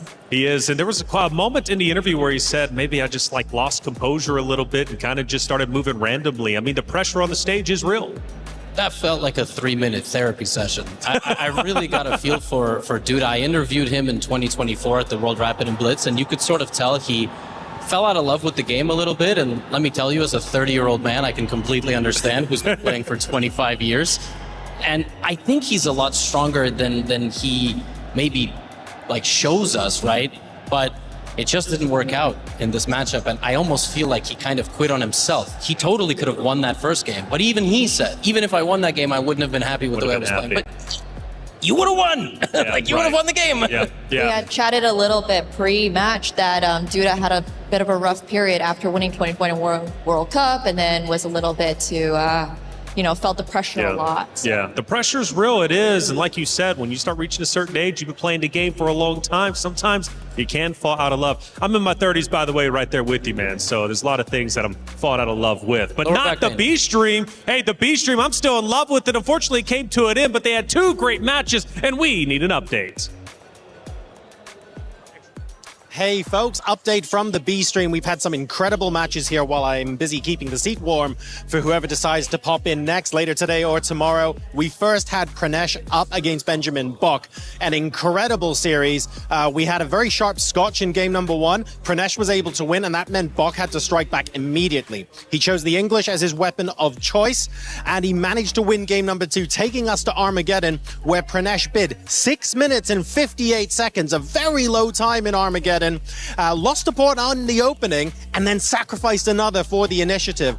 That allowed him to put more pressure back onto Bok, and that secured the draw he needed to advance. It was a beautiful series to watch. Then we had Alexei Sarana, Sina Movahed. So much going on there as well. Again, we had 2 decisive results, including a wonderful Sicilian going into another Armageddon. That Armageddon was something like 7 minutes 38. And Alexei Sarana there was an easy draw kind of position. He was very, very comfortably controlling the game, but he needed to win on demand. A draw was not enough. He kept trying to push.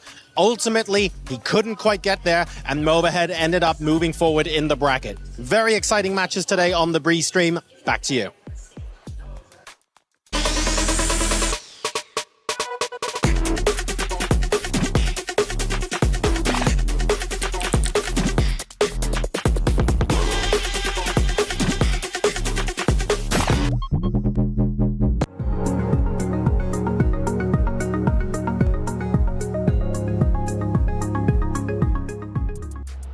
Thank you, John, for the update. I actually saw that being filmed live while they were still live. I don't know how you were in 2 places at once, but you're doing a great job. Next matchup, another qualification match, another key, potentially going to be Crush. Arjun Erigaisi going against Pranesh. This is going to be a battle for sure. And honing in on Erigaisi, a great competitor throughout his routes. He did, in fact, beat Niall Soren, who actually just, in fact, qualified on the very stage behind us. But he did lose to Alireza Firouzja, to be expected, a player for Gen G. 4th place last year. He's coming in as a Titan.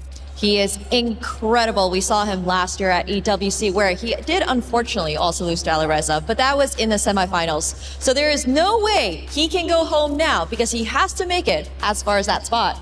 Yeah, I mean, #1 ranked player from India for a reason, and must be heartbreaking for him, by the way. He's got to knock out Pranesh to qualify, and then he also knocked out Nihal, who made it ultimately, right? But yeah, difficult task here for Arjun Erigaisi, but he's a clear favorite in this matchup. I mean, we saw Pranesh put some pressure on Nodirbek. Erigaisi and Nodirbek are at the same level, and it's going to be quite tough for Pranesh to overcome that. Well, Pranesh is a talented player in his own right. Seoul Esports representative, beat Benjamin Bok a little bit earlier. He did lose to Nodirbek in day number 1, but he snapped right back, like I said, to beat Benjamin Bok. Now goes toe-to-toe with Erigaisi. This is going to be a great matchup. 2 great orgs represented. Only one can move forward. Who else is going to enter top 8? Who's going to have their key crush? An epic matchup going down on the stage just behind us right now. Ladies and gentlemen, it is time for our next qualifying match. On one side, we have Pranesh, who is only 19 years of age and making his first appearance here at the Esports World Cup. With youth, talent, and fearlessness, he is looking to take it all the way. And his opponent, he was 4th last year, and he is looking to do even better this year. Has been knocked down yesterday, that lower bracket, but now it's all in his hands as we are about to kick off the second decider match of the day. Let's get ready for Pranesh versus Arjun Erigaisi. Wow, this is quite a face-off. We have Pranesh, just 19 years old, against Indian #1 Arjun Erigaisi. And on the line, it's a huge one. It's a place in the quarterfinals, a place in the top 8. And these 2 players are very capable, Ben, of bringing the fire to the board. This is typical of the chess world. Arjun traveling all over the world to play chess at the highest level, and only gets paired with his countrymen. But this happens to a lot of people, especially when you're from India, and a lot of the best players in the world are from India. We have several of them here. Pranesh, pretty big underdog against Arjun. Arjun been one of the top 2 or 3 players in India, right now #1, for many years. Pranesh just coming onto the scene, only 19 years old. It's going to be a Herculean task, if I can say that, for Pranesh to beat Arjun.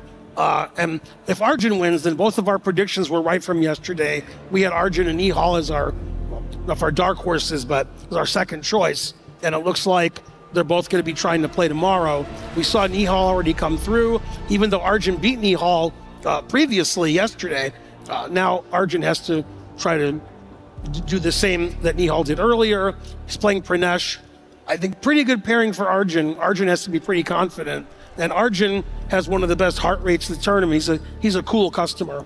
He's winning that championship hands down. Like yesterday, he made it down to almost 50. And that was really impressive. But I'm going to say, it's going to be super impressive and quite the story if Pranesh is the one that wins it. For Arjun Erigaisi, he's certainly the favorite in this match. Pranesh, 19 years old, did lose yesterday to Nordibek Abdusattorov, and today he defeated Benjamin Bock, and now he has a huge test in front of him. It's his countrymate, Arjun Erigaisi. Arjun has white in the first game, so he's the higher ranked player. He has the advantage of the white pieces. He's going to want to start off on the front foot, winning with the white pieces. Pranesh, as he's had trouble in previous times getting that headset on, getting that heart rate up right away. Got to get your headset on and make sure they can't hear us suggest all the brilliant moves, because then who knows what would win the match. So, okay, it looks like the players are just about ready. Their technical difficulties are over.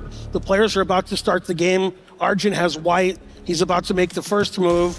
Obviously, he's the favorite. Are we going to see a big upset this match with Pranesh, or is Arjun going to take it home? Let's find out right now as the game begins, knight f3. And this is already, we're seeing Pranesh there with that pawn advance with the black pieces. He's saying, I want the game to be fire. Because we saw yesterday, Arjun Erigaisi was white. He was playing a slower game, maneuvering with full control. Now we have a battle on our hands. There's pressure on the left side of the board. And the question is, how is Black going to maximize the pressure? And Black has the center. And we're seeing that this has come at the cost of some time. Barely any pieces developed, whereas White, that is nearly all the pieces in action. Yeah, Arjun sacrificed a pawn by playing a reverse Benko Gambit. It's a Benko Gambit with an extra tempo. That's got to help White. He's putting tremendous pressure on the d4 and e5 pawns. Black is getting the big center along with the extra pawn. The center's collapsing. Black's king is on e8. Arjun playing super aggressive from the get-go. Can Pranesh get his king to safety? And is he going to hold on to his extra pawn? Or is Arjun going to win it back right now with knight takes d4? Yeah, taking the pawn is kind of standard, and it does happen.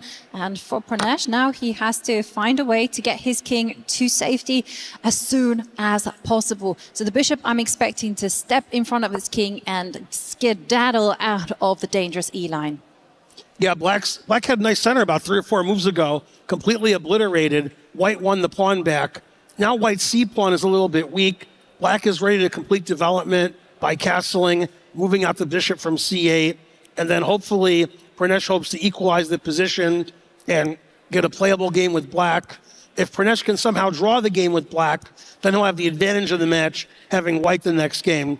So Pranesh probably reasonably happy with the opening outcome. The engine says Black is okay. Arjun trying to find ways to mix it up and get an advantage, getting that past D pawn, which isn't very strong yet, up to D4 or D5 and build a big center, taking over from Pranesh's big center. Exactly. Position is so unbalanced. It's going to be a question of whether White can actually start using the center. Also, the question for White is how to mobilize that knight there on the edge of the board. It's still at home. It needs to get moving so that the rook can enter the game. And so many diagonals available for the pieces. So that's the rook comes in, takes the open line, castles quickly. Pranesh playing very confidently. So yesterday, Pranesh was a little bit nervous against Nordibek Abdusattorov. You could tell in his play. And now we're seeing a different version. He's showing us that he means business. And I'm expecting the rook to come over and attack the bishop. And it's a game where every single move will matter. That's right. And as we've seen with previous matches with Arjun, heart rate in the 50s. I don't know how he does it. I'd be a mess if I was playing. Black played very logical bishop e6, developing the bishop. Engine doesn't like it. I like your move, Yovi. Rook d8, putting pressure on the D line. White's pieces are all lined up there. I'm not sure why the engine doesn't like bishop e6. Maybe the bishop has better squares on f5 or g4. But bishop e6 really solid.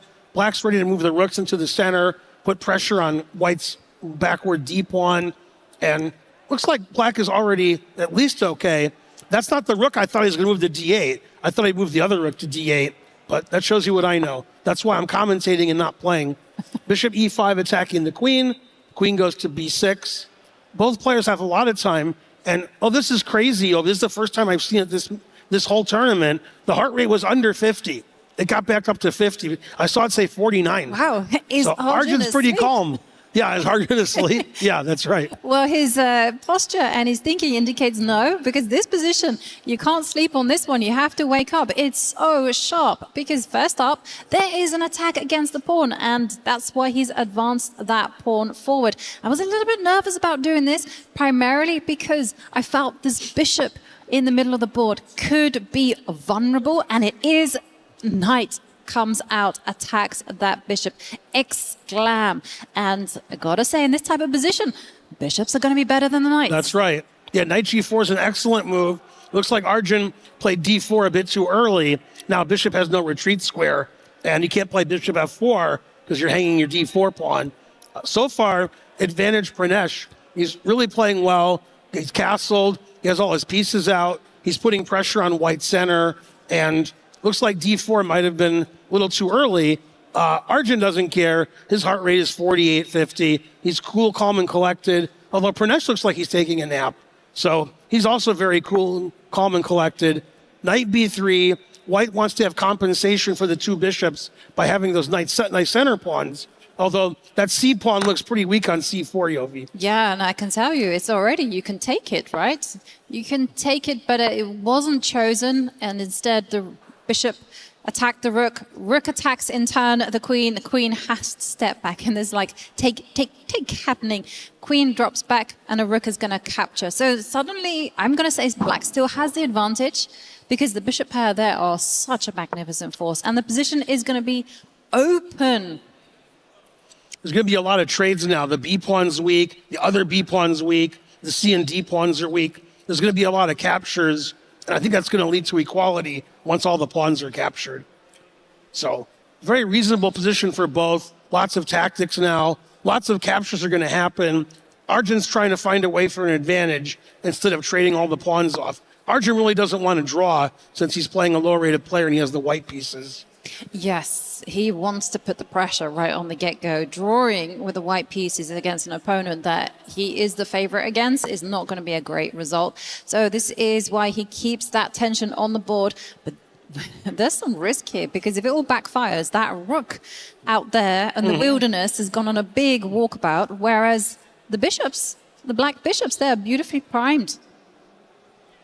Yeah, the question is White going to play d5 soon? Is White going to capture that pawn on b4? Is the rook on b5 going to get trapped and White's going to be forced to sacrifice in exchange?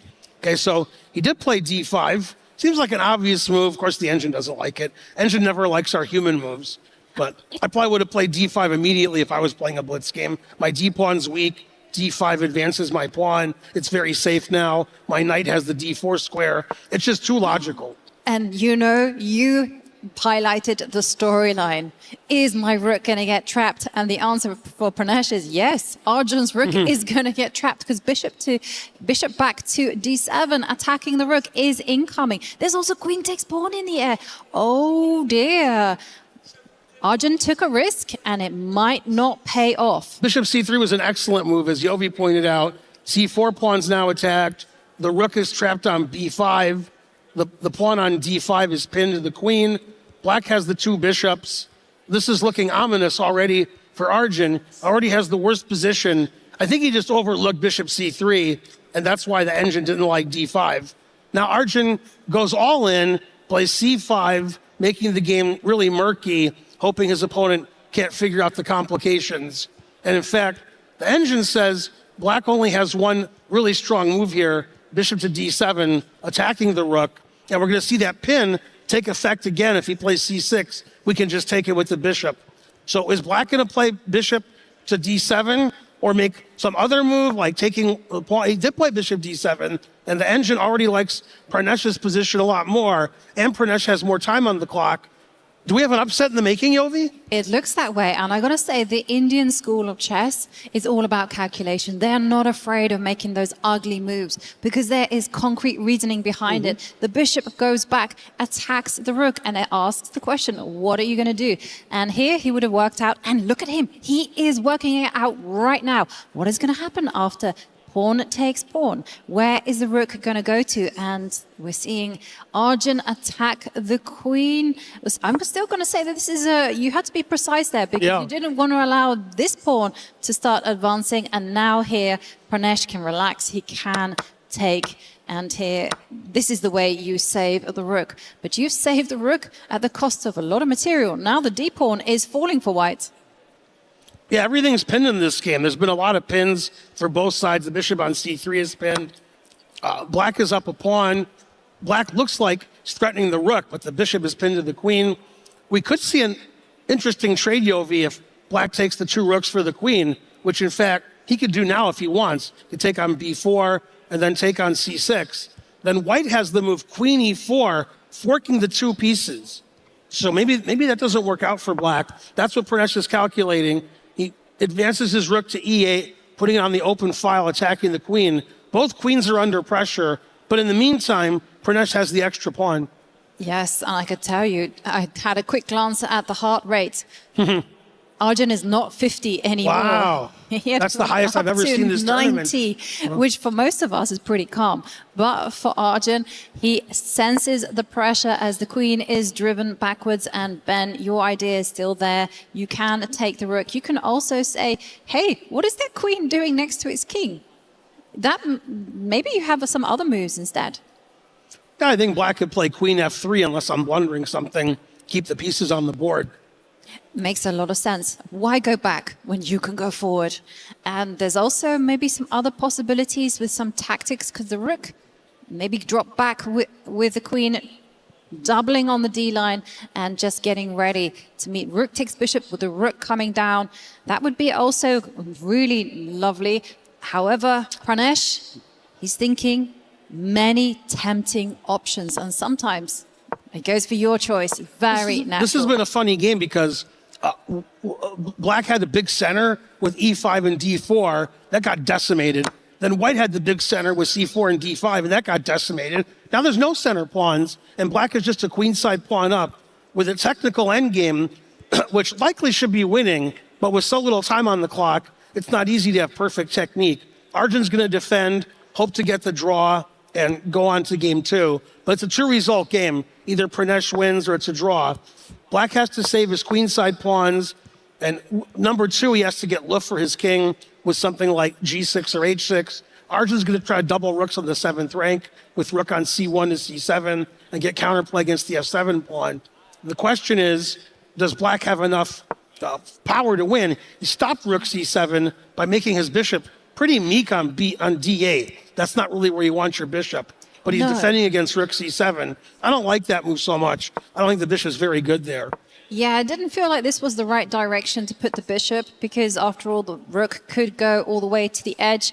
But there was an issue with the white knight. It didn't have any good squares. It was being dominated by the pawns. But you know what? Arjun, he's a great endgame player, and he might be saving this, especially if the knight can find a role. So Arjun asking Black, what are you going to do? Are you going to advance the pawn? Are you going to defend that pawn that's under attack? What is your next move?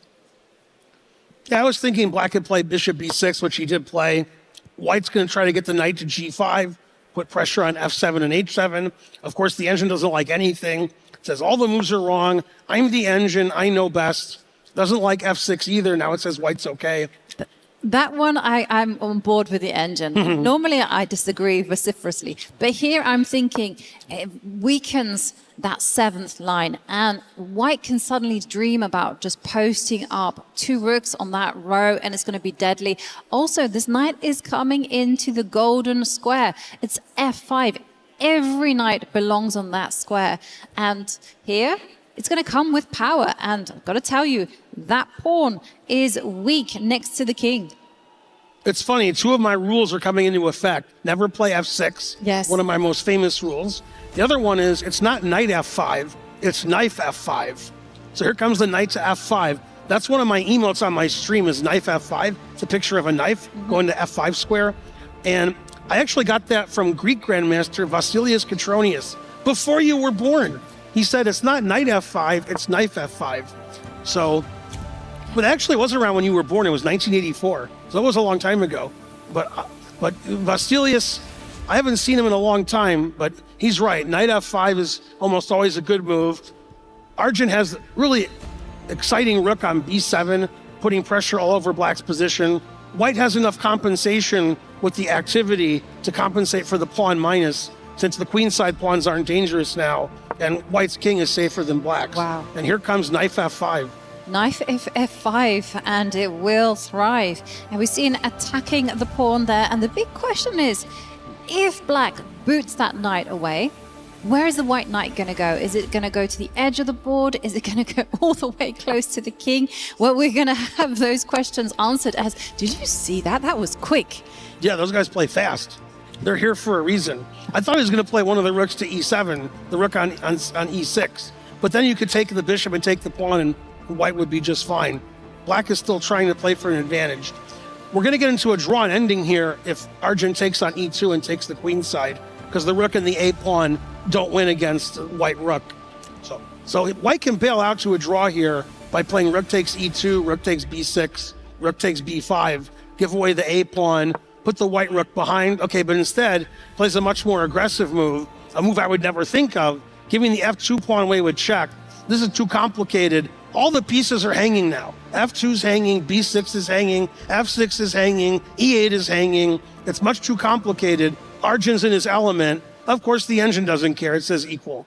It is absolutely crazy position here as the bishop is hanging, the rook is hanging for black, and Arjun has literally said, take my pawn. Not only take it, give it away with check. Wow. And wow, what is he?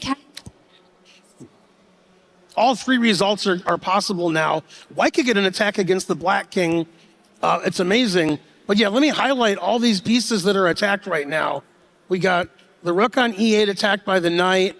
The pawn on f2 is attacked. Wow, he must have expected rook e7 because he immediately played this. And now we have a drawn ending. And if anybody's better, it's Arjun. Arjun's going to attack the pawn. Black has to defend passively. White should play rook b4.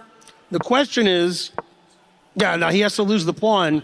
And now Arjun's going to play for the win. The ending is still a draw, but white has the better side of the draw. I mean, it was complete turnaround, right? We had a little moment of chaos. We saw Arjun went into this endgame a pawn down. Now Arjun, in that all of that confusion, is now a pawn up.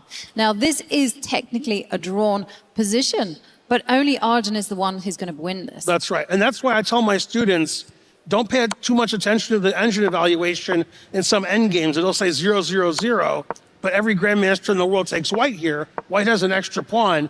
The engine knows it's a draw, but you know, if two club players are playing, then sometimes white's going to win. Exactly. And what white is dreaming about is, first up, the rook is in front of his own pawn. If it can get released, it will be loved to be by the side. And some ideas that you can do is white can, at the right time, run with the king, try to do an assist. Now, that normally comes with great risk, because in the process of running with the king, you do abandon your own pawns, and black is ready with his own pawns as well. They are just waiting to be unleashed and advanced. But here comes the king. Yeah, I didn't like Pradesh playing king f7. Now it says king g7 is a mistake, although king g7 seemed like the obvious move. Yeah, maybe it was just to force the king. It's a complicated stuff. These positions, they're not too much material, so the engines are pretty good. They've got most things worked out. But this is apparently a misstep. One thing, though, you probably don't have time to take that pawn, because here comes the king. This is the plan in action, and it's all going to be about that a-pawn as it becomes a queen. Now the engine says white's winning. Again, it's a draw with perfect play, but it's hard to play perfectly with a minute on your clock. White had that extra pawn. Now material is equal. but white obviously has the winning chances with that strong passed pawn. Pawn's on the 7th rank. Black has to try to get a passed pawn himself, which he does. Now the engine says black is drawing because f5 gives him a passed pawn also. Exactly, and Arjun allowed that pawn break, and suddenly the black pawns, they have been unleashed. They're able to create their own passed pawns, and it's going to be a race. You can even give up your... Oh, don't go backwards, go forward. That's the wrong way. You needed to go forwards. Now we're threatening rook c6 check, rook a6. Build what a a blunder. bridge. Block the eye contact with the black rook with the a pawn. Wow, this is over. It's a good thing the engine's not doing the live commentary. I'd be really mad. Why are you playing so bad? Yeah, check rook a4 and white wins. Comes the block, and this an amazing turnaround. Black was a pawn up in the ending and ended up losing. It was a 2-result game, except that it wasn't. It was a 3-result game. Yeah, and this is going to be super painful for Pranesh. Their queen takes pawn, and now there's going to be checkmate. Good technique by Arjun. Wow. And Arjun, well, he might have used up one of his 9 lives there. What a game. What a turnaround. Clinching it in a rook and pawn endgame, going into that endgame originally a pawn down, and just creating chaos. Arjun, the master of chaos, as it appears. Yeah, they got to some crazy position where Arjun played rook c6 with all the pieces hanging. I thought Arjun was going to bail out to a drawn ending where he was slightly worse. Instead, he got to a drawn ending where he was slightly better, and he ended up winning after mutual mistakes by both sides in time trouble. A really topsy-turvy game here, and it looks like one side is in a lot of trouble, particularly Pranesh, of getting his key crushed today. Well, he's on the edge, because if he does not win with the white pieces, he is going home and his key will be crushed. For Arjun, he is just 1 draw away from the top 8 for the quarterfinals, and we're seeing from Pranesh, he's going for those tricky openings again. Up comes that little pawn on h3, not taking the center, not doing anything, and going for a very unusual way of developing the pieces. Usually, Ben, I don't know about you, but I tell my students, don't put your pieces in front of their pawns. Yeah, my students aren't allowed to watch this game. h3, a3, bishop d3. Don't play like this at home. But this is the way the players are playing. We saw actually white play h3, this exact position yesterday, and get a good position. But yeah, h3, a3, b4, white typically likes to maneuver the knight around to g3 with knight e2 to g3. Sometimes white plays knight d5. And again, the engine says it's equal, but Pranesh wants to get a long maneuvering game, give chances for Arjun to go wrong at some point, get into time trouble, not have anything happen too quickly. There's 2 ways of playing in must-win situations. One is to play wild and crazy, which Pranesh is not doing, and one is to play calm, sophisticated maneuvering where the game never ends and give yourself a chance to win over a long period of time. That's what Pranesh has chosen to do. Yes, and your opponent is Arjun Erigaisi. Is this the right way forward to go for that very sophisticated, long-winded game? Yeah, well, based on last game, I wouldn't play a tactical melee. Wow. Speaking of tactical melees, h5. Well, he's just saying, hey, I don't want you to grab any space on that side of the board. I'm going forward. By the way, this is English School of Chess approved. We all like the way that Arjun is handling the position. And now we're seeing Pranesh say, you know what, you work on the wings, I'm going to work on the center. As the rooks come, maybe got ideas of dropping that bishop back, and then at the right time, breaking with d2, d4, catching the opponent on the wrong foot. Oh, what's this? This is very provocative. a5, h5. A FIDE master friend of mine in New York City told me when his opponent plays knight e2, he always plays h5. That way when the knight goes to g3, he can play h4 later. That's exactly what happened this game. Pranesh saw black playing h5 and a5 and decided to play in the center by moving the bishop away from d3 and playing d4. The engine likes it. White's actually breaking in the center. White's king is very safe. It's not clear if black has a safe place for the king. Hopefully, black's going to castle queenside, play G5, and it'll be super exciting. And I was going to say, that's my favorite thing in chess, and it's happening right here on the board. Arjun Eric, guys, he just needs a draw, and he's like, you know what? I am not going to go to the king side. That's exactly where all the white pieces are pointing. It is the queen side, the left side of the board. That is where I'm headed. And this is gutsy chess. It actually was the best move, by the way. You needed to do that with the king. And now we are all systems go, complete chaos. All three results possible. Yeah, Arjun doesn't play for the result of a draw when he needs a draw to win. He wants to win the match, choose 0, wants to play the best move. He wants to play the move that meets his style of chess. And castle and queen side, that's just Arjun's style. Pranesh has to be happy with a double-edged position, which is most likely to be decisive, because a draw is no good. If Pranesh draws, he loses the match. He needs to win the game. He's got a complicated position. The engine says white is a little bit better. White has chances to get a knight to f5 or maneuver his knights around and get one to d5. Instead, he plays queen d2, a natural-looking move. Of course, the engine doesn't like it. Engine never likes our moves.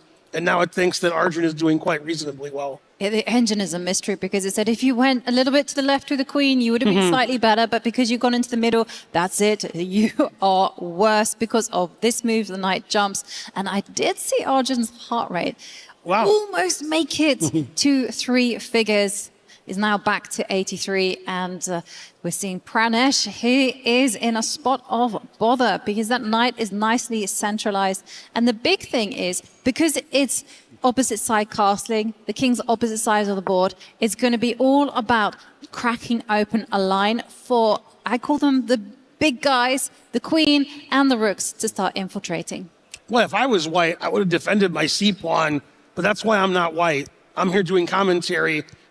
Instead, the players play super aggressive, counter-attacking style, activating their pieces. White doesn't mind if black takes the c-pawn, because that opens lines to black's king. And white wants the game to be double-edged, doesn't want to play passively and defend, wants to play aggressively. And Arjun, maneuvering his knights around to the dark squares, wants to put the other knight on c5, maybe play pawn to f6, pawn to g5. Is white going to take one of those kingside pawns and open up his own king with queen g7 or queen h5? Exactly. And, well, if you do that, then you're going to allow the black rooks to infiltrate. And Arjun's not afraid of the queens coming off, because one of the things about pushing pawns is they leave behind weak squares. You can also say, and I'm going to coin an expression by David Howe, with great space comes great responsibility. You have to protect those squares. Well, what do we think? And now David says, with new children on the way comes great responsibility. So, okay, queen g3, the engine hates it, says, why are you retreating? It doesn't like retreating. You go back, I go forward, and I would be pounding the table for moves such as g5. Get that g-pawn. Doesn't matter if it gives up a pawn. I want to just be opening up the lines and let the pieces do the business. So we'll see whether that happens. Maybe you can play a bit more cautiously, maybe go knight takes knight or something like that. But we'll see how Arjun, he is the master of chaos. He's going to be completely at home in a position like this. Yeah, once again, I'm wondering if white is ever going to try to get the 2 bishops by playing knight f5 or knight takes e6. Knight on d4 is very strong. That's why he doesn't want to trade it off for one of black's bishops. Black has the c5 square for his knight. The bishop on b6 is excellently placed. Very double-edged position. Even though the engine likes Arjun's position, I think Pranesh is doing a good job of making the game complicated in a must-win situation. The engine doesn't know that white is forced to win, so it wants to play different moves, which may lead to equality, and Pranesh doesn't want that. He wants a position maybe where he's slightly worse, where both sides have winning chances. Exactly. And he wants a path to clarity, because as it stands, it's not that easy for white to continue. Ideally, you want that knight in the middle to be up 1 square, menacing the queen. Whereas, I asked, and the players delivered. Thank you, Arjun. You did what I wanted to do, given an X by the engine. Wow. Don't try this at home when you're in a game where you need a draw to qualify. Play g5. Arjun doesn't care about whether he needs a draw or a win. He just wants to play the Arjun-like kind of move and push his opponent off the board. I only just realized just now that I was advocating for a sacrifice. So I thank Arjun for not making me look stupid. But yes, I think you have to take that pawn with the queen and go into an endgame, because if you don't do that, then black is simply going to get those two pawns on the edge on the right side and start advancing forward, forward, and it's very formulaic, right? Yeah, it seems like if we don't try to trade queens with white, then white has no attack against black's king, whereas the G file, H file are about to be open against white's king. Bishop on B6 is bearing down against the king on G1. The bishop on E6 is bearing down on H3. Black has the knight on E5. That's very strong. So it's looking very difficult. Black has all these pieces that are going towards the white king. White's pieces not really doing much against black's king. Arjun doesn't want to trade queens and be down a pawn, but he wants to have that open G line. With the open G line, Arjun's going to have a ready-made attack. The engine, even though black is down a pawn, prefers black's position because in the long run, black has an attack down the G line, white has no attack. Yeah. And, well, we're going to see here how is Arjun going to recover the pawn, because after I excitedly gave up that pawn as a recommendation, I mean, it's every goal of the gambiteer to win back the sacrifice material. So maybe you can go queen takes queen.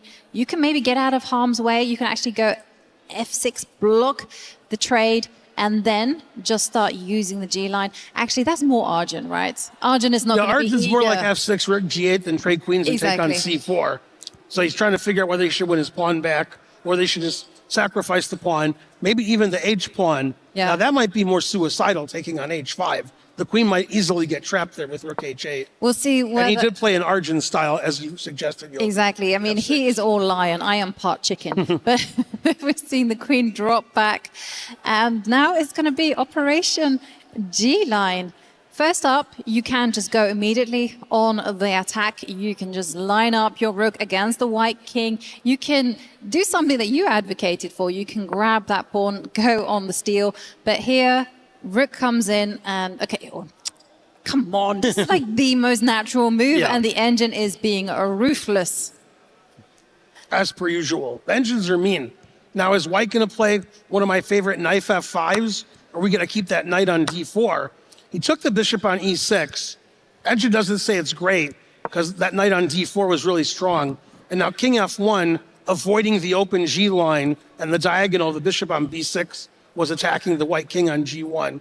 White's trying to play safe, keep that extra pawn. Arjun wins the pawn back. Engine doesn't like it. The engine doesn't like, the position is too complicated. The engine says it could play better. The engine wants to tag in for the players.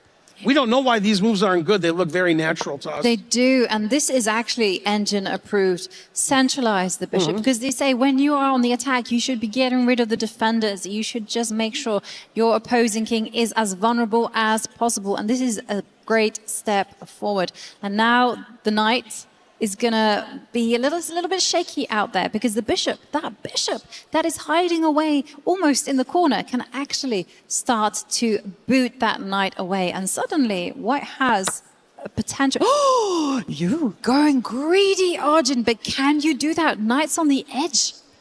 Well, the engine doesn't like that move, putting the knight on the side of the board. Now the C file's open, and things have turned around completely. Bishop D3 traps the knight forever. The C file is open to black's king.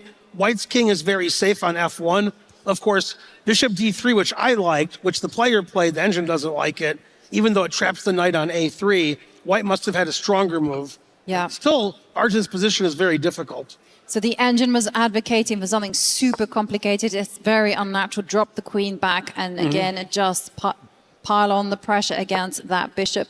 But as it stands, that was a missed opportunity for Pranesh, and now we still have a very unbalanced position in front of us with, I'm not sure who's attacking who. Yeah, it looks like white has more initiative on the queen side. A lot of the pieces for both sides have shifted over to the queen side. After Pranesh moved his queen over to the king side, he's now moved it back into the center, and white's pieces are dominating the center now. Knight on A3 isn't very good. And both sides have moved their king away from their opponent's rooks. The engine really hates the move king B8. And this was a mistake, and there was only one move to punish that, and that was to lift up the rook 2 squares, attack the knight. This is not the correct way, because the black knight can block the attack. The queen at the minute, the white queen, is attacking the knight, and black can get away with it, but it's an only move. Maybe we can have analysis board, because this is it, and he finds it. Black plays the brilliant move knight B3. Both sides move their king out of the way. Let's go back and show. Instead, white should have played rook C3, attacking the knight directly. Instead, he played bishop E2, attacking the knight with the queen. Knight B3, defended by the queen. The knights are attacking everything. Bishop takes, pawn takes. And everything is being handled beautifully by Arjun Erigaisi. And you can see he's in full defensive mode right here. And perfect defense there. But that was a golden opportunity for Pranesh. And now we're having, the rook coming to C8. Very natural move, challenging for control over the C line. But I guess the big issue is that this knight is trapped on the edge of the board. Again, the engine doesn't like it. The position is too complicated for a blitz game. The knight's trapped on A3, and the engine says black can just move that queen down there eventually and defend the knight. And if you never, and he played exactly correctly, trading on C1 and queen A2. And now, if nothing happens the next 10 moves or so, black has that passed A pawn. Black has a safe king on A7. Still very double-edged position. Big time advantage for Pranesh. Again, Arjun, with these super complications, which no human can fathom, somehow has a 67 heart rate. I don't know how he does that. And it's a complicated position because this is a game that could go either way, as Ben is indicating. If black doesn't do anything, black will just simply be pushing the queenside pawns. But if white has to go on the offensive now, and the first thing is you can give a check. You can take a pawn, give a check, and you can also take other pawns as well. And it's going to be a big question. Whose king is safest? And I think the answer is white. White is the one who has the easier path. Yeah, white's king on F1 is pretty safe right now. Black's kingside pawns are all very weak. H5 is under pressure from the bishop. D6 is hanging with check. F6 is hanging. Once we take the D6 pawn, knight on A3 is trapped. Of course, the engine likes white. Okay, king G1, a move I never would have thought of. I would have thought the king was better on F1. But I think Pranesh wants to play bishop F1, so the queen on A2 isn't attacking the bishop anymore. Then the G2 pawn is protected. And queen B2 is played. And I guess in the long run, Pranesh just wants to win that knight on A3 and not worry about the pawns on D6 and F6. Arjun defends his F6 pawn. So after queen takes D6 check, F6 pawn is defended by the black queen and gets out of the way of the passed A pawn. So if that A pawn ever moves, it can go to A3, A2, and white has to worry about that. Over the last 3 minutes, Pranesh has had a big time advantage. Arjun's now catching up on the clock, and now Pranesh only has a slight time advantage. And while I'm saying all of this, Arjun's heart rate goes lower and lower, 57. Yeah. Amazing. It is amazing. Well, now he's going to be forced to find the only move. And he takes the pawn, relying on some tactics. I was thinking the knight can come forward. I didn't spot this one. There's a nice find from Arjun. Whole idea is you can't take that knight because the rook will be loose. So instead, Pranesh has to find another move. Are you saying white shouldn't sacrifice the rook? No. What would Levy say? He would not approve on that particular case. And he goes back. Oh boy, the engine doesn't like these moves. No, it doesn't like it because I suspect that the queen can come and give a check. Yeah, I was advocating for bishop F1 and he played king H2. Yeah, now queen D5 check defends everything. Black can play knight D4. Okay, he plays knight D4 right away. Now black is up a lot of pawns. Exactly, and there goes the rook. But it was a trade. it wasn't entirely a sacrifice, and now the king, Black King, safe as Very houses. safe on A7. And it's a question of pawn racing, right? And White is going to have to generate a lot of time. It's going to take a lot of moves. So this is why Pranesh is hoping to go on the counter. He needs to win. He needs to win if he wants to survive in this competition. Check there from Arjun, block from Pranesh. And now the queen is threatening the pawn on f2, and you have to step back with the king. You have to do some defensive footwork there. And Arjun, look at him. Look how he's combining the bishop, the rook. Sorry, not the rook. The queen and the knight threatening checkmate. And there goes a pawn. There goes another one. And again, the Black King, super safe. White's position completely collapsing. It's pandemonium. He's losing all of his pawns. Black has so many extra pawns, I can't count that high. White's trying for tricks with bishop d5 and queen b7 mate. That's not going to happen. Black's king is too safe. Arjun can make his king safe forever by playing knight c5, and then he can just push his a-pawn to victory. And Arjun doesn't even Uh-oh, have he's going to problems. sack. That's also a good d5. It is. That pawn was untouchable. Checkmate. And it's checkmate again. Arjun Erigaisi wins 2-0 and gets a place into the quarterfinals. Wow. What a topsy-turvy game. That could have gone either way. It could have gone either way. It was a game full of twists, turns, adventure. Very nervy. But Arjun Erigaisi manages to handle those complications and secure himself a spot in the top 8. Hey, we're not as bad as we thought we were. Yesterday, they asked you who you thought. You said Arjun. They asked me yesterday. I said Nihal. And they're both on to tomorrow. We know what we're talking about. Well, they lived yet another day as they go into the playoffs. For Arjun Erigaisi, I think he'll be breathing a huge sigh of relief because this was not an easy match despite the scoreline. No, that was a very exciting match. Both games could have gone either way. We saw Pranesh lose an endgame where he had an extra pawn. That game, the engine liked his position quite a lot also. Too complicated. Both sides were getting attacked. Lots of pawns hanging, lots of weak pawns. And eventually, Arjun just overpowered Pranesh and near the end of the game. Really great match for the spectators. Yeah, And really amazing. We're gonna go straight to the stage for an interview and a key crush.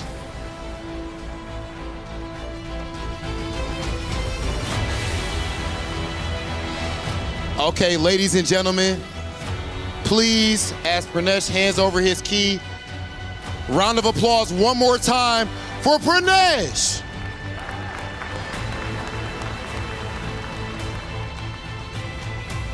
And if I could please get a word, you're officially qualified for the playoffs. How do you feel about your play up to this point?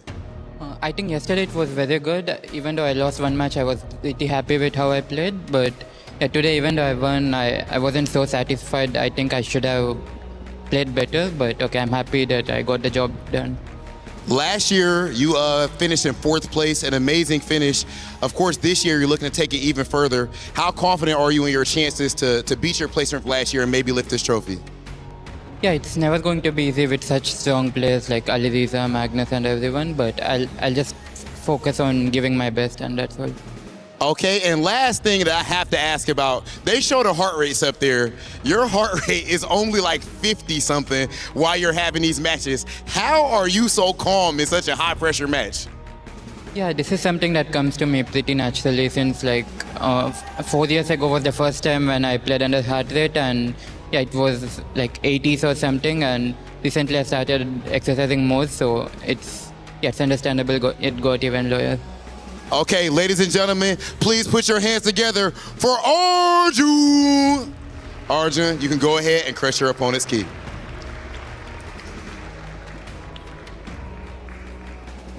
Another time to crush a key, crush some dreams as the ice-cold winner himself, Arjun Erigaisi, joins us next to the traditional key crusher.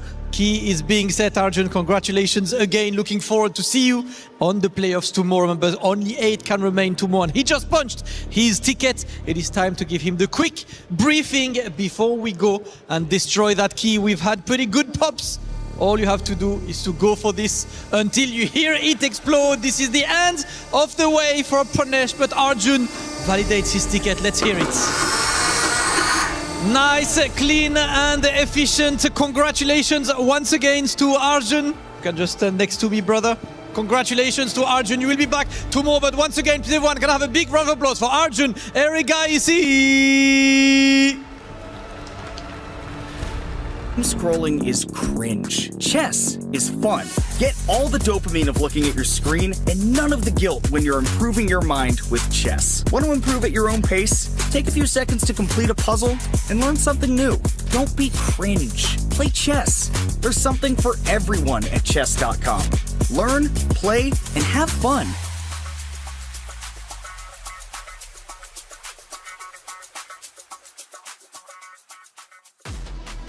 And one more spot in the playoffs has been earned. Arjun Erigaisi gets the win over Pranesh in a commanding fashion, 2-0, knocking him out of the tournament, crushing Pranesh's key. As it crushed and crumbled, so did the heart of the competitor of Pranesh. But what a performance he had throughout our tournaments and getting some big wins, including Benjamin Buck just a little bit earlier. Seoul Esports should be incredibly proud of their competitor. Pranesh has had a fantastic tournament. Of course, not playing Arjun Erigaisi, a very strong player. Arjun even looked very experienced with crushing the key, I felt like. That's right. He's crushed many keys throughout the last 2 years, coming here fourth last year. But Pranesh has had a fantastic tournament, beating, like you said, Benjamin Buck. And this is just the beginning for this 19-year-old. Yeah, we can't forget, he was a substitute, right? So he's just breaking into, let's say, the world top 50 consistently. I think it's an amazing opportunity for him. Arjun Erigaisi has played guys like Magnus, Hikaru, Alireza, Nojibek, Sindarov, all of the other Indian players. At this point, probably past 100 times. It's actually pretty incredible. 100 times is pretty insane. And when you look at his gameplay, he just had control of the entire game, like game 1, game 2. It's not that Pranesh really did anything bad. It's just Arjun was even better.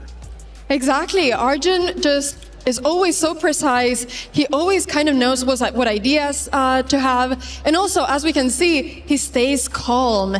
He was saying that he's exercised a lot this year. I don't know if that's the solution, but he just stays calm. He doesn't feel too much pressure. And I think he loves playing with a big audience like he's doing here, and he's used to it. His heart rate was in the 50s. I mean, my resting heart rate is pretty healthy. It's like 48, and I could not believe it. I would not be 48 playing up there. Yeah. No, the experience showed, and I like when these guys like Arjun and Nojibek win these games, not just, straight from the beginning dominance. Like, it was a topsy-turvy game. There were chances Pranesh could have taken, but ultimately the experienced player took his chance at the right moment. It's really like exactly how sports go. Yeah. And Arjun should be very proud. That's right. Some of the chat comments were popped up there for just a second. It was pretty funny. He found enlightenment. He studied at Buddhist temples. Whatever he's doing, meditating on stage, it's clearly working, because 50 is insane to be up there underneath the lights in front of the audience, and you have a 50 heart rate compared to 110, 120 plus from your competitor. It's pretty insane to say the least. Something the commentators, though, kept saying, Arjun, the master of chaos. What do they mean by that? Oh, me? Oh. Well, master of chaos is basically, if you want a literal definition, what it means is in any position that is non-standard. So any position that has imbalance. What that means is material. Somebody's up a pawn, or it's maybe a rook for a knight or something like that. Or it's a change in the pawn structure, double pawns, pawn islands. Structures of the pawns from openings that you can't really pinpoint. Was it a Catalan? Was it a Spanish? You'd basically drop Arjun Erigaisi into any position. You sit him down at a board, randomly simulate a position on the 15th move, and he'll know what to do better than most people in the world. Yeah, that's what Master of Chaos is. He's just fantastic at imbalanced games. I'm sorry, Levi, I put you a little bit there on the spot. I thought you've done many recaps with Arjun Erigaisi and I have. That was one right there. Yeah, I'm going to do one later today. He beats Pranesh for a good reason. But like we said with Nihal, look at who else is in the top 4. There's no good opponent. No, not at all. And in fact, let's take a look at the opponents, because Group A is now concluded. It's completely done, and all we need to do is wrap up Group B. But as we take a look, you start to see the journey these competitors have had to advance to the playoffs. And with Group A completely done, you've got the heaviest of heavy hitters who have advanced over into the playoffs. Of course, Nojibek there, Alireza Firouzja, Niall Sorin, and now Arjun Erigaisi moving forward. No big surprises, right, Levy? I think for the most part, this is pretty much how we would have expected it. Right. For me, the only person that could have made it that didn't is Wei Yi. As I look at this field, I would have picked Firouzja. You don't get second place for no reason. I think he's actually the second best chess player in the world right now. No, Ali Reza. Oh, gotcha. I think it's Ali Reza. It's very close, and it's funny we're always talking about who's the second best player in the world. We've been talking about who's the second best player in the world for 15 years, which is kind of bananas. Maybe even 17 years. Magnus might have already been the best before he was ranked 1, but Wei could have made it through, and he is very, very good, but yeah, I'm pretty satisfied with that. Yeah, I know we were kind of, or at least I was hoping personally that he would make it through. Not because I necessarily have skin in the game, but just Wei in his story, right? Coming from the playoffs and then moving forward. We've always, at least in the Allianz Vault for the past 2 weeks, we've had someone come in from the LCQ, come in from the playoffs and enter into the playoffs, into the finals, right? And even one of our LCQ winners last week, winning the entire event was just truly special. But for Wei, he gave it his absolute best. But yeah, for the 4 that did in fact make it, I mean, incredible competitors.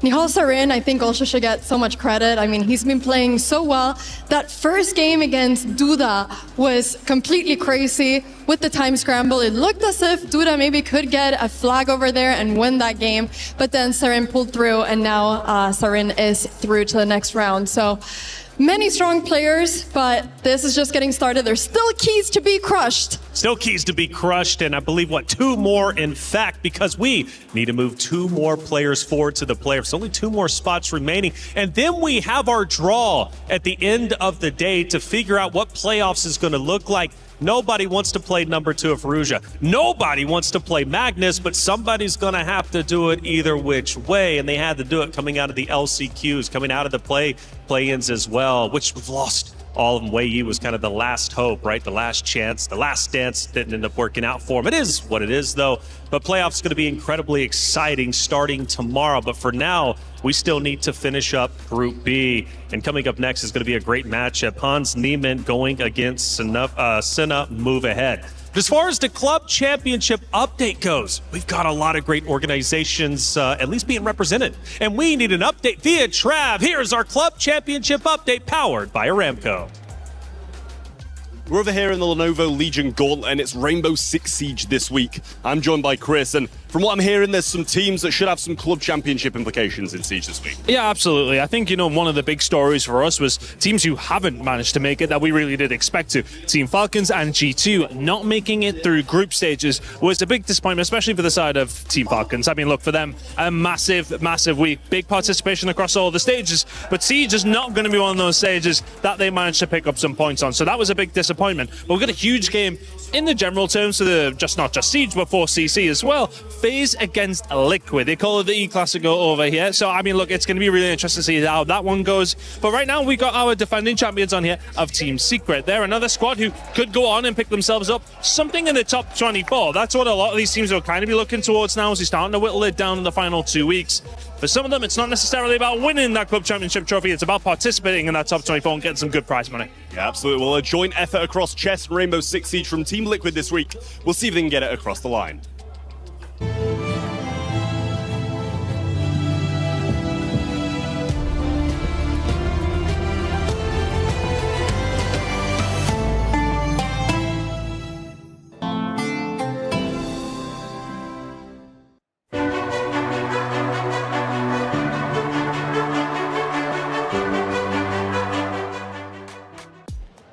Thank you, Trav and Ton, for the club championship update. Team Liquid looking good over there. Team Liquid looking great over here. Much needed points needed for the club championship race. Now, coming up in just a little bit, Mike is once again going to throw his hat in the ring to try and teach Hollywood Rob TV and Damascus some chess.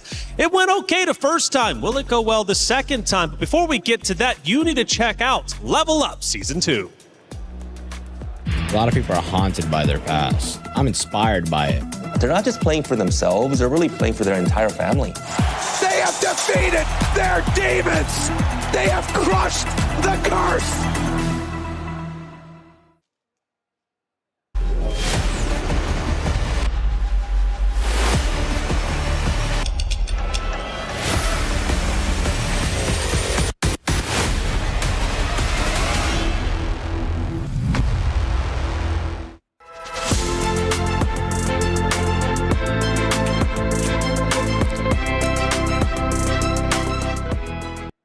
All right, we're back with my new favorite students, Rob TV and Damascus. We're going to double our ELOs again. Are you ready? Oh, Let's yeah, it's go. about that time. I'm here Last for time that. we looked at a very practical end game. Now we're going to look at some tactics, okay? And this is the most common tactic in chess. If you take a look here, Magnus had the 2 rooks lined up in his first game against Esipenko. That means if this knight moves, the rook would be lost. We say that the knight is pinned. And it's kind of like when a wrestler is pinned to the mat. All the other wrestlers jump on top. We call that piling on the pinned piece, or in my world, PP on the PP. Brother. PP. Okay, that's memorable. That's an easy one to remember. You're not going to forget PP that. or the PP. Okay. All right, so Rob, I've got a question for you. Yeah. How can Magnus aim at the pinned helpless knight one more time? He could move his e-pawn. Yeah. And attack with the bishop. And if the pawn comes forward to e3, the bishop will line up with it. Damascus, do you see another way we could put PP on the PP?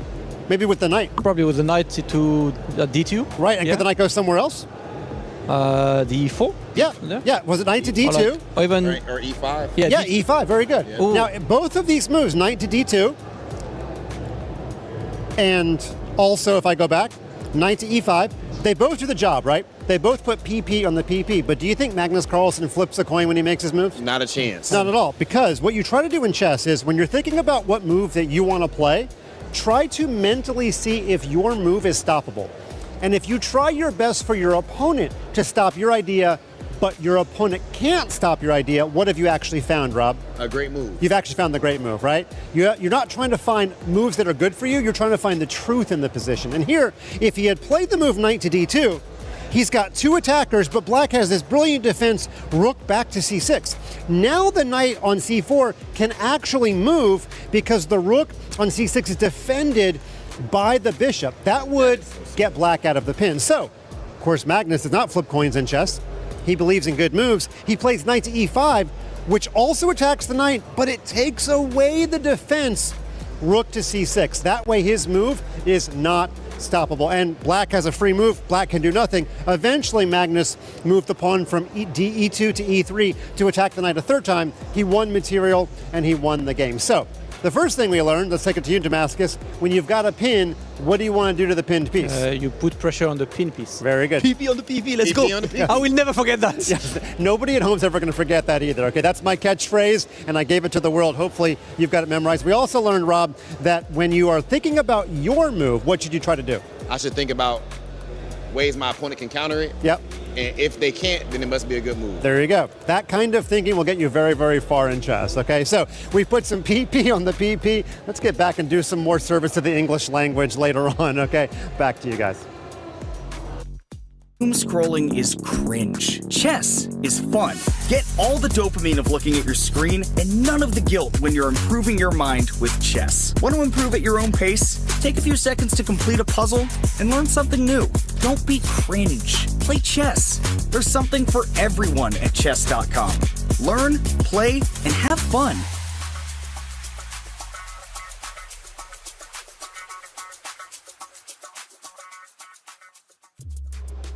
Thank you, Mike, for that lesson. Damascus, you're catching on pretty quick. I see you out there. Anna, I don't know. He is looking like the #1 teacher so far. Listen, Taylor, I'm going to be up there. I'm going to be giving you a lesson as well very soon, and you can decide after that. Okay, fair enough. I think I'm actually probably going to choose you, Mike. No hate, of course. Hey, we got a great schedule. 2 more matches to go, and they're both impactful. Why? Because it either moves you forward or gets your key crushed. It's going to be Hans Niemann, Senna move ahead going against each other, then Denis Lazovic and Jan Nepomniachtchi. 2 great matches for sure. And talking about the one that's about to be on the stage just behind us, it's Hans Niemann going against Senna move ahead. And let's go ahead and talk about Niemann and how good he is. One of the guys that I think in the chess world, there's a lot of eyes on him for various different reasons, right? But he wants to make it into the playoffs. Why? Because he's got some rivals he wants to take down. Yeah, for sure. I mean, Hans was a quarterfinalist in the World Blitz Championship. He was up a game against Magnus. So that's always a matchup that we look forward to. We got that matchup yesterday. Maybe we're going to get it again come the knockouts. Really, you look forward to Hans Niemann against anybody. He, in my opinion, is one of the most well-rounded players in the world in freestyle, also in classical, in rapid, which is what they're playing here, in blitz and in bullet. I would argue that Hans probably is like a top 10 player across all formats. Wow. He just has to prove it. And we're going to see that today against, Sina, who's a rising star from Iran. I mean, he is just completely unbelievable, burst onto the scene the past year. Yeah, so and he also wants to go against Hikaru as well, too, because I know it's quite personal between those two, and that's going to be fun for sure. But what I love about Hans is he's not scared to show emotions on stage. Like, he's a very emotional player, well, for better or worse, but for at least when I come from esports, I love that. I agree. I mean, when we see Hans winning, we see a big smile. We could see it yesterday against Nepo. He was smiling. He was so happy. Of course, when he loses, he's also going to be upset. But I think the thing with Hans Niemann is that he's a fighter, and he will fight till the very, very, very end. He never stops fighting, and I think we're going to be seeing that now for sure. For sure, but let's go to the opposite end of the spectrum, the opposite end of the stage. His opponent, only 16 years old, representing the Stallions, Senna Move Ahead, who 16 years old, Levy. For me, that's just absolutely insane. The fact that he's competing for a prize pool of $1.5 million at 16, come on. Fun fact, Magnus Carlsen was already 2,800 rated internationally when this kid was born. Which says more about Magnus than it does about Cena. Right. All he had to do was be born. No, he's incredibly strong, and he has not hit his ceiling. A lot of the players that we've seen here have likely hit a ceiling, particularly when they're past 25. That's just the reality, right? They can adapt their playing style and change a couple of things and maybe get back into it. We see very few people playing past their 30s, right? Especially at a level like Hikaru. Yeah. And if you look at the last 8 and who we're about to crown here, it's just Nepo remaining, who's 30 plus. So, age is a huge thing. I do think Hans, though, is a favorite here. Right. But if there was ever a man to pull off the upset, it's Cena. I seen a move ahead. Let's see if he can do it. Only 16 years old. He hasn't even hit his prime yet he's competing for $1.5 million. He's competing for a chance to move forward into the playoffs. Or will he get his key crushed? That's what's up for grabs. Let's head to the stage to get another qualification match started. Ladies and gentlemen, it is time for our third qualification match of the day. Only 2 spots remain in that top 8. And on the right side, Cena Move Ahead, 16 years of age. What were you doing when you were 16? Well, this guy is fighting for a spot in the playoffs of his very first Esports World Cup. He clutched the win against Sarana earlier. Can he do it again? And on the other side, we have the American Grandmaster, Hans Niemann, who built his name through confidence, through strong performances against the elite of the elite. He gets people talking, but on the board, he always gets it done. Ladies and gentlemen, it's time. Hans Niemann versus Senna Move Ahead! Thank you, Rob TV. Thank you, Damascus. What a match we have in store. Hans Niemann, Cena Move Ahead, 2 really youthful, energetic players with the world at their feet. Who's going to continue? Who's going to stay home? Tanya, what are you predicting? What a big one. Can't wait for this to start, David Howell. I'm going to say one thing, for Hans Niemann, he carries the rating. He carries the repetition, but it is the most talked about kid in town currently. Cena Move Ahead with his meteoric rise in the title Tuesday. He's the name on everyone's mind, already reaching the biggest stage of the Esports World Cup, a statement in its own self. Exactly. He can go anywhere. He's already beaten some of the best players in the world. Cena Move Ahead, he's beaten the likes of Magnus Carlsen in Title Tuesdays, in some of the qualification events for the EWC. Of course, Hans Niemann also has beaten a lot of the great players. They can beat anyone on their day. They also maybe have some weaknesses in their game that they'll be trying to exploit. We saw Hans Niemann there doing some last-minute preparation. The game's about to begin. It will be Hans, starting with white, aiming to strike the first blow. I have to say, for me, this match is experience of Hans Niemann versus the youth of Cena Move Ahead. And I will point out that in my eyes, I see the pressure lie firmly on Hans in this one. The expectations are on him. He is the rating favorite. For Cena, with the pressure off his back, with this already being such a big achievement, to be right here gives him freedom, and freedom is a dangerous weapon. It really is. He's the player with the best name in chess, Cena Move Ahead, and he will be able to play with freedom as the game begins. Hans with white starts. It's a Sicilian, and okay, we're going towards the Alapin variation, a C3 Sicilian, trades in the center, a set of pawns leaving the board, and Cena Move Ahead getting ready to Fianchetto. I love this opening. It's my personal favorite from the white side. White often gets good attacking chances due to the advanced pawns in the center. Cena Move Ahead will be trying to neutralize that by trading off the light squared bishops. You want that bishop off the board as quickly as you can if you're black. Eyelining that light squared pawn at the edge of the board on 8-7. With the pawn that's already pushed halfway across the mark, e5, Hans makes his intentions clear. For the rest of the game, his focus will be on the king side. Exactly. He'll try to attack. That's the direction White's two central pawns are pointing. First, you need to get pieces into the action. Some of White's pieces still asleep. Black needs to get castled. Cena move ahead, starting with a very high heart rate. We must say that's the baseline. The game, of course, still in its infancy. He gets his bishop out, gets ready to castle. Can Hans strike? He trades off the knights, or at least he wants to remove Black's central knight. Maybe the best minor piece right now. And you want to do that on your terms. If Black was to take that knight, it just means that that double pawn chain becomes a triple right there, with the base moving to c3, which consolidates the center even more. First, it's the pair of bishop that comes off. Then the knight's taken off the board. Two tempting options. Will he capture towards the center, Hans Niemann? Ooh, it's a matter of taste here, capturing towards the center. Very, very tempting. Taking with the queen maintains a slightly more symmetrical structure, but he does take with the pawn. Connect 3 for now with those white pawns. Black wants to castle, but the central pawns are going to start advancing for Hans Niemann. That's why Cena move ahead has paused. He might be trying to prevent White from advancing, but no, he decides first order of business, get the king to safety. And I'm expecting Hans to continue with development, get the bishop out, get the rooks connected, and eventually look at the h-pawn ramming up the board. You still want to get that pressure going. I talk about going up the board. It's the d pawn he strikes with, and a big threat. If you don't do anything about that pawn, it was about to move forward and trap the bishop. Yeah, that pawn had to get gone. It had to be removed from the board. The black rook in the corner was hit. Now it's defended by Black's queen. The knight jumping to the edge of the board. That is because it's going to jump towards the center next move. We might see that now. Slightly awkward square. There's a hit now on Black's isolated central pawn. White's queen and rook lined up. It does look like Hans is applying some pressure, but with accurate play, maybe Black can neutralize it. And actually, long-term, Tanya, Black's doing pretty well. It looks like that, especially because you've got a target of your own if you're Cena right now. That pawn on c3 is tender on an open line, always looking at doubling up the queen and the rooks and having the pressure on that pawn as counterplay. Right now for Hans Niemann, how does he connect his two rooks? Will he bring out his bishop to line up against the queen, or potentially even offer a trade of the dark squared bishop? That would be a very logical idea right now, to try and play energetically with gain of tempo. Trading off the bishops might allow the white knight to jump forward as well. The one move I don't think Hans will play here is White's queen going up 2 squares, taking a pawn. The d7 pawn would drop, yes, but Black's rooks can slide across. There might be a skewer. White might be in a bit of trouble. I don't think White is quite ready to get greedy and grab pawns. Ooh, that home rank looks incredibly terrifying. So he first does connect the rook, brings that out. And now remember, yes, c3 is a tender spot. But Hans Niemann eyeing that king side, a knight jump coming in, and either potentially threatening a checkmate, combining with the queen on h7, or landing back to the center of the board to keep everything defended after bishop takes bishop.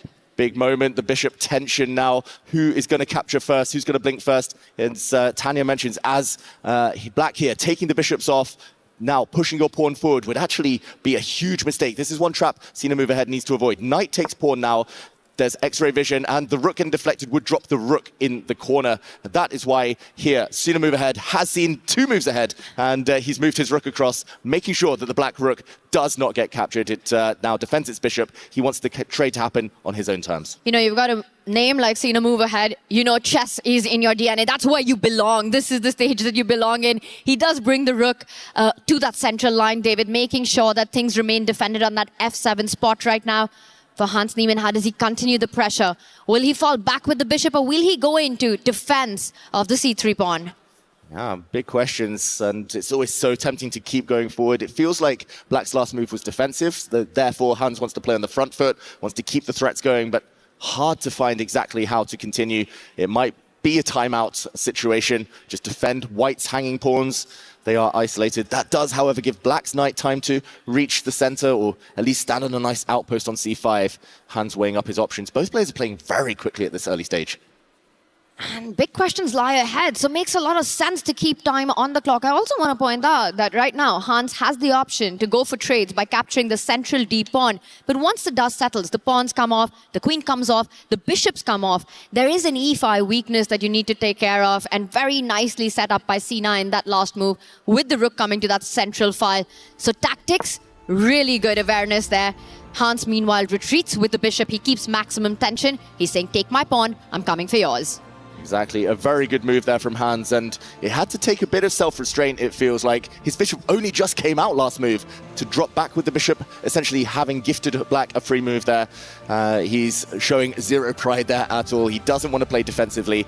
This move is targeted and maybe capturing a black knight that might have landed, where the bishop has instead come to see the move ahead, insistent on a bishop trade. And I think he will insist on declining that bishop trade. Hans Niemann will, wanting to keep more pressure, more attacking possibilities. I'm expecting him to just go one step ahead behind that pawn. Also eye-lining the black queen, but not just that. Give Hans a couple of moves. We're going to see h4, h5, h6 on the board. Yeah, and that's because White's pieces, they're kind of located already near the Black King. Black's King has 0 defenders around it.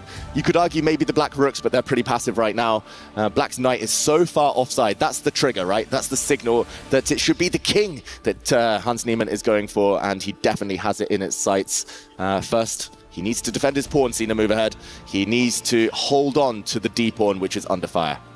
For Sina, the problem child has to be that knight at the edge of the board, and it still requires some time to come to the center. He might very well be forced to retreat, to move forward towards that center, and he doesn't look happy with the placement of his pieces right now, struggling for a response to Hans's last move. Yeah, it definitely feels like the last few turns, they have gone in Hans's favor. It's definitely White with the threats, White who's making the running. It feels like the black piece is not quite coordinated. I really hate the position of that black knight. I know I've mentioned it before, but that's definitely the worst placed piece. Black's rook, the one next to the king on f8, that stuck as well. Black's bishop a bit in the way, and the knight has to go all the way home just to defend a mere pawn. A sad move, but maybe the best of the bunch. And Hans now will be hoping to initiate that play. Tanya, when in doubt, push the h-pawn. Always a good plan these days. h4 in the air will put more pressure, but Hans first steps in with the knight, again looking at the direction of that black king. The white queen ready to step back, threatening some big checkmating ideas there as well. I have to say Hans is doing a brilliant job of putting pressure on Sina. Fantastic job. Pushing the h-pawn would have been good too, but this is even more scary for Sina move ahead to deal with. Hans played it instantly. It is scary. An attack was brewing, so the black queen steps forward, offering a trade. He's seeking safety in an endgame potentially, but Hans unlikely to want to exchange, especially not taking now on black's terms. If the queen trade's going to happen, he'll want some concessions along the way. I'm expecting Hans to continue trying to attack. But okay, he says queens can come off, but only at the cost of allowing the rook up the board. The knight now perfectly positioned in the center. Well, that's a beautiful way to get the trade in. You know, your rook steps up, getting ready to double up on the d file. You've made sure that the black knight doesn't come into the game, defending that d7 pawn. So not a happy choice for Sina to even trade off at this moment. If not, the knight's ready to jump further into black's camp on that d6 square. Oh, this is such a dilemma. You want the queens off, but you don't really want them off right now. That only helps White gain a move. White's rook improving itself. But if you delay the queen exchange, Hans might at some point say, okay, I've offered it, but no longer, and retreat. And Black's just going to be super passive. And I want to just tell everyone watching to pay attention to one idea that could be on Hans's radar. That a-pawn that's easy to forget about. You know, we've been talking about h4 going up the board. Hans could be looking at the other side of the board, trying to create some weaknesses with a4, a5 in the air. Exactly, that would be a very logical minority attack. This one weak isolated pawn for White, trying to trade off and isolate one of Black's 2 pawns. 1 versus 2, but ultimately Black will be left with the weakness. Other modes of improvement. Maybe you could keep the queen on the board. This white rook in the corner, that's why you want to push the a-pawn there, Tanya. You want to activate it, but you could slide that across. Start pushing pawns of your own. So many tempting moves for Hans Niemann. He's spending a bit of time now, but he has a fantastic position. And both players are on the 5-minute mark. I will tell you one option that you probably shouldn't go for is queen takes queen if you're Hans right now, allowing Sina to solve his problems, structural problems by recapturing with the pawn. And then suddenly we can imagine the pawn moving forward, the knight coming into the game, solving all problems. Yeah, that's something you definitely don't want to do. It's a case of who blinks first. And Hans Niemann still pondering. He will not trade queens. He drops them back. Drops back that queen instead, lining up potential on the diagonal. But that shows his aggressive intentions a bit later. I like it. Hans is wanting to have combative play in all phases of the game. A big opening. A stressful, tense-filled middle game right there. Doesn't want to go into the end game just yet. And very resourceful by Sina right there, making sure that the white knight doesn't jump in. The queens will get traded off. Exactly. Not quite a pin, but maybe a pin. And White definitely doesn't want that queen exchange now. He drops back the bishop instead. Black's knight at some point wants to move, but tied down defensively right now. Or is it? Can the black knight enter the action? And it does. White's queen cannot move yet. It has to hold its own knight. And okay, it's F for forward for Hans Niemann. The F pawn marching instead. And that was such a good moment, David, to use that opportunity to get the knight out. If queen takes pawn, maybe we can just quickly back up one move and show why instead of grabbing the pawn, we saw this pawn move up the board. The knight on e4 would have fallen instantly. And obviously, Hans, too sharp for this. He instantly moves up. And it comes with huge threats. I want to show what happens if black gets just a little careless here. Let's make a move on the left side of the board. I don't think Hans Niemann stops with f4. He's going to get f5 in as well. F5 as well, hits the black queen, and that pawn is very, very poisoned. If you take it, the white knight jumps out the way with a check. No matter what you do next move, you lose the black queen. Undefended, loose pieces drop off. F for forward, as we mentioned, and black blocks. Great move, great defensive move from Sina Movehead. So important that he made sure that Hans's f-pawn stopped exactly where it is. f5 would have been absolute disaster for black. He kicks the knight, and now Hans could get in a streamer's favorite move with en passant, take that pawn, but that gives black just enough counterplay to get back into the game. Exactly, that opens up the black rooks. For now, the black rooks look pretty stuck, blunted, blocked, but yeah, they would come to life if there was en passant. That's why he jumps in, beautiful outpost that knight. Too strong. That knight is a bit of a stallion right now. And for Team Stallions, Sina Movehead will not want to see that survive much longer. He's going to take that knight, surely. Well, you could have called it a godlike knight right there, and it's not allowed to live on for too long. Bishop takes knight. It does get out of the board right there. I have to say that Sina has been handling the pressure of this position incredibly well. Yeah, and look how he's put all of his pieces on light squares. That's because White has a dark square bishop, and he's essentially playing checkers. He's just trying to control one color complex, and look at this. Tanya, I was not expecting that. I thought maybe he'd try and challenge rook, stay passive, but he's happy to counterattack here. Temporary pawn sacrifice to try and destabilize the white center. So many of those Title Tuesday wins for Sina relied on tactics exactly like this one. Finding them quickly, playing them fast, and being precise right there. You take that pawn, you lose a key central pawn. The F-pawn also finds a way to march ahead for Sina if Hans decides to take it. And there has been a shift on Hans Niemann. He was bobbing around. He was enjoying his position once when the queens were on the board. It's not the case as much anymore. Definitely not. It's still a 3-result game. Although the queens are off, that does not mean it's going to be peaceful at all. Counterattack from Hans Niemann. He hits the black rook with his pawn. That rook has to decide where to go. It has to stay on the F line defending its pawn. White saves his bishop, and Sina Movehead grabs in the center. White's pawns look very nice, at least that G6 pawn. It keeps the black king in a mating net, but it could also just drop off on the next few moves, and suddenly momentum might be turning. Especially once Sina is able to lift his rook up to sever the connection between the white rook and that pawn. And that just takes one move to happen. So that's exactly why Hans wants to get rid of that attacker at the center of the board. Plants his bishop, getting ready to trade that knight off if we see rook f6. Exactly. Very likely to happen. The white's rook on the 6th rank. Very strong, holds everything, attacks pawns itself. Maybe a rook trade. Or will Sina Movehead come up with more surprises after his last few moves? He looks like he's happier than he's ever been in this game, Sina Movehead. Clocks looking like they're under control as well, both around the same amount of time, just under 3 minutes. It's a blitz game. It's an end game. Tanya, who is going to come out on top? It's a really tough one. I've been just so impressed with the way Sina's been handling all the threats that Hans has been piling on him. And look at it. It's him who decides not to go into a pure rook-pawn endgame. He retreats with the knight, putting pressure on the bishop. And now he's going to trade and go for that stronghold pawn that White has on G6, bringing his rook up onto the 6th rank. There's no good way to defend it. And I think Sina maintains the balance. A draw with black is a fantastic start for the youngster. Exactly. A draw is in sight, but temporarily at least, White is up a pawn. How long that lasts is a big question. Hans targets black's most far advanced pawn there. We could see White up a pawn, but ultimately should be a draw. But Hans has a little bit more time now. Maybe he'll try and continue the game as long as possible. Play for the flag. And it's always such a good feeling when you're in an endgame where you're playing for 2 results. We see one pawn drop off. The f4 pawn is going to come off the board as well. For Sina, he's going to start targeting that weakness that Hans Niemann has on the left flank, lining up the rook against it. Hans will step back with his rook to defend it, potentially maybe even push the pawn. But then Sina just has to wait and keep everything under control, bring his king into the game. Yeah, Hans Niemann would have serious winning chances if the white pawns were connected on that left flank. But the fact that they're isolated, the fact that they can't protect each other, the white rook has to maybe go passive, that should hinder his winning chances. But for now, while there's time on the clock, there's still life in the game. And Cena move ahead, debating now whether to trade, whether to push. He pushes. If it's just 2 versus 1 on one flank, Tanya, that should be an easy draw if he had a bit more time. But for now, those pawns remain.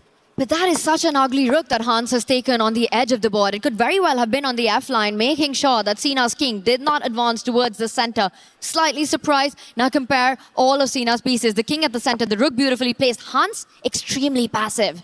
Extremely passive, but they do say take the teenagers to endgames, especially rook endgames. We saw Pranesh make a mistake in a rook endgame earlier. Will we see Cena move ahead? Unable to hold this draw. It does feel like there might be one big twist still left in this game. A certain Magnus Carlsen came up with a term for that, David Howell. He said it's anti-young player chess, this one. When you get the queens off the board, take them to the endgame. And right now, Hans is giving up a pawn. He wants to set up pressure against Cena's G pawn by lining up his rook on the G line.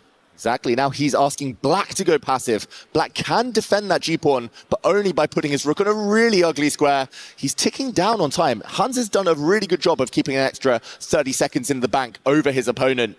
That could be vital a bit later on. Cena move ahead, defending actively, trying to go behind with his rook. He spotted a target. White's A-pawn still on the agenda. And that's what Cena has been doing brilliantly this whole game. Always going for a counter offense rather than a passive defense in this position, which is key in rook pawn endgame. Hans forced to take a pause before grabbing the pawn, getting his king closer to the defense of that A pawn at the other side.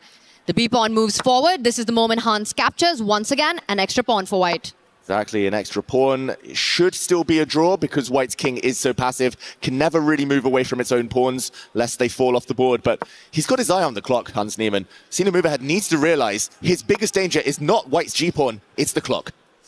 And I'm going to say I've got my eye on Cena's heart rate right now. Touching 160 it is for the 16-year-old trying to defend a pawn down endgame. He's pretty much in reaching distance of that, David. Predictions. Does he hold this against Hans Niemann with 50 seconds on the clock? Oh, it's 50-50 in my eyes. He does trade off a couple of pawns, Hans Niemann. I think he holds Cena move ahead, but it's 50% draw, 50% win for White. He's definitely not going to be winning this game, Cena. So we'll see how he can hold on. It's level material. I'm not sure about Hans's pawn sacrifice. Feels like it's made it slightly easier for the teenager. That's the feeling. And if you push the G-pawn, Cena's ready to advance with the C-pawn of his own. At some point, if we're able to trade these two pawns, that is an instant handshake right now. It's 2 versus 2. The C-pawn's coming up the board. Hans chasing it with his king. We're going to see more pawn trades. Exactly. Black's pawn is not going to promote, but it might be able to give its life up for one of White's pawns. Nice move there from Hans Niemann. I think missed by Cena. So actually, it is a pawn advantage again for Hans. The White king is running. This is the best chance he's had all game. The White rook holds the second rank, holds the left side of the board, and the king is running. Only move now for Black is to advance with his king to b4. He finds it, but this is going to be so difficult. Can White make progress? Can White's pawn continue running up the board? And he needs to find the path to draw. He's found one right move, and again, check is the only way to stay in the game. He again finds the only move to hold the draw. And this is why he goes wrong. This is so incredibly hard. Hans Niemann is on the win. He needs to just keep pushing his pawn. And now the White rook can slide across, defend itself with the White king. There we go. White's ahead in the race. Rook trade. White makes a new queen. Game over. And Black's rook too slow now to get back, but the clock is compounding everything here. Cena move ahead. He's panicked. He's frozen. He can't find a move. White's pawn's about to land. 2 squares from touchdown. 1 square away. Queen coming. Resignation from Cena move ahead. Hans with the fist pump. What a game by Hans Niemann, getting this win and kept piling on the pressure. And you could see it, how much this means to him at the end of it all. Gets the win. For Cena, he tried to keep it together, but being accurate with seconds on the clock, a task almost impossible. Wow, so calm, so cool from Hans Niemann. Very professional as well. Never really in risk. It was a 2-result game. Did look like a draw for a long, long time, but he asked those questions right at the end, and Cena move ahead. No time on the clock, didn't have the answers. We said it, teenagers, rook end games, that tends to be where they get targeted, and Cena move ahead, unfortunately, couldn't hold on there. I have to say, that was fantastic technique by Hans. Even if the endgame was technically a John 1, he knew practically a difficult one for his opponent, kept putting the pressure. And now for Cena, he will take on the white pieces, and he will try to take down Hans Niemann to keep his dream alive at the EWC. Yeah, fantastic game from Hans. He has the advantage. He's close now to making it to those playoffs, but Cena with white, especially dangerous, has really dynamic openings at his disposal. With white, he has taken down the likes of Magnus Carlsen in blitz games before. Can Cena now defeat Hans in a 10-minute game to stay alive? He's gone on to win plenty of those title Tuesdays with little time on the clock. He needs to bring on that beast mode in this one. Hans Niemann looking extra chill today. I have to say, it starts with the King's Pawn opening, and it is going to be the 4 Knights defense. Okay, this does have a drawish reputation. He's in a must-win situation. Cena move ahead. He looks up. This is Black's most popular move in this 4 Knight Spanish. So what does he have up his sleeve? Is he going to move his bishop back? Is he just going to castle his king? He takes a pawn in the center. This is very sharp stuff. This is old romantic chess. I remember games being played years and years ago in this. A mistake already from Hans Niemann, as maybe it was better to attack the knight in the center first. White a pawn up temporarily. Black cannot regain it yet. Ooh, that would mean the queen, the white queen coming into the game. There would be a lot of double attacks. The king, absolutely unsafe at the center. It would be white to the first party right there. Knight takes pawn. It is going to be a massive blunder at this point. You could step up with your queen all the way to h5. If you're feeling extra romantic, you could even sacrifice knight takes pawn immediately. Wow, this would be the target, and as you say, Tanya, even better moves may be available, but after pawn stepping up to g6, white can go back. There's simply no way to control this line. You can defend your knight, the knight gets hit. If it ever moves, the white knight jumps out the way, discovered check, discovered attack on the queen as well, and this would be fatal. No way to escape this one. So if you can't take this pawn back in the center, something's gone wrong. Hans Niemann, a pawn down, caught by surprise, and a minute down too. And he rushed with that decision just a move ago to trade that knight for the bishop. That was a critical moment where you take a pause and try to find your way when you've been surprised early. Cena knows it. He senses it. He's locked in right now, understanding that Hans has been thrown off. This is his chance to seize the initiative right out of the opening in a trailing game. Huge opportunity. That's what you want in any of these games. The format here at the EWC, the first surprise is like gold dust. It's at a premium. If you can land a first surprise, it often gets you a couple of extra minutes on the clock. The fact that he's a pawn up as well is fantastic news in his comeback attempt. Hans now needs to maybe bank on the bishop pair. It's not over. Long-term compensation of the bishops. If he can get the black king to safety, get castled, avoid any immediate disaster, the game is still very much alive. What Hans really wants to do to keep the game alive would be to try to push the knights back.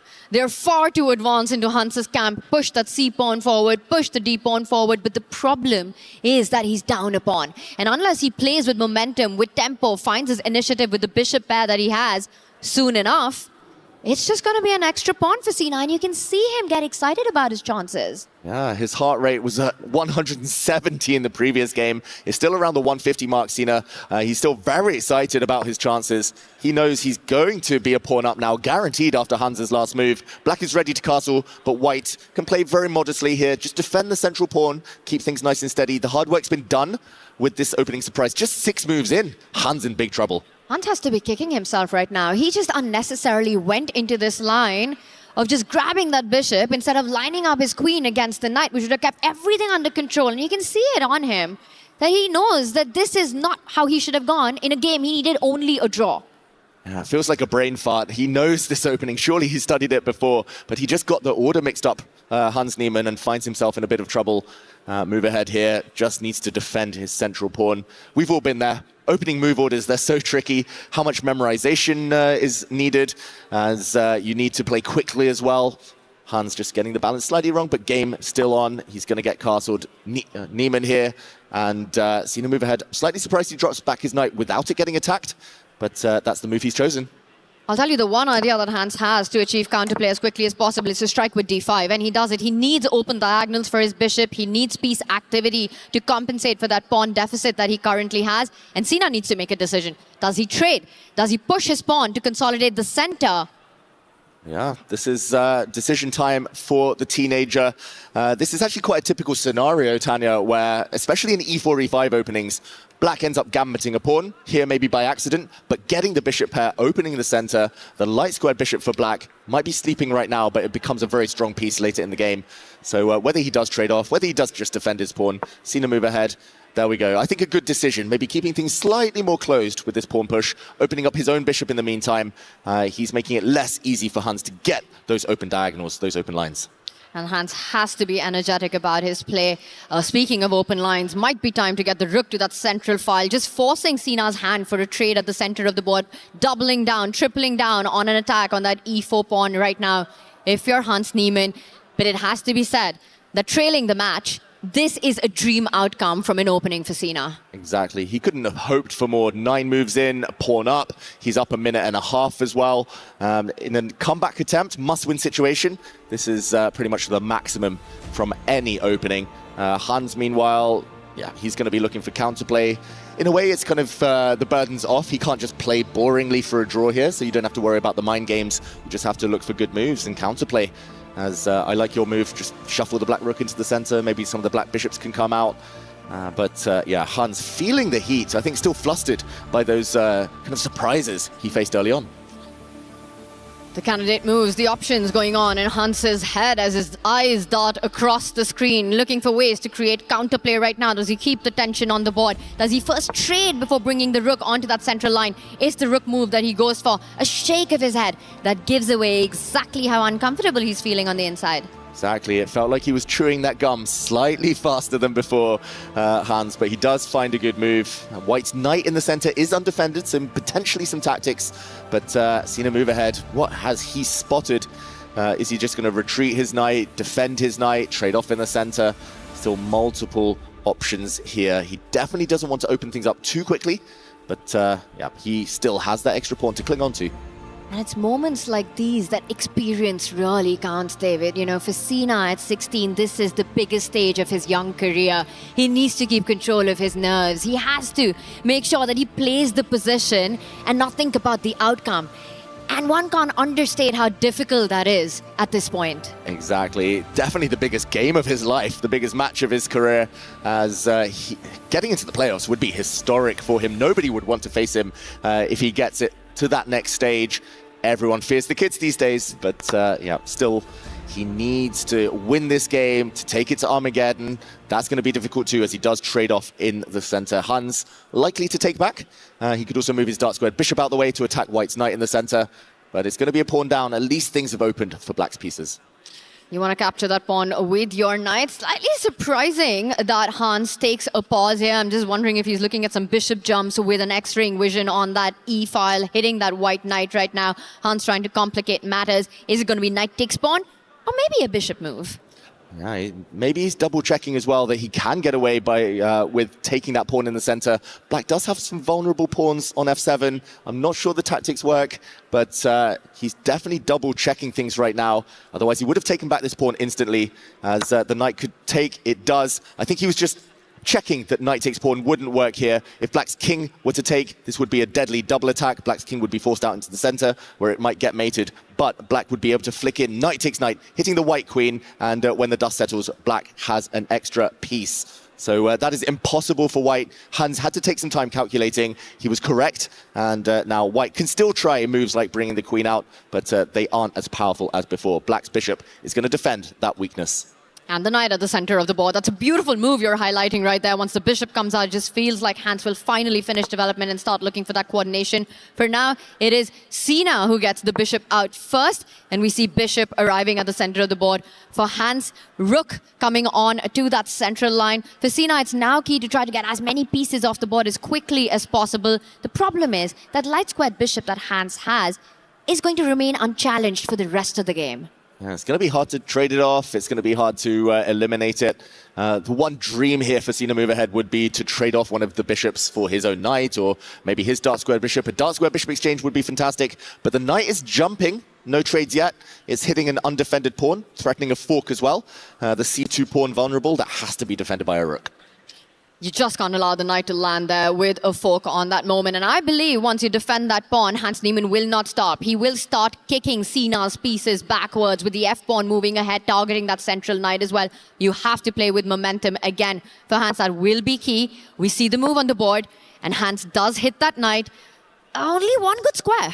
Only one good square. It has to slide back to g4. It has to go to the right here, going another way. There might be tactics in the air. Maybe you can get away with it. But I think knight back to the g4 square would be safest. And Sina move ahead, burning a bit more time. Still looking good for him. He does play that move. The best, the most simple. But Hans, it does feel like the last couple of moves, creating some threats. He's trying to change the flow of the game. And the rhythm of that knight. Now it's targeting another square at the center of the board. Also notice how it defended the b7 pawn from the eye line of that queen. Sina, huge tactics on the board. And maybe we call this out, David, because there's a big trick right now with Sina needs. He has set it up. Hans needs to be careful about a potential exchange sack if you take your eye off the ball. Ooh, exchange sacrifice on the board. If Black makes a careless move, let's say Black makes a pawn push. Wow, Tanya, I hadn't spotted this at all, but Hans had, and that is important. Rook takes bishop was the threat. Rook takes rook, and now a knight check. This is a pin, the g-pawn pin. The king has to go into the corner, and there would have been a devastating fork. This X-ray vision on the g-file caused, therefore, Hans to find the best move, putting his king in the corner. But now, bishop lining up with the queen, an attack, and the game continues. But definitely Sina throwing in those tactics, showing off his sharp vision there. Love that bit of show off, and he does defend that knight on g4 now, h3 on the board. Hans also jumps in with his knight, making sure that Sina's rook remains passive, defending the pawn. There is a lot of piece activity to counter that deficit, and I don't think it's so easy for Sina to go hunting for that second pawn. The white queen feels a bit miserable there. Yeah, the white queen miserable, overworked. She'll be overloaded, defending too many pieces. She might get attacked. Black's knight might be coming over to f5 to hit that white queen. Yeah, you definitely don't want to be too flashy here, too ambitious. Just the hard work's been done. You're a pawn up. Keep things simple, keep things safe. As Sina move ahead here, needs to find the right way forward. But Hans, it definitely feels like this is the best positioning he's had since he blundered that pawn. He's back in the game, David. It has to be said. He's setting up all these ideas of knight f5, chasing the queen to a really ugly square on h2. We might even see that being played out right now. The white queen will need to stay connected to the bishop on c7. Hans is 2 pawns down, but incredible piece activity right now. And he starts with hitting the knight on g4, which will be forced to retreat in front of the white rook. Wow, he's so brave, Sina move ahead. To take a second pawn to kind of discoordinate his pieces like this. The black piece is so active, the white bishop stuck in no man's land. If he gets away with this, he's just winning 2 pawns up. But that white bishop trapped now. There are tactics, the white bishop gives itself up. Maybe there were better moves, but now he's going to get a bunch of pawns, maybe even 4 pawns for the piece he's just sacrificed. This is absolutely wild. Sina is down a piece right now for 4 pawns. Mathematically, it works out. And there's another one under attack, h5. Watch out, that falls with a check as well. This isn't as easy as the bar indicates for Hans Niemann.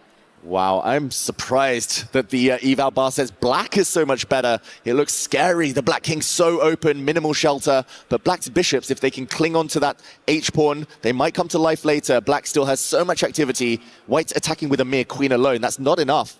And long term, the computer's saying that the piece is better than the pawns. Will that pan out in this game?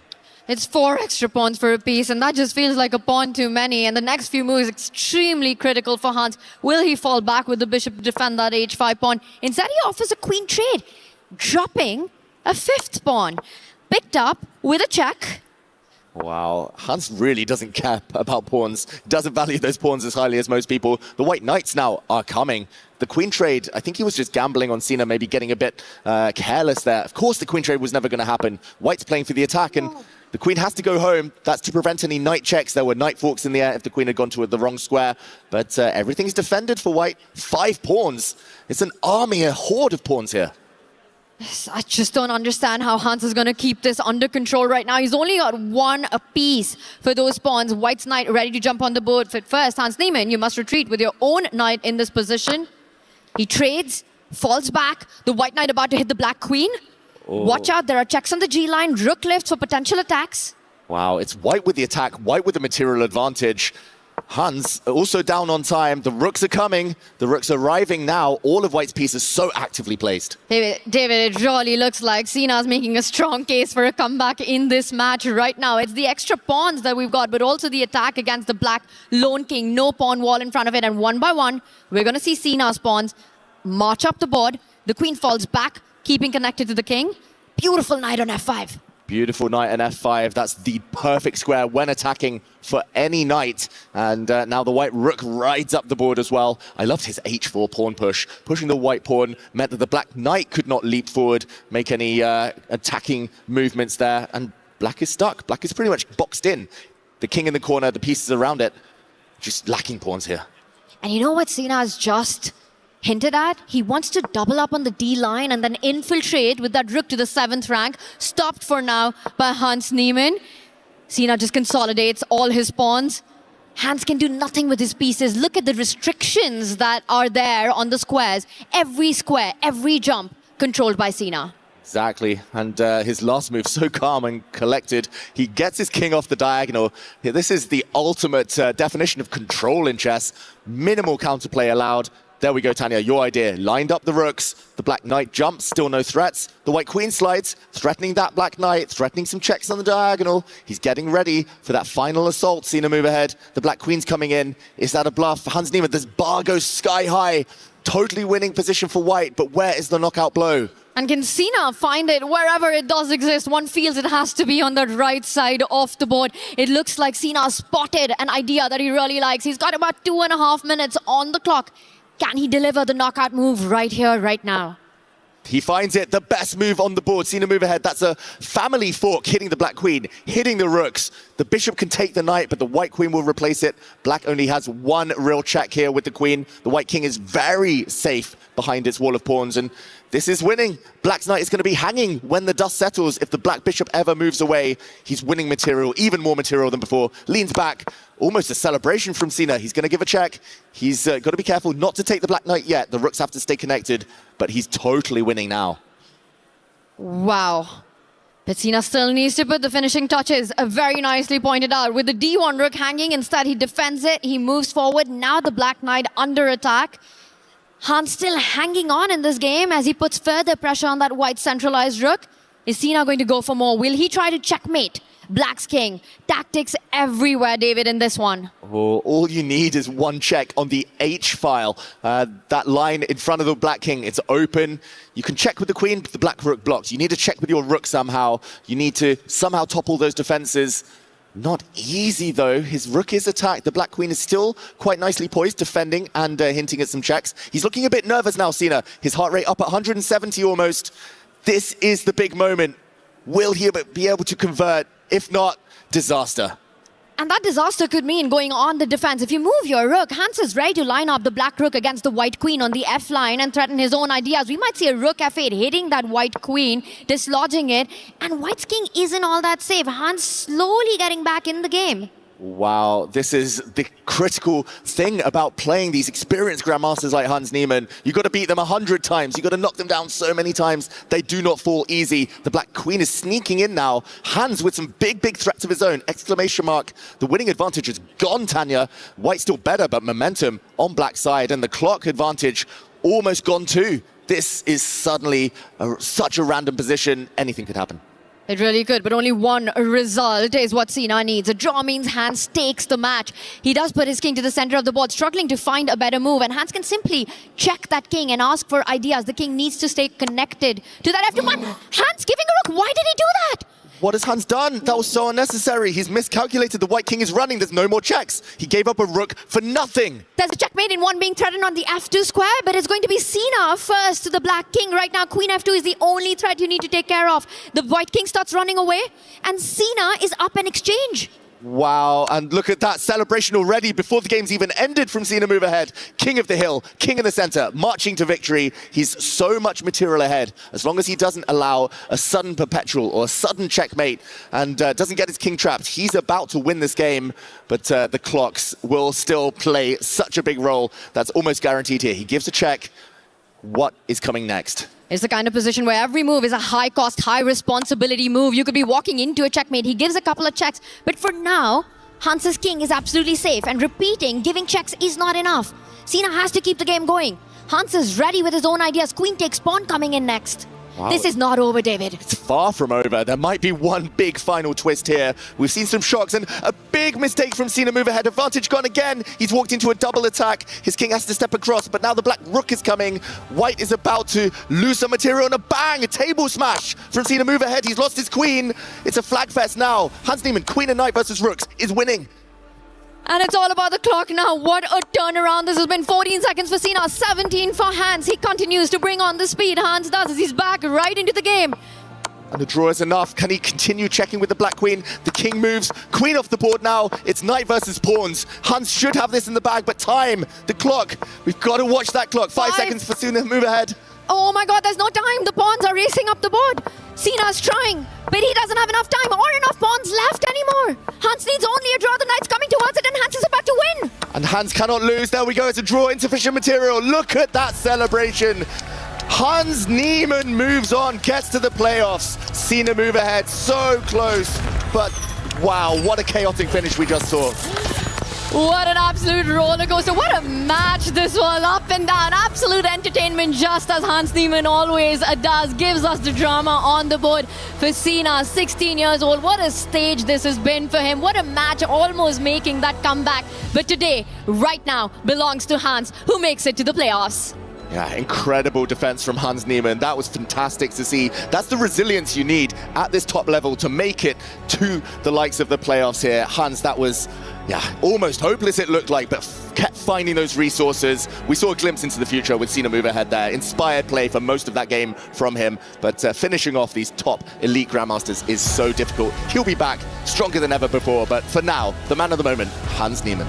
You have to beat them again and again and again as Hans realizes perhaps what he missed there, how close he was, and then the big blunder where he sacrificed, allowing Cena right into the game, but still bouncing back as resilient as he is, Hans Niemann. He will go on. For Cena, we have to talk about this. Just the experience is what came at play, and that is what he's going to take away from Paris, is the experience of playing against the elite. At 16, the whole world in front of him. Exactly. He's already proven online so good over the board. He's leveling up day by day, Cena move ahead, but this is the biggest stage he's witnessed for sure, and he's got a taste of it. He'll be wanting more in future. He'll be back. For now, Hans getting ready as wow, what a finish, Tanya. Anything could have happened, that's for sure, but it was so fast and so furious. Incredible mouse skills at the end of it all is what saw Hans Niemann claim that win to take it to the playoffs. We're going to be seeing more of Hans, and I have no doubt we will be seeing in the chess world much more of Cena move ahead as well. And we've got the man of the moment with us on the stage.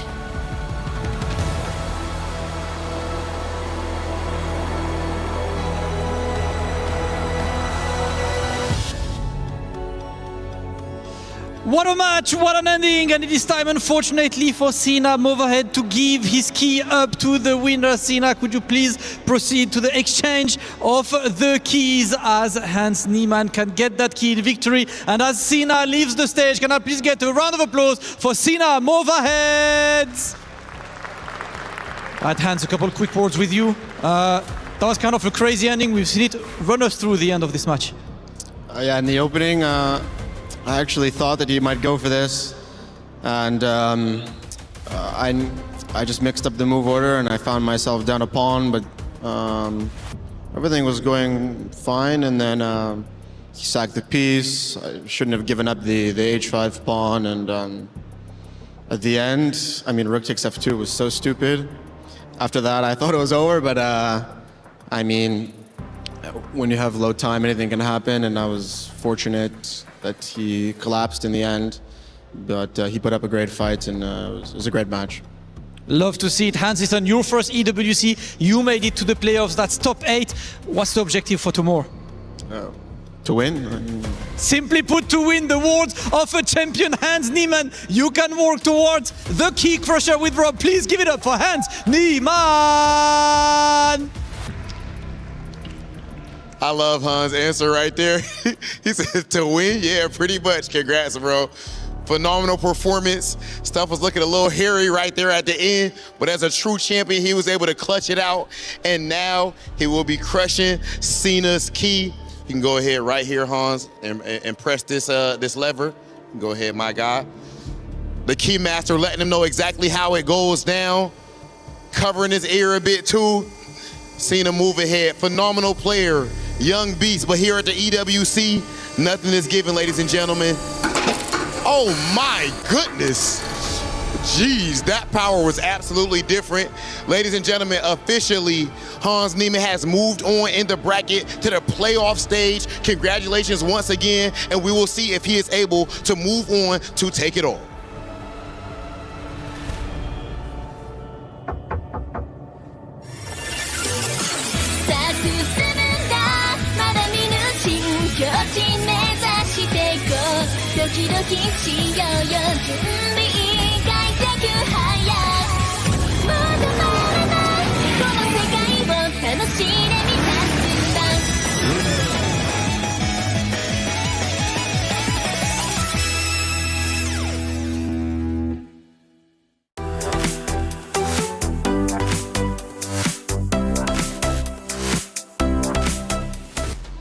And just like that, our youngest competitor of EWC chess has fallen, but what a career is ahead of him. Such a tremendous accomplishment from the young 16-year-old of Cena Move Ahead, going toe-to-toe with Hans Niemann, who ends up taking the win in the end in great fashion. No Armageddon here.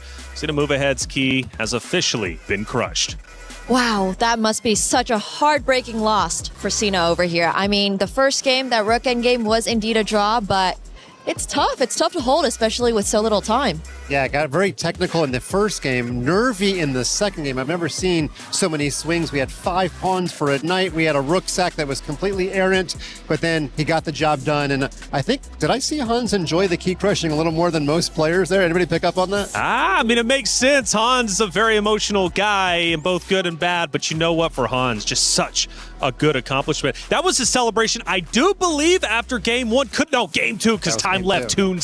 Man, yo, that time scramble at the end, Nemo, talk to me about it, because it was absolutely intense. It was super intense. I mean, Cena had the advantage basically the entire game. He had everything going for him. He sacrificed the minor piece in order to basically get 5 pawns, as well as the opportunity to just free attack Hans's king. But at the end there, in the time scramble, it got super chaotic, and unfortunately, Cena was not able to convert that into a win. Anything can happen to EWC, and Cena is such a nice, respectful young man. He actually won a Chess Kid Youth Championship that I commentated on. Nice. And he's, at 16 years old, that's about as much emotion as you're going to see. We had a single table slam, but you got to do 2 more, Cena, if you're going to be like Nepo. Well, he's still got time, though. He does. Like Nepo. And the Pomnishi will, in fact, be coming up very, very shortly. But seriously, what a great moment it was for Cena Move Ahead to even just get on that stage, 16 years old, representing Team Stallions, a great organization. Shout out to him. I know he gets out at least a lot earlier than he wanted. However, I mean, really, just shout out to him. Such a good career ahead of him.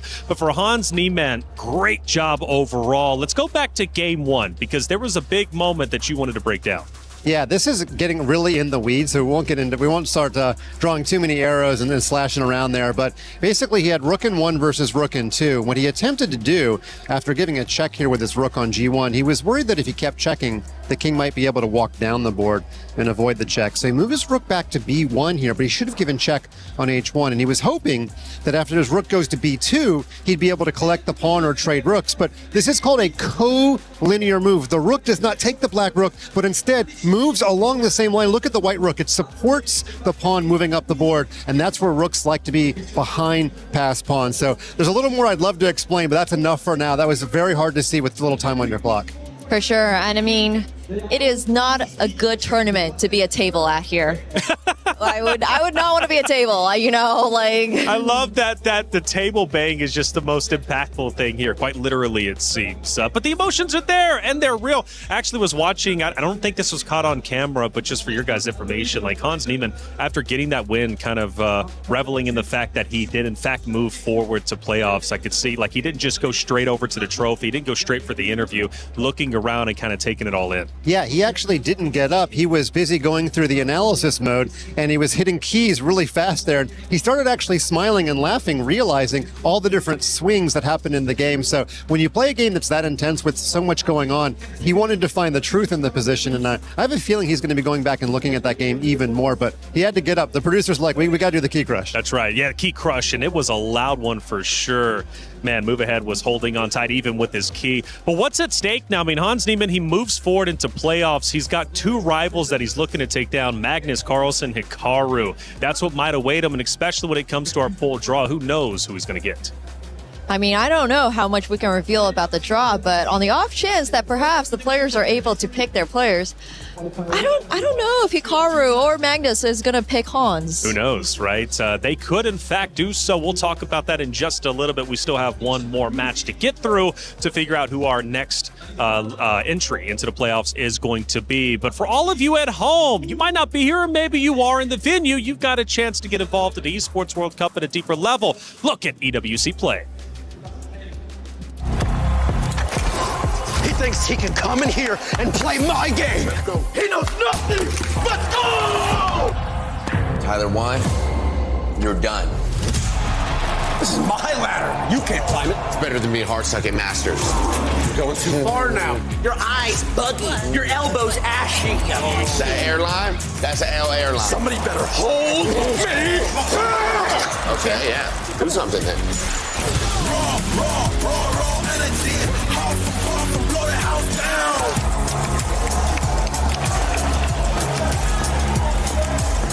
You look nervous. You look short. Everything's good? Mm-hmm. Fight.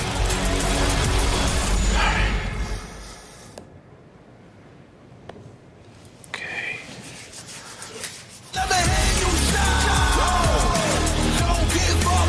Do you really need the wraps? Yeah, this feels like overkill to me.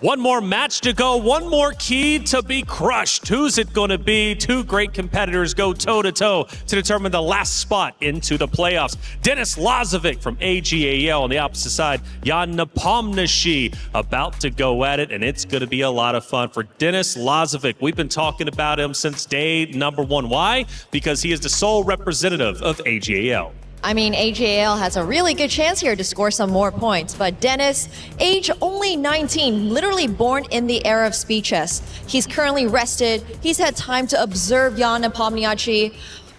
Oh, I'm not sure if I would rather have his rest or Jan's, entire day. He's coming in with experience now. He's played a couple of other matches. What are your thoughts, Mike? Yeah, Denis had to sit around and wait all day for this, but it's not just the fact that Nepomniachtchi played earlier today. He admitted earlier to John Sargent he's been up since 6 a.m. And I'm looking at my watch now. That is true, actually. That's 12 hours and 5 minutes ago. We've gone from AM to PM, so the sun's about to set. Actually, it's not. It's still summertime in Paris, but he has been up for quite a long time. I can't remember the last time I played a chess game after being awake for 12 hours. Now, he is Team Aurora, and I think that's a celestial term. We had an eclipse last night. I'm not sure if the stars are aligning. You're getting too deep for me. You're getting way too deep for me, Mike. Celestial, I don't know, man. I'm a Scorpio. That's all I know about stuff, and I couldn't tell you the difference between a rock and a ficus. Talking about the competitor, though, he's looking to throw down Nepomniachtchi. Now, we've been talking about him all day long because he's also been crushing keys. He's here for a reason, and coming into this one, I don't know if he's the favorite, but he's definitely been looking solid today.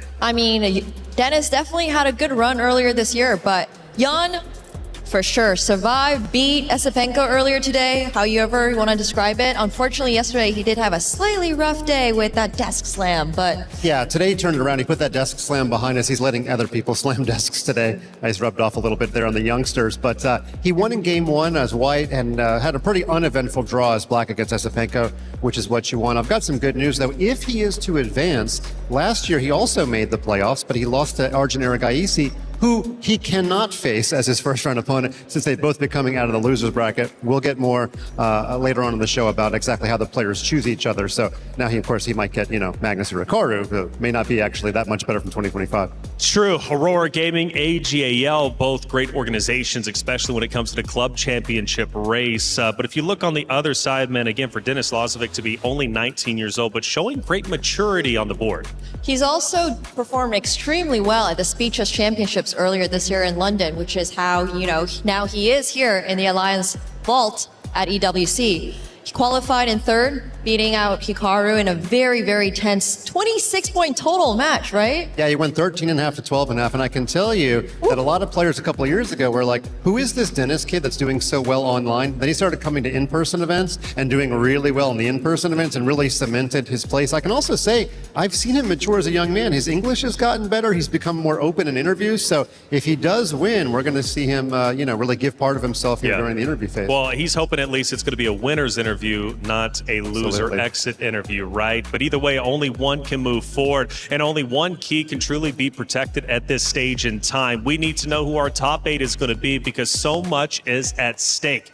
$1.5 million, $250,000 for first place. But after all, though, you also want to cement yourself into Esports World Cup history, to call yourself champion. This is only the second year of chess, maybe many more to come, but either way, you don't want to waste your opportunity by going home empty-handed. Our last match of the day, Denis Lazovic versus Jan Nepomniachtchi.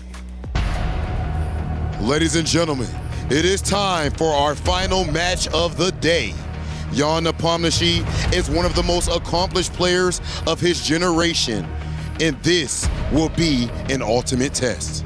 Ultimate test for his opener as well. Denis Lazovic, 19 years of age, lost to Hikaru yesterday and now has a chance to make top 8 of this competition for his first appearance at Esports World Cup. It is time for the final deciding match of the day. The final spot for tomorrow's playoffs is about to be decided. It is time for Jan Nepomniachtchi versus Denis Lazovic.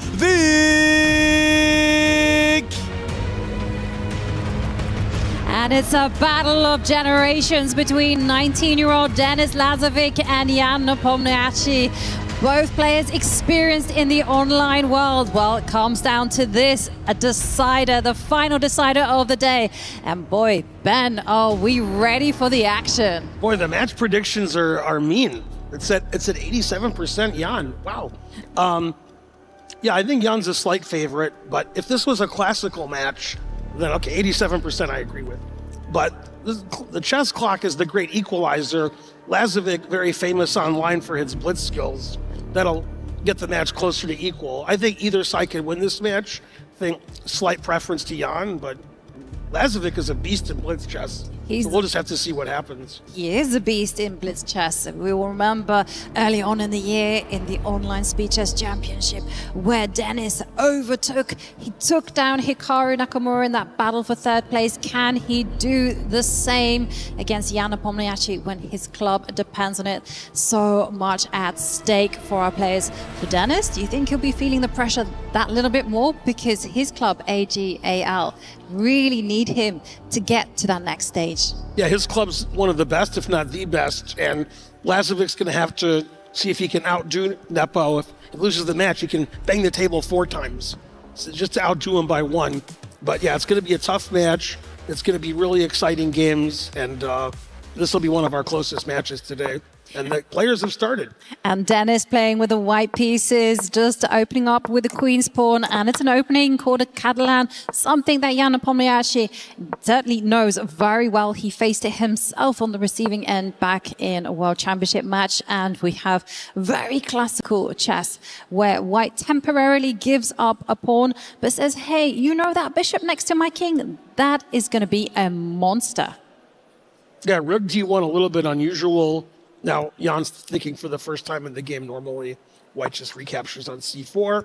The point of bishop d7 is to play bishop c6, opposing the white bishops on the diagonal. That bishop on g2 is a monster. Both sides developing their pieces. Denis decides he doesn't want to capture on c4 with the queen. He'd rather capture with the knight. So that's why he delayed play queen takes c4. And white has a little better center. White's down a pawn. He's going to win it back. Black's going to get the 2 bishops. but it's a fairly equal position, still in standard theory. Both sides are pretty happy. Both sides have a ton of time on the clock, and very solid position for Jan. Yeah, he knows this position super well. I mean, at the minute, he's not 100% content because his bishop is in front of those pawns on the left. And here we're seeing a knight jumping into the center. Dennis has a very clean positional style. He just enjoys having that solid, secure base. And now it's going to be a question. Are those two knights in the middle, are they going to be better than the bishop and the knight? The good thing about having two of a kind is that you can traverse both sides of the board. You can also work on both colors. Yeah, and we've seen this earlier in the tournament today. Black putting pawns on white squares, but trading off the white squared bishop so that the bishop isn't behind on C and behind those pawns. It gives white the nice center. White has a slight advantage with the center control, but black is very solid, has no weaknesses, and it's very hard for white to move forward without creating weaknesses himself. So a very to and fro strategical game, and Jan seems to be happy with that. He has experience in these kinds of positions at the very top level. Yeah, and some subtle maneuvering going on from Denis Lazovic. Looks like we're getting the maneuvering games, Ben. But I was actually thinking maybe white can get a little bit ambitious. You know, after all, without risk, there is no reward. And I'm thinking the English School of Chess is telling me, well, not exactly now, but in the future, I predict Harry, the H-pawn, is going to step up the board. Yeah, white can advance his kingside pawns instead. Since black wants to trade pieces to ease the attack, white retreats the knight so that pieces aren't traded and keeps the knight on f3. And it looks like he's solidifying his queenside. The a4 pawn was attacked. So Jan can trade pieces here. Then if white takes with the pawn, he has more pawns in the center.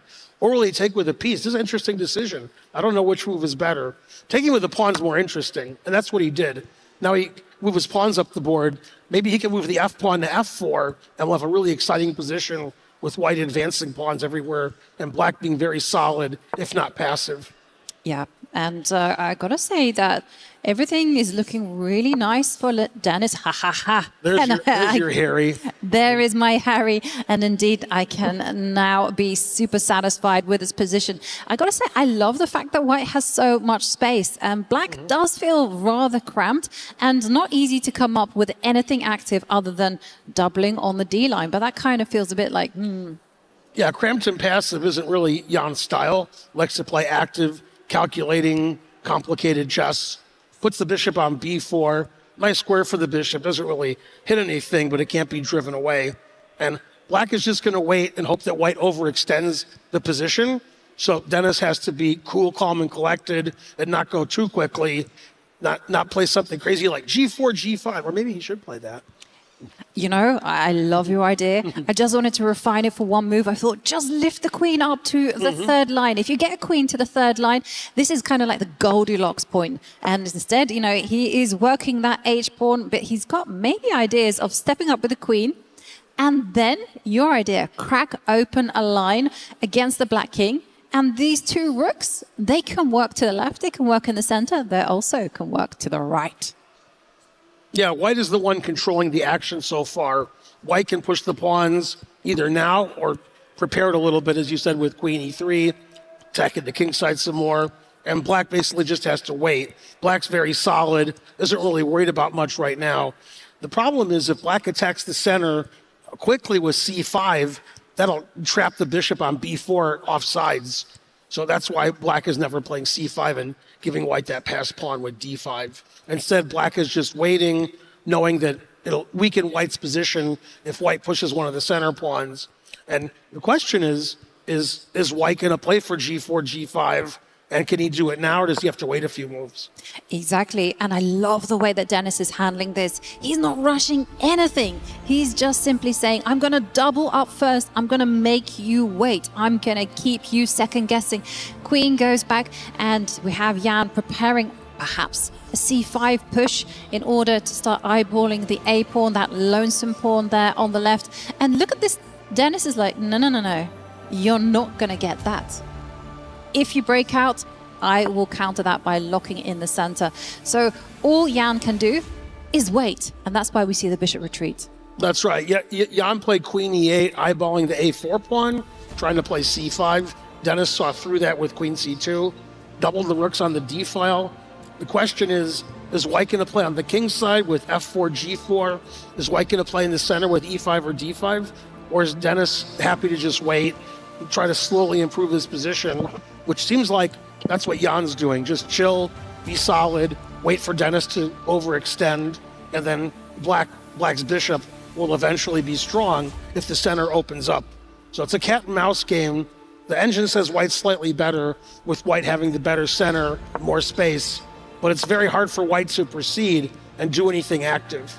Yeah, and White has to keep an eye on those far advanced pawns. You know, there's two potential liabilities in the position. There's the H pawn all the way on the right. There's also that leftmost pawn as well. And so they've got to tread with some care, make sure that both points are connected. And there's no natural breakthrough. In comes the knight. This makes a lot of sense. Just, again, putting the question to Black, what are you going to play? Yeah, it's funny. Both sides just moving around slowly, going to and fro, not really clear what the breakthrough is. And typically in positions like this, people start doing things that are maybe too active once they get below 2 or 3 minutes on their clock. Both sides have a lot of time now, so they're just going slowly. Jan trying out different squares for size for his bishop, e7, d6, b4. They're all okay. And he's simply not worried about anything that White can do. Black's position is really solid with no weaknesses. White has more space. But again, if White overextends, then his position could open up, and it could be to Black's advantage. Exactly. White has more space, but no breakthrough. You can't touch any of those beautiful pawns in the center, and there's no clear path forward. So I suspect the maneuvering game is going to continue for some more. And it's not really clear whether it would be the knight, whether it be the queen or the rooks that's going to be moving. Because if White gets really active and start pushing the pawns, well, there's going to leave behind a lot of weak squares. Queen tucks itself back, and now the question goes over to Jan. What are you going to move? Yeah, basically Dennis has to babysit his a4 pawn with the White queen on b3 or c2. Otherwise, Black's going to play c5 with a discovered attack on the a4 pawn with the queen on e8. And now it looks like Jan is preparing to double rooks on the d file and try to put more pressure on the d4 pawn, which is really well defended. And again, you know, the main idea for White to just push those kingside pawns looks a little too risky. Players are repeating right now. Is either one satisfied with a draw? Oh, we might see a draw here, Yogi. Yeah, as the players are repeating, and, well, we're going to be seeing what is Jan going to do. Is he going to go for that repetition, put that bishop where it came from? Are we going to be seeing that? It was a very refined game. It was like the players had a cup of tea in their hand, and they were casually just maneuvering their pieces. It's a very fair result. But what is going to be the response from Jan? Yeah, Jan can play bishop b4 now and against and instead he said Jan no thank you. Does the opposite and plays the most aggressive move in the position. The queen on e8 is now attacking the pawn on h5. Black weakens his king, and the game is very double-edged now. Maybe the decision was made because not only is Jan super confident at all times, but Jan has a nice time advantage on the clock, and he didn't want to waste it on drawing the game. So very interesting choice from Jan. Good for the spectators. Will it work out in the end? Well, it's certainly a choice because, yes, you have advanced the pawn. But the thing is, though, it's actually Dennis who's going to be sacrificing the pawn because once that pawn recaptures, that knight is going to be driven backwards. And there is a pawn that we mentioned earlier on, that pawn on the right. It's going to fall off. And then White has to be the one finding that compensation. Yeah, and he plays an interesting rook e3 attacking the queen. The knight goes to e5, attacking the black c6 pawn. Black is a pawn ahead, but Black has weakened his king somewhat, and he's weakened his f5 pawn. So now White has some targets. Black has an extra pawn, and I truly think Jan decided to play on instead of repeat because of the clock situation where he has a decided time advantage. Yeah, I think he felt like his opponent was drifting, didn't quite know exactly what to do. And watch out, everyone, because you know that extra pawn, it's going to start advancing up the board. But Dennis is saying, hey, I might be a pawn down, but it doesn't matter because I'm the one getting active. And now this is a fantastic move from Jan, because now the f-pawn is going to be used as a wrecking ball. Yeah, he unpins his f-pawn. He couldn't play f4 previous position because the f-pawn was pinned. So he moves the queen to g4, ready to play f4. White plays f3, a move I usually recommend against, but he's trying to stop black from moving his f-pawn. White has a passed d-pawn. Black's a pawn ahead, but extra pawn isn't worth very much. White's very active. Engine thinks white has excellent compensation for a pawn. Both kings can now get exposed. The game totally changed when Jan played f5, really disturbing the balance of the game and making the game more interesting. Good for Jan. Yeah, and definitely good for us as well as we get to navigate this complicated position. Pawns have been traded off. White is going to step up with the rook. The B pawn is a target. You can also just simply argue, as you said earlier, Ben, that black's extra pawn doesn't really mean much. And hey, it's going to be all about the E line. It's funny, black has an extra pawn, but white is the one with the passed pawn. Black is still defending, playing solid, trying to stop that D pawn from moving. Black's king is pretty safe with extra pawn in front of it. White's king is relatively safe now too. So position's still about equal, but it's a more dynamic equal than we had before. Okay, now that move is pretty risky, opening up the white king on the diagonal, but he's solidifying the rook on e5. Engine says it's okay. I would be worried to play f4 because my king is going to get exposed later. But that's going to be later when both sides have 1 or 2 minutes on the clock. The game is going to really heat up. Totally right. Like if for some reason white loses control of this position, that with that open king, white is going to have serious issues. But for the time being, everything under control. White's rook's extremely active. The queen moves over, blockades its own pawns. And Dennis is just arguing, hey, I'm so active with my pieces, you cannot make progress. Yeah, white defends the D pawn, putting pressure on the F5 pawn. Now they're repeating again. Rook E1, Queen G6, Queen D6, going to and fro. I assume Jan still wants to play for a win with his extra pawn and time advantage. So he's going to try to find a way to not repeat. And I think since white's a pawn down with a minute less on the clock, Dennis won't be upset about drawing the game. And here we go again. Jan playing for the win. A little risky, h5, wants to play the move h4. Black has more pawns on the king's side, so he's trying to use that to his advantage and attack the white king. Very interesting play by Jan. Again, no matter how complicated or interesting it is, the engine always says it's about level because both players are playing at a really high level, not making any mistakes, and the material is very close to balanced. Yeah, but I gotta say, Black is really piling on the pressure, but then Dennis has also found a counter strike of his own, like coming in, big threat of rook taking the pawn. So you got to do something about that. You don't really want to be stepping up with your own pawn to defend it. Neither do you want to go completely on the passive, even though it might be okay. It's certainly ugly. Hey, do we get paid more if we do Counter-Strike instead of just chess? We can do chess and Counter-Strike, get 2 paychecks. That is true. That is Counter-Strike. true. The thing is, I don't know anything about Counter-Strike. Oh, okay. So we'll have to watch Dennis do a Counter-Strike and see what happens. Well, we'll have to see. Because as we're seeing that Nepomniachtchi has gone, yes, okay, fine, ugly chess is necessary. I need to hold on to that all-important F-pawn. And Dennis starts improving the queen. Also ideas of advancing with the D-pawn, whereas Black's extra pawn is still yet to count. It's funny, Black has an extra pawn on the king's side, which doesn't do much, an extra pawn on the queen's side, which doesn't do much, but White's extra pawn can go d6, d7, and that's pretty dangerous. So Jan decides to use his extra pawn on the king's side. Since he played h5, he's going to play h4. Open up that white king. White gets counterplay with d6. Both sides have their advantages now. Black's a pawn up, Black's threatening d6. Black wants to take on g3 and open up White's king. The f5 pawn is weak. And again, the engine doesn't care. The engine just says it's equal because both sides are playing so well. Interesting decision there from Dennis. Doesn't give a check to the king. Instead goes for this, just arguing that the black rook is completely passive. And black is now going to have to use his king to make an assist. The king is going to have to come in and march its way towards that very dangerous d-pawn. So Nepomniachtchi just thinking as to what to do. But this is really... You don't need to think about it too much. Instead, he decides he's got the time. He can defend that f-pawn. And now this is going to be 2 versus 2. It's going to be pretty equal position.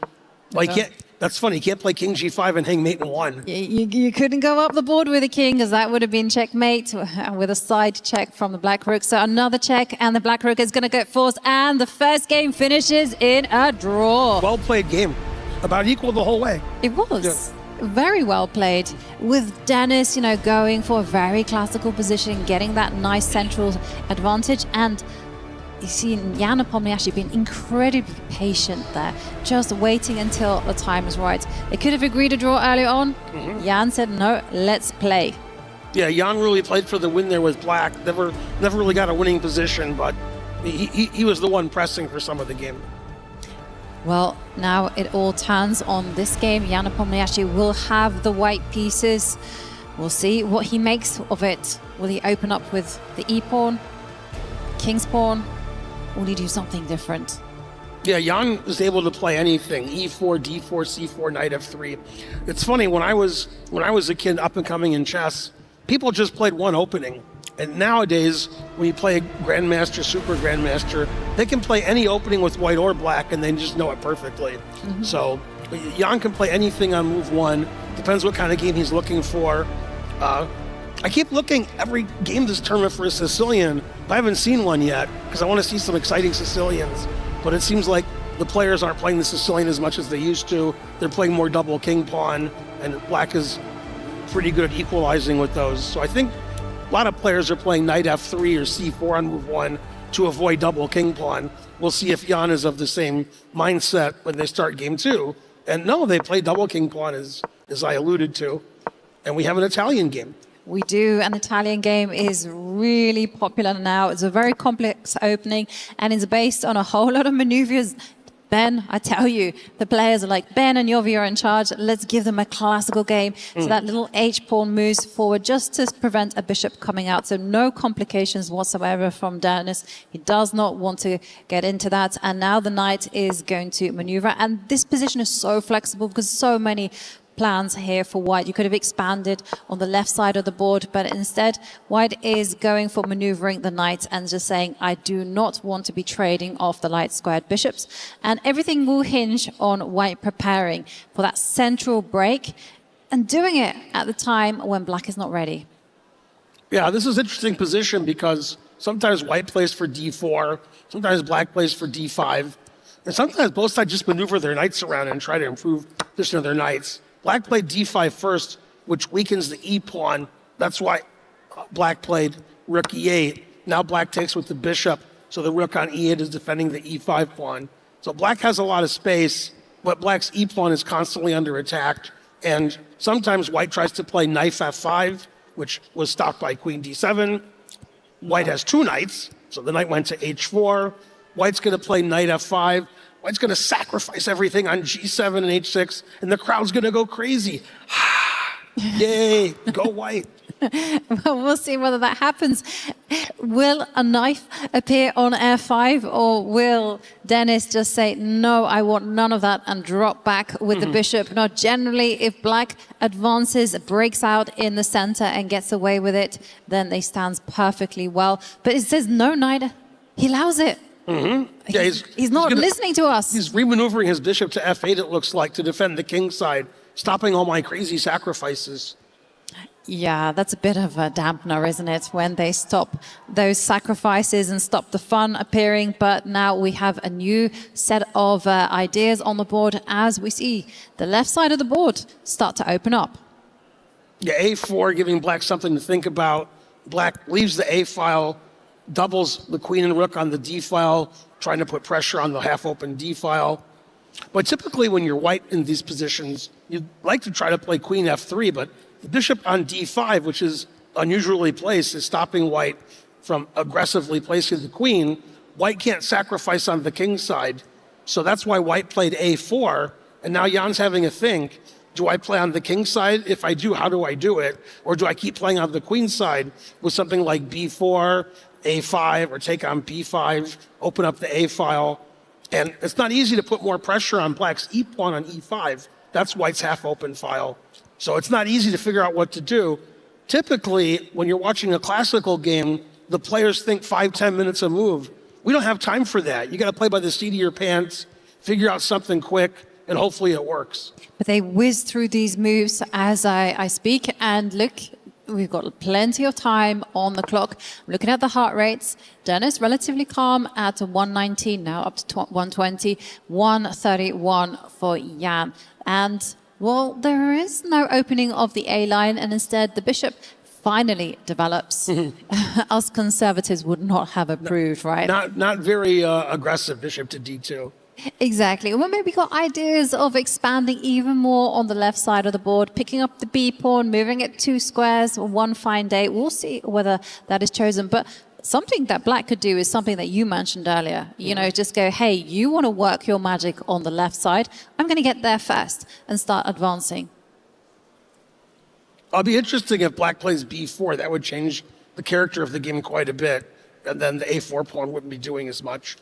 Then white would try to probably play a5, bishop a4, and improve it. And b4 did happen. And Jan gives that a funny look. Like, that's interesting. I don't know if that's good, though. Well, it's interesting, exactly, because it's kind of asking white to change the nature of the game. You don't really want to be picking up your c-pawn and moving it 1 square forward, because that concedes a huge hole in the middle. So you need to keep that tension there. But once you add that tension to the position, it makes calculation that extra bit complicated, as we see Jan make a very quick decision. Just advance the a-pawn, and I was advocating for keeping the tension between the pawns, but Dennis said, no, let me grab the space. Let's force that bishop back. But in fact, I say force that bishop back. You can take the pawn. And yes, the d-pawn is falling. But I gotta say, I don't approve of the structure that black has on the left. Yeah, I was just going to say black has 2 isolated pawns on c7 and a6. Black got rid of white's d pawn. Black has the open b file with rook b8.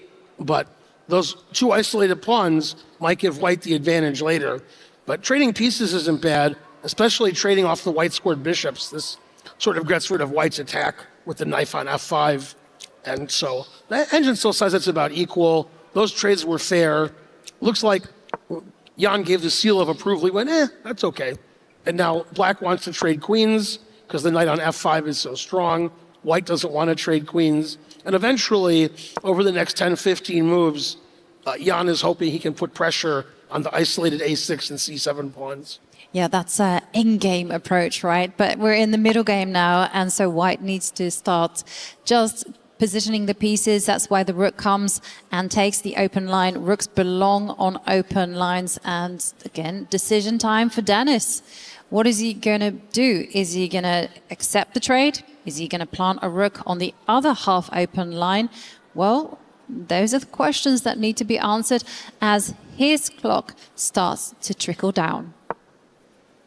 Rook d5, that's an unusual move. Attacking the pawn on a5, I didn't see that coming. And if white defends it with something like b4, then black can double rooks on the d file. So Jan just took the rook, getting rid of the pressure on the a5 pawn. Now the knight is very well placed on d5. Doesn't want to give his bishop away. Plays bishop c1, which unblocks his rook on e1, putting pressure on the black queen on the open e file. And again, engine says white is a little bit better because of black's broken queenside pawns. But black is still pretty solid, and the pieces are pretty well positioned. Yeah, I got to say, a lot of people will be like, well, hang on a second. What is that bishop doing back on its starting square? Well, it kind of works because there's no tension in the position. It's a very gentle one. And here it's all about that in-game that Ben has been referring to. White wants to just trade off the right set of pieces and then focus on targeting those 2 isolated pawns on the left. And in the meantime, Dennis wants to improve his pieces. But one thing I see is that Grandmasters don't like to be pinned, and it is possible for the white rook to slide over one square and set up a pin. Yeah, the rook on e1 is pinning everything on d1, e1. The bishop on c1, which you were alluding to earlier, is not only putting pressure on h6, so black can't play g6, kicking the knight out. It's also defending the backward b2 pawn on the half-open file. And I like when bishops are on f1 and c1. It seems counterintuitive, but they don't block the other pieces. The bishop on c1 isn't blocking the white rook, which can go to d1 or e1 and put pressure on those half-open files. So again, these are the kinds of positions in a classical game which are very slow maneuvering. It's not clear what to do. Players take a lot of time. You can't really do that in a 10-minute game. You got to just play quickly, and that can lead to some mistakes. Both players are playing really well right now. They're playing so well that they're playing the move you suggested, rook to d1. So you know they're playing well. It was a really subtle move, and Jan did play it. I was also tempted to kind of flick the queen the other direction, just because I'm a hack at heart. But this move also super nice as well. And I'm actually struggling to come up with a constructive plan for black. You can't boot that knight away from the beautiful f5 square. And now the rook coming to the d7, well, hang on a second. I would be tempted again to flick the queen all over to the other side. Yeah, a couple of good squares. We got e4, g4, h4. The queen on a4 is actually well placed also, because putting pressure on the diagonal with the knight and rook on that diagonal. Instead, he plays knight e3, trying to get rid of black's most aggressively placed piece, the knight on d5. The other knight can go to f5 later or e4. And the knight on c6, it doesn't really have a good home. It's just defending the pawn on e5. It can't go to d4 or b4. Can't really move anywhere because it's pinned. And instead, Dennis plays knight f4, improving the position of his own knight. The knight can't really go forward anywhere, but it's well placed on f4. It is extremely well placed on f4, but it is just one horse, and one horse does not fell a kingdom. So we're seeing queens, rooks traded, the queen comes there, and I think it's going to be your plan all the way. It's going to be reinforce the left side of the board with the pawns, and then just solidify the king, make sure the king has a hiding place, and then white is going to be targeting, especially that pawn on the A line, the A6 pawn. The position's about equal, the heart rate's about equal, the time on the clock is about equal. And for some reason, the voters said Jan was 87% to win the match. Pretty close match so far. So I don't see either side as a big favorite. Obviously, Jan in classical chess is higher rated, but this isn't classical chess. This is chess with a clock, and the clock equalizes the game. Now here, Jan is threatening knight takes e5, and the knight on f4 would be attacked by the queen and bishop. Also, white's threatening bishop takes f4 and queen takes f4. So white has a few threats against black's looseness on e5 and f4. Does Dennis have a good defense? Does he have to retreat his knight, or can he play something more aggressive? Well, this is the issue, actually. Like, how are you going to defend that pawn? How are you going to actually keep that knight there, right in his golden square? Because if you have to sound the retreat, then white is able to position everything perfectly for that plan that we were talking about. Also, I got to say, there could be a trick in town, because there are some tactical ideas if that knight drops back. And I don't know whether it works. I think it does. Oh, you want to play bishop takes? I do. You kind of gave it the idea to me, Ben. And hey, we got to put it up, because there is an idea that if you just play defensively with the knight, just drop it back, then there might be some attacks. The knight comes forward, and this is And he did play bishop h6. We don't need to show it anymore. Double exclam. The engine loves it. But we can show why that bishop is poisoned. Do not capture that piece. Don't capture, because no, the queen. The queen is going to fall off, and a bishop is worth 3 points. A queen is worth at least 9 points. Not only do you lose your queen, you get your key crushed. Oh, it's a double whammy. Exactly. The math ain't mathing if you take that bishop. So, wow, what a blow. Bishop takes h6. Stunning move, and now the ball is in black's court. And we're seeing that, of course, no one took that bishop, and instead Black said, hey, there's a pawn on b2 that needs to go. It wasn't the best move, apparently, but as the players start to get short on time, well, it becomes harder and harder to play 100% accurately. That's right. So we got a position that was pretty solid for both sides. Both sides took a pawn, one on b2, one on h6, and the engine still says it's around equal. Now, the a5 pawn is weak because white can never play b4. So it looks like Jan missed an opportunity when he played queen e4. Got the knight back on f5. He's still playing for the attack, but now he's down a pawn. He's down a pawn, and who would have thought that, Ben? Because we were saying that Black's pawns on the left are so bad, and it turns out that after everything, it's White's pawns that had to be careful. And now you can feel that because the structure has changed, and also Black is up material, that Black is now taking over. Dennis is the one who is looking in good shape. Yeah, Black is a pawn up. Black's trading pieces. White doesn't really have a big attack, and Black has that past a pawn, which is really strong. Black is really solid. The white bishop, which Jan is using to stop the a pawn, is very poorly placed behind the c pawn. The tactics didn't work out for Jan, and now Dennis is winning. Boy, that bishop's in a lot of trouble. Can I play something like queen a2 or queen b3? I don't like that bishop on b2. You most certainly can put the queen. The best square is to plonk it on b3. You put that queen there, and that bishop is going to find itself in hot water. I don't think there's a good square for it to go. So therefore, Jan is actually banking on complications, and he wants to go for, okay, we're going to see it. We're going to see it here. His big idea is that if you take the bishop, there's going to be a check, and the king is going to be forced to abandon its own bishop. This was not the most precise move. It was more precise to actually drop the knight back to defend the bishop. A knight is a king's best friend. But this one is also still enough to give Dennis an advantage. Never play f6, but h5 is also a mistake. Yeah, Jan, double question mark. The engine's really mean. Well, I could check and take that h pawn if I wanted to. You can. You can also take the bishop. The bishop is worth 3 points. Bishop is good. I'd probably take the bishop. Yeah. I don't know about you. Okay, no, he takes the pawn. He goes for your approach. Why not just get rid of that pesky pawn? And he comes back. Look at this. This is just so sadistic. He's like, first I'm going to pick up your h pawn. Now I'm going to go for your bishop. Yeah, the endings are all pretty winning. Sometimes Black can even play something like queen b7, try to force a trade of material. Wow, Jan keeps wanting to sacrifice his bishop. Eventually, Black's going to take that. Well, I think Black is going to take it right now. And Jan, he is now on his last legs. If he wants to survive this, he has to generate some miracle. And he's getting tilted. He's so angry. It's like the position just turned so quickly, and Dennis took over. If he plays queen e8, then just queen b7 defends everything. Yeah, now he's just playing for tricks. This should just be technique. Now, one thing in Jan's favor with this piece down position that's losing is Dennis has a lot less time on his clock. His heart rate's a lot higher. So sometimes people make mistakes in this position, like queen b6 would be a blunder because queen b7 would be a blunder because of knight d8 check.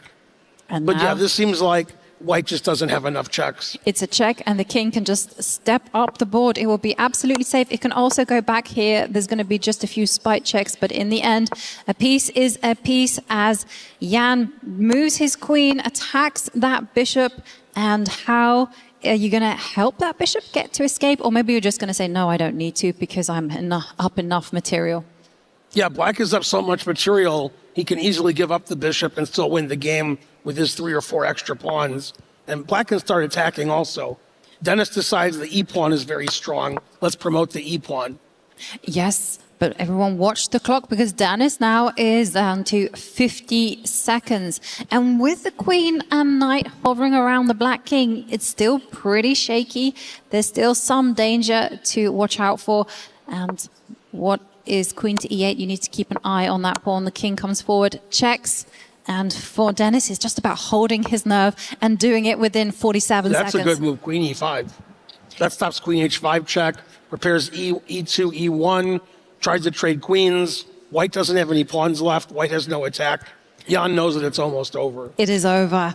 It is over. And the grimace on Jan's face tells us everything. He has no choice. He has to trade off queens. And there is not only a runner of an e-pawn and a whole horde of pawns on the right side, in the center, and the left side. And they are all going to be marching forward. 42 seconds. Down goes the e-pawn. But it's the a-pawn that is the killer, as look at that. It's all cornered and a table slam, and that's it. It's over. Wow, Dennis wins. Amazing. What a comeback. What a game. Especially after Jan played bishop takes h6. Everything went downhill after that. Exactly. After that brilliant move. It wasn't so brilliant after all. You had to play precisely. And Dennis, well, to the relief of his team, AGAL, he makes it through to the quarterfinals. Wow. Just 19 years old and already so calm, so collected. He's so good at chess. Obviously, in classical chess, that's a big upset. The clock is the great equalizer. Lazovic, a brilliant blitz player, as he's shown the last few years. He's the younger player. And a lot of times in quick chess, the younger player does well. As we saw here, he was able to stave off after bishop takes h6, white's attack.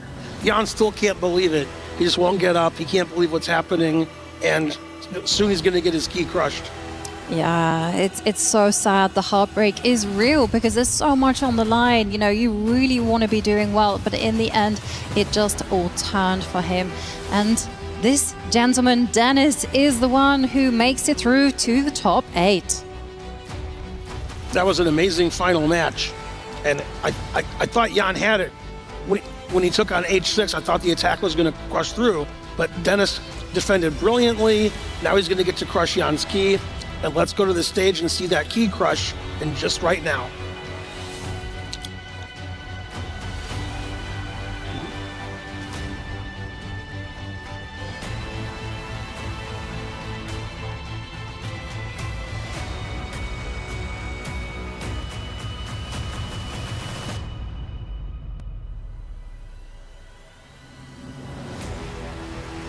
All right, ladies and gentlemen, and as the key is exchanged, please put your hands together one more time for Jan Nepomniachtchi.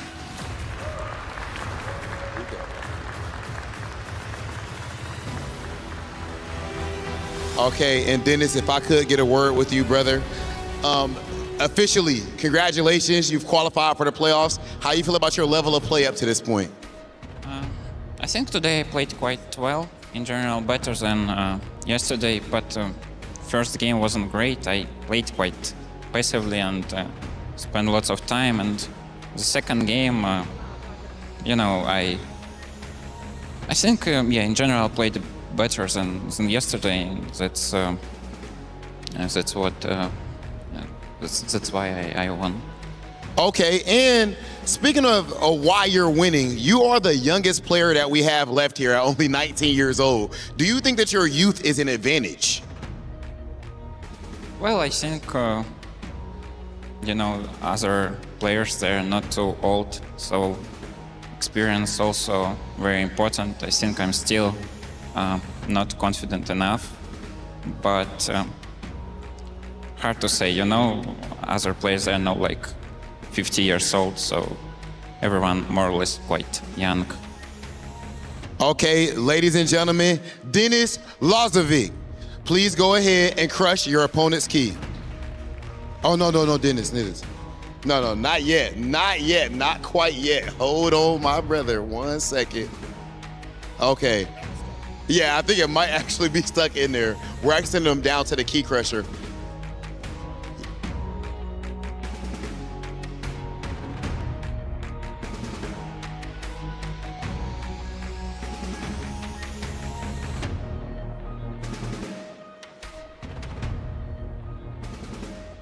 Okay, ladies and gentlemen, it's not quite that time yet. For now, you're gonna go ahead and walk down to the key crusher to crush your opponent's key.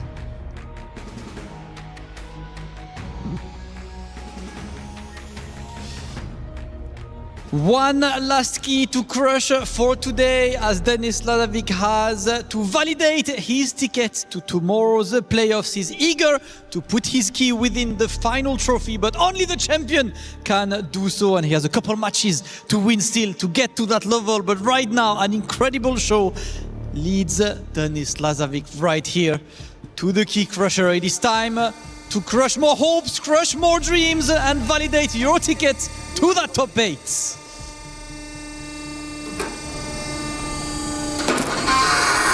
Ooh, another loud one that validates your ticket to top 8. Denis, once again, congratulations. You guys will see Denis tomorrow for playoffs, but there is one thing left to do for today. We are about to go for the play of the knockout reveal. It's a draw to know which player will play who. So you will know Denis Lazovic's opponent in just a few minutes, sending it to the desk, and then we'll be back on stage with today's draw.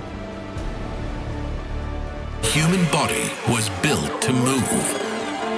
Not trapped at a desk in one singular posture for 12 hours a day. It's time your chair evolved. This is Secret Lab Titan Evo. Ergonomically engineered for you, gamers, hybrid workers, artists, backing your every move. Well, the young gun of Denis Lazovic gets the job done, only 19 years old, but moving on to the playoffs. He is now officially top 8. How far can he continue to go?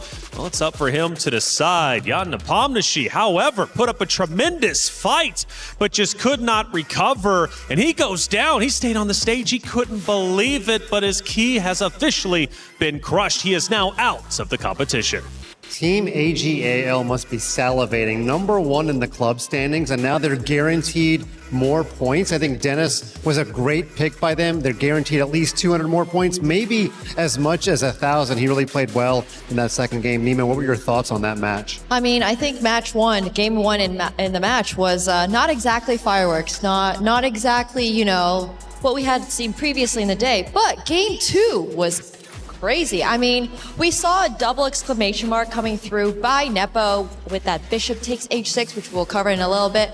But unfortunately, it just wasn't enough. It wasn't, and I think that the pre-match selections by the fans at home were a little more based on Nepo's, you know, veteran nature and world championship status. Lazovic in this format should not have been that big of an underdog. Yeah, you know, Nepomniachtchi writes, has EWC experience. He's done incredibly well. On the other side, though, Denis Lazovic has a great history when it comes to chess, but not necessarily on the EWC stage, which makes him a bit unpredictable, right? So coming in, we didn't know how his performance was going to be outside of AGAL. They knew he was making top 8, and that's why they decided to back him up. But going to that move that you just mentioned, right? Let's actually break that down a little bit further. It's game 2. You noticed a moment and you said, I got to talk about it. For sure. I mean, if you're Nepo playing the white pieces, as you usually do with the white pieces, you are going for the win because you have more initiative, just naturally. Here, he finds a really beautiful move with bishop takes h6, double exclamation mark. This is the Cypress gift. And in this spot, if bishop takes h6, g takes h6, it does leave that square on f6 weak, which means Jan would have won Denis's queen. Now, of course, Denis didn't take it, and instead he played knight takes b2 here, which eventually led to Denis actually getting a better position. Yeah, we call that pawn on g7 an overworked piece. It was trying to guard h6 and f6, but actually it was Nepomniachtchi who was overworked because he was getting worked on the board and worked on the clock. I wouldn't want to face Denis, so world-class player, and Nepomniachtchi is going to have to go home due to the youngest kid remaining, a teenager. Yeah, Nepomniachtchi, by the way, 5th through 8th last year. This time around, he doesn't even get out of his own group. Just comes to show you the scale of competition that's here on the EWC stage. It is year 2 after all, and the competition only gets better. Yeah, it absolutely does. In fact, the creme de la creme are still sitting around. In fact, most of the top players that our fans are familiar with, they didn't even have to play today, although they do have some work left. We'll get to that in a minute. They get to make some fun selections. So all of those big names are going to come back and play a few more games of chess, but no more double elimination. Everything you see on the next 2 days is going to be win or go home. Yeah, that's right, single elimination. But the benefit is, and we'll talk more about it tomorrow, you do get more matches, or at least more games, in your match. Which is very nice because, as we have talked about multiple times, this 10+0 format is crazy because why are we even throwing the +0 there if all it means is that there is no increment? that might open up the board to more openings being played, because if you're white in game one of a 2-game match, you don't want to play anything too exotic or too risky, since you don't have any more whites in case you have to make a comeback. So this is actually why the World Championship of Classical Chess was extended, because they want the players to feel like they can take risks in the opening games and have time to recover. Sure. Now, Denis Lazovic, to go back to him, now going into tomorrow's competition for playoffs, we don't know who he's playing just yet. We still have our knockout reveal in just a little bit, where the opponents are in fact going to choose who they want to play in the opening matches tomorrow. But Denis Lazovic, where does he rank now in the 8 competitors that have made it through? What do you think? I think Denis ranks pretty high. We talked a little bit about his Speed Chess Championships experience, where he did knock out Hikaru Nakamura to earn himself a spot here at EWC earlier this year. And I think that was a really crazy match, because once again, it was so long. It was 26 games. Oh my gosh, that sounds crazy. But the fact that he was able to have nerves of steel the whole way through, come out with just 1 point ahead, 13.5, 12.5, and in Armageddon, I mean, he was completely lost against Bovehead. He was being checkmated at 3. Yeah, checkmated in 3. That actually, if that would have went down, by the way, I would have read out. You wouldn't have had a host anymore. Chat might have actually loved that. I don't know. Either way, let's take a look at our groups. Group A and B was highly competitive over the past 2 days. They are now officially done, however, and we now officially know who at least have advanced to playoffs and the keys that were crushed. It's crazy. Today we crushed 8 total keys. We started with 16 competitors. We now have our top 8. Looking at Group B, what do you see? Yeah, over there in Group B, we saw Magnus and Hikaru. They got to sit today, and down there at the bottom, we just saw Lazovic advance and Hans. Now, I think what the crowd would really like to see is the Magnus-Hans rematch. We've got some rules that are actually going to preclude that, but we're starting to get to the phase where we're going to prognosticate in a few minutes about who's going to pick who. I actually don't think that Denis is the player people want to face. I think Hans is going to get picked over Denis there. But a lot of youth at the bottom, a lot of veterans on top. That's what I see. The veterans got through, and they need that day off to rest themselves. Maybe so. Group A, though, was equally as competitive, and it went through the gauntlet. At least the competitors did. It was not easy to make it through into playoffs. We just witnessed the last remaining games coming out from there. But as we take a look at Group A, the big talking point here was Wei Yi coming in, right, from the LCQ. How far would he be able to go? Well, Alireza Firouzja ended up shutting him down, and ultimately Nihal Sarin took him out, but also took down his next opponent to secure a spot in the playoffs. He's looking pretty good, but so are the 3 others. I mean, everybody here is just so strong. We haven't seen much of Nordebek actually here on Stream A, because he's been so busy crushing it on Stream B. He went 4-0? Yeah, he's played the fewest games because he won them all, and he sat at home today. So that's a good way to go under the radar, is when you just win everything. But he should not be trifled with. World number 7, by the way, and it's great to see him advance to the playoffs. Keys were crushed today all day long. Pranesh ended up getting his own key crushing moment in the venue. He felt good about it. Double thumbs up. How could you not be happy, right? Crushing your opponent's keys, but some of them are loud, as you can see. Nihal looks absolutely terrified in that shot, but I'm sure he is very glad to have crushed his opponent's key and be moving on into the main stage. Yeah, you can't really see it on camera, but the players actually wear double headphones, and maybe we need to allow them to keep those headphones on during the key crush there. So Nihal, I'm sorry if we hurt you a little bit, but that's really fun to watch. And what happens to all the extra scraps? Do they get all polished off by our guy in white gloves? No, that's it. He takes them, and you can use those keys that are crushed if you become a champion, right? You get to pick from 3 of them, and some of these keys that were crushed might in fact be used for their own trophy moving forward at the end of day number 5, Saturday.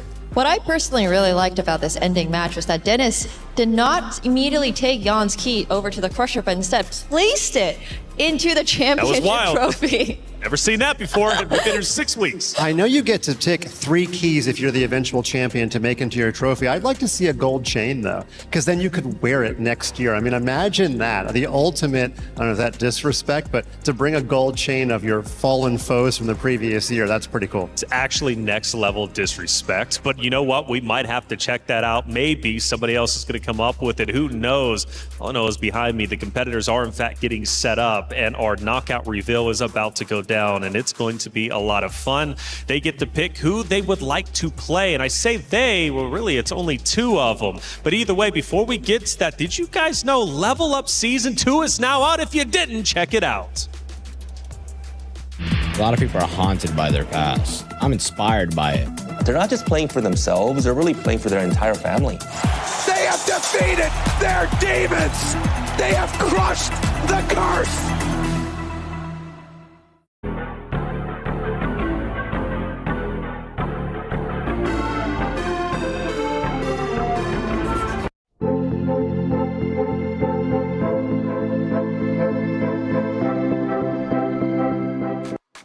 Well, the playoffs are set, but the matches are not. It's time for the knockout reveal. Bear with me as I read the rules to you because there's a lot of them. Number one, upper bracket players are ranked and seeded first to fourth based on FIDE rating, plus match game and round win-loss differences, with a coin toss breaking any remaining ties. Number two, the highest seeded players from each phase 2 group earns the right to select their quarterfinal opponent. Number three, opponent selections cannot be made from the player's own phase 2 group, aka Group A. If you're in Group A, you cannot choose from Group A. You got to choose from Group B and vice versa. And number four, the remaining upper bracket players are automatically assigned to the last unselected opponent from the opposite phase 2 group. Like I said, Group A choosing from Group B. Now, with all the rules out of the way, let's theory craft a little bit, okay? Now, Magnus is the first seed. Now, even though Hikaru does have the second highest FIDE score, because he's in the same group as Magnus, Magnus gets the selection over him, and Hikaru is gonna have to just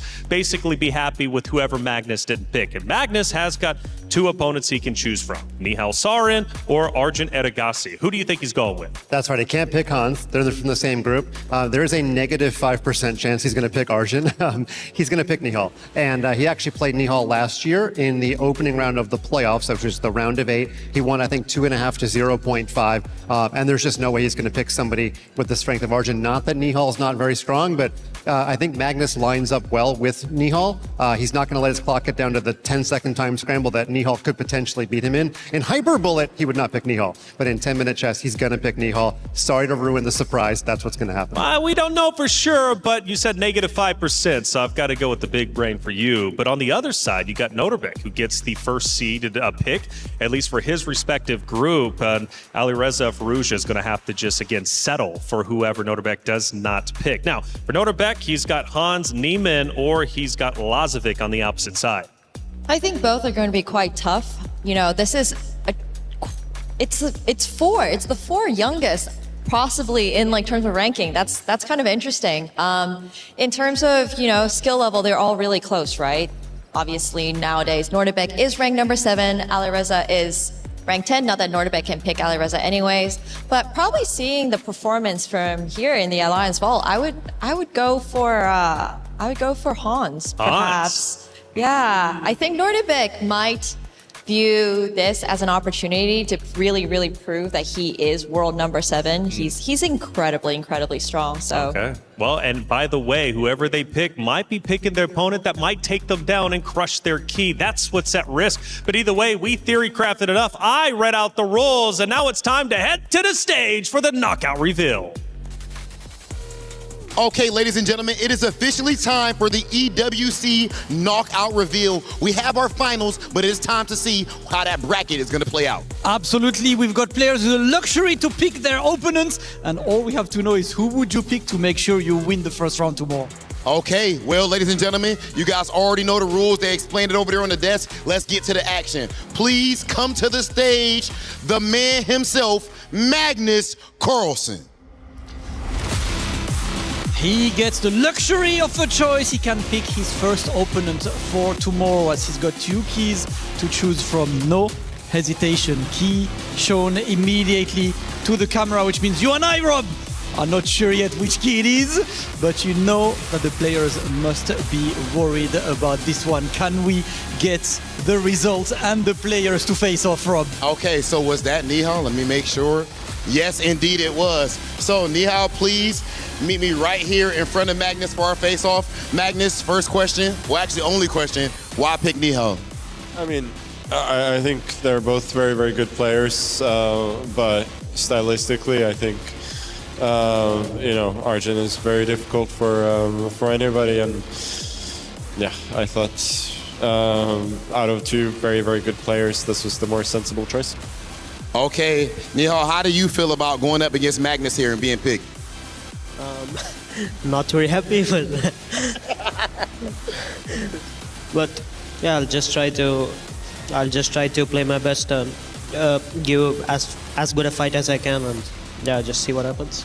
Okay, ladies and gentlemen, we have our first matchup officially set. It will be Nihal going head-to-head with Magnus. Much luck to both of you guys, and we'll see how everything plays out tomorrow. You guys can actually go ahead and exit the stage as we find out our next matchups. And we do now know officially we're going to have Arjun versus Hikaru as well. Ooh, banger match is only Rob, but now it is time to figure out the other side of these brackets. Of course, I'll see these two gentlemen there waiting to see who will pick them as an opponent. It is time to welcome onto the stage Nodebek Abdusarov. Ooh, Rob, same thing. That's the question. Is there hesitation? Have you planned something? We're still taking a moment, and there is no moment to be waiting for. I do believe that is Dennis being picked there by Nodebek. Can I please have the two players? Yep. Can I have Dennis? Can you also go right there for the face-off, of course? And I've got a quick question for both of you, of course. Nodebek, why pick Dennis over Hans? I think they are both same strengths, very close. I played many games against Hans, so I thought that this time would be interesting to play against Dennis, because I mostly played against him online, so would be interesting. All right, from online to in-person, Dennis, how do you feel coming up on this matchup? I think it's nice because I didn't want to play against Alireza, so I'm like, it's okay. All right, you know what? Both players happy for their choice. This is the match you will see tomorrow. Abdusarov versus Lazavic. Guys, you guys can exit the stage now that we have our matches. And Hans Niemann, of course, will be facing Alireza Firouzja. Rob, nothing but bangers tomorrow. Nothing but bangers, top to bottom, and you can expect nothing less here at the Esports World Cup. Our finals bracket, our playoffs bracket is officially set, and the action is going to be absolutely insane. Let's send things over to the studio to break everything down. Hollywood Rob TV in Damascus, thank you so much. The knockout reveal is done with. They picked their opponents, and we now officially know what our playoff bracket is going to look like. Yeah, it was interesting there when Magnus picked Nihal. He was trying to be as politically correct as possible and make sure that he gave both players their credit. But when Nihal was asked how he felt, he admitted to something that Magnus has said for many years, which is players, I have a psychological advantage when I sit down on the board because players are afraid of me. And Nihal admitted to it, being basically afraid of Magnus. Well, it does happen. He's got a lot of aura, and he is, in fact, a returning champion. But for Dennis, hey, he's got to go against Nodebek. But he said, I'm actually okay with that.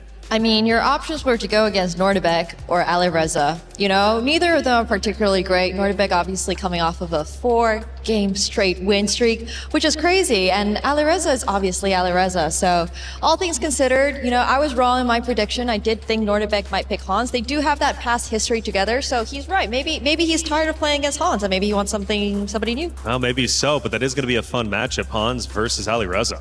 Yeah, maybe Dennis kind of nudged his key forward a little bit there to encourage him a little bit. But it's like, you know, the little kid on the basketball court, like, pick me. But he, yeah, it sounded like, if we believe them at their word, Nodebek wanted to just play somebody creatively that he hadn't played a lot before. He just wants to enjoy himself up there on the stage. But it was a much tougher call for Nodebek. Magnus, I think we knew he was going to pick Nihal. But what about Edagaisi going against Hikaru? That's the final and last matchup. Never easy to go against Hikaru. Never easy to go against Hikaru, but if we have found anything out from this EWC, Arjun is also extremely difficult to play against. I do think that their playstyles are going to match up really well together for the viewers. It might be fun for them too, but especially for us, we're going to see some excitement. Both players really do like that kind of initiative, aggressive, attacking position. Arjun doesn't like to defend too much, but And Hikaru better get off on a faster start than he did in his opening match because he really struggled in that first game. I believe he just barely held the draw as white. Of course, he's got 4 games against Arjun, but you're just going to be punished against a world-class player. He's got to get off to a better start. But this could be crazy. Magnus Carlsen at the top, but Alireza Firouzja as well could face off in semifinals, right? That was grand finals from last year. Meanwhile, on the bottom, Denis Lazovic, the 19-year-old prodigy now from AGAL, going against Nodebek. If he pushes forward, he either gets Hikaru or Edagaisi, both incredibly difficult matches. Do we want to make a prediction for grand finals now? I don't know if we want to make a prediction for the grand finals, but I do think a lot of people are going to be rooting for El Clasico. In case you haven't heard of it before, it is Magnus Carlsen against Hikaru Nakamura. Oh, yeah. That's why, honestly, last year, that's what I was thinking we would get, but we didn't. Yeah, Noterbeck was my dark horse. However, it's hard to root against the Hikaru versus Magnus, matchup. It seems to happen on the reg, as they say, because we just don't know who's going to win that one. And Magnus may have to take down 2 Falcons like he did last year. I think he broke out his archery bow after he won those matches, and he's on a collision course for a couple of Falcons. But Noterbeck was my dark horse, and he played the cleanest chess yesterday, so it's not a foregone conclusion. All right, he's looking to clip those wings of the Falcons. Team Liquid, they need the points, and they've got the right guy to do it, Magnus Carlsen. Either way, though, the playoffs bracket is set. The opponents have chosen who they want to play. Let us know, what do you think about the bracket? Who do you think is going to be in grand finals? All I know is I'm ready for playoffs, but we're going to have to wait until tomorrow, because tomorrow the playoffs start. The journey for $1.5 million, $250,000 goes down. It'll be day 1 of playoffs starting tomorrow.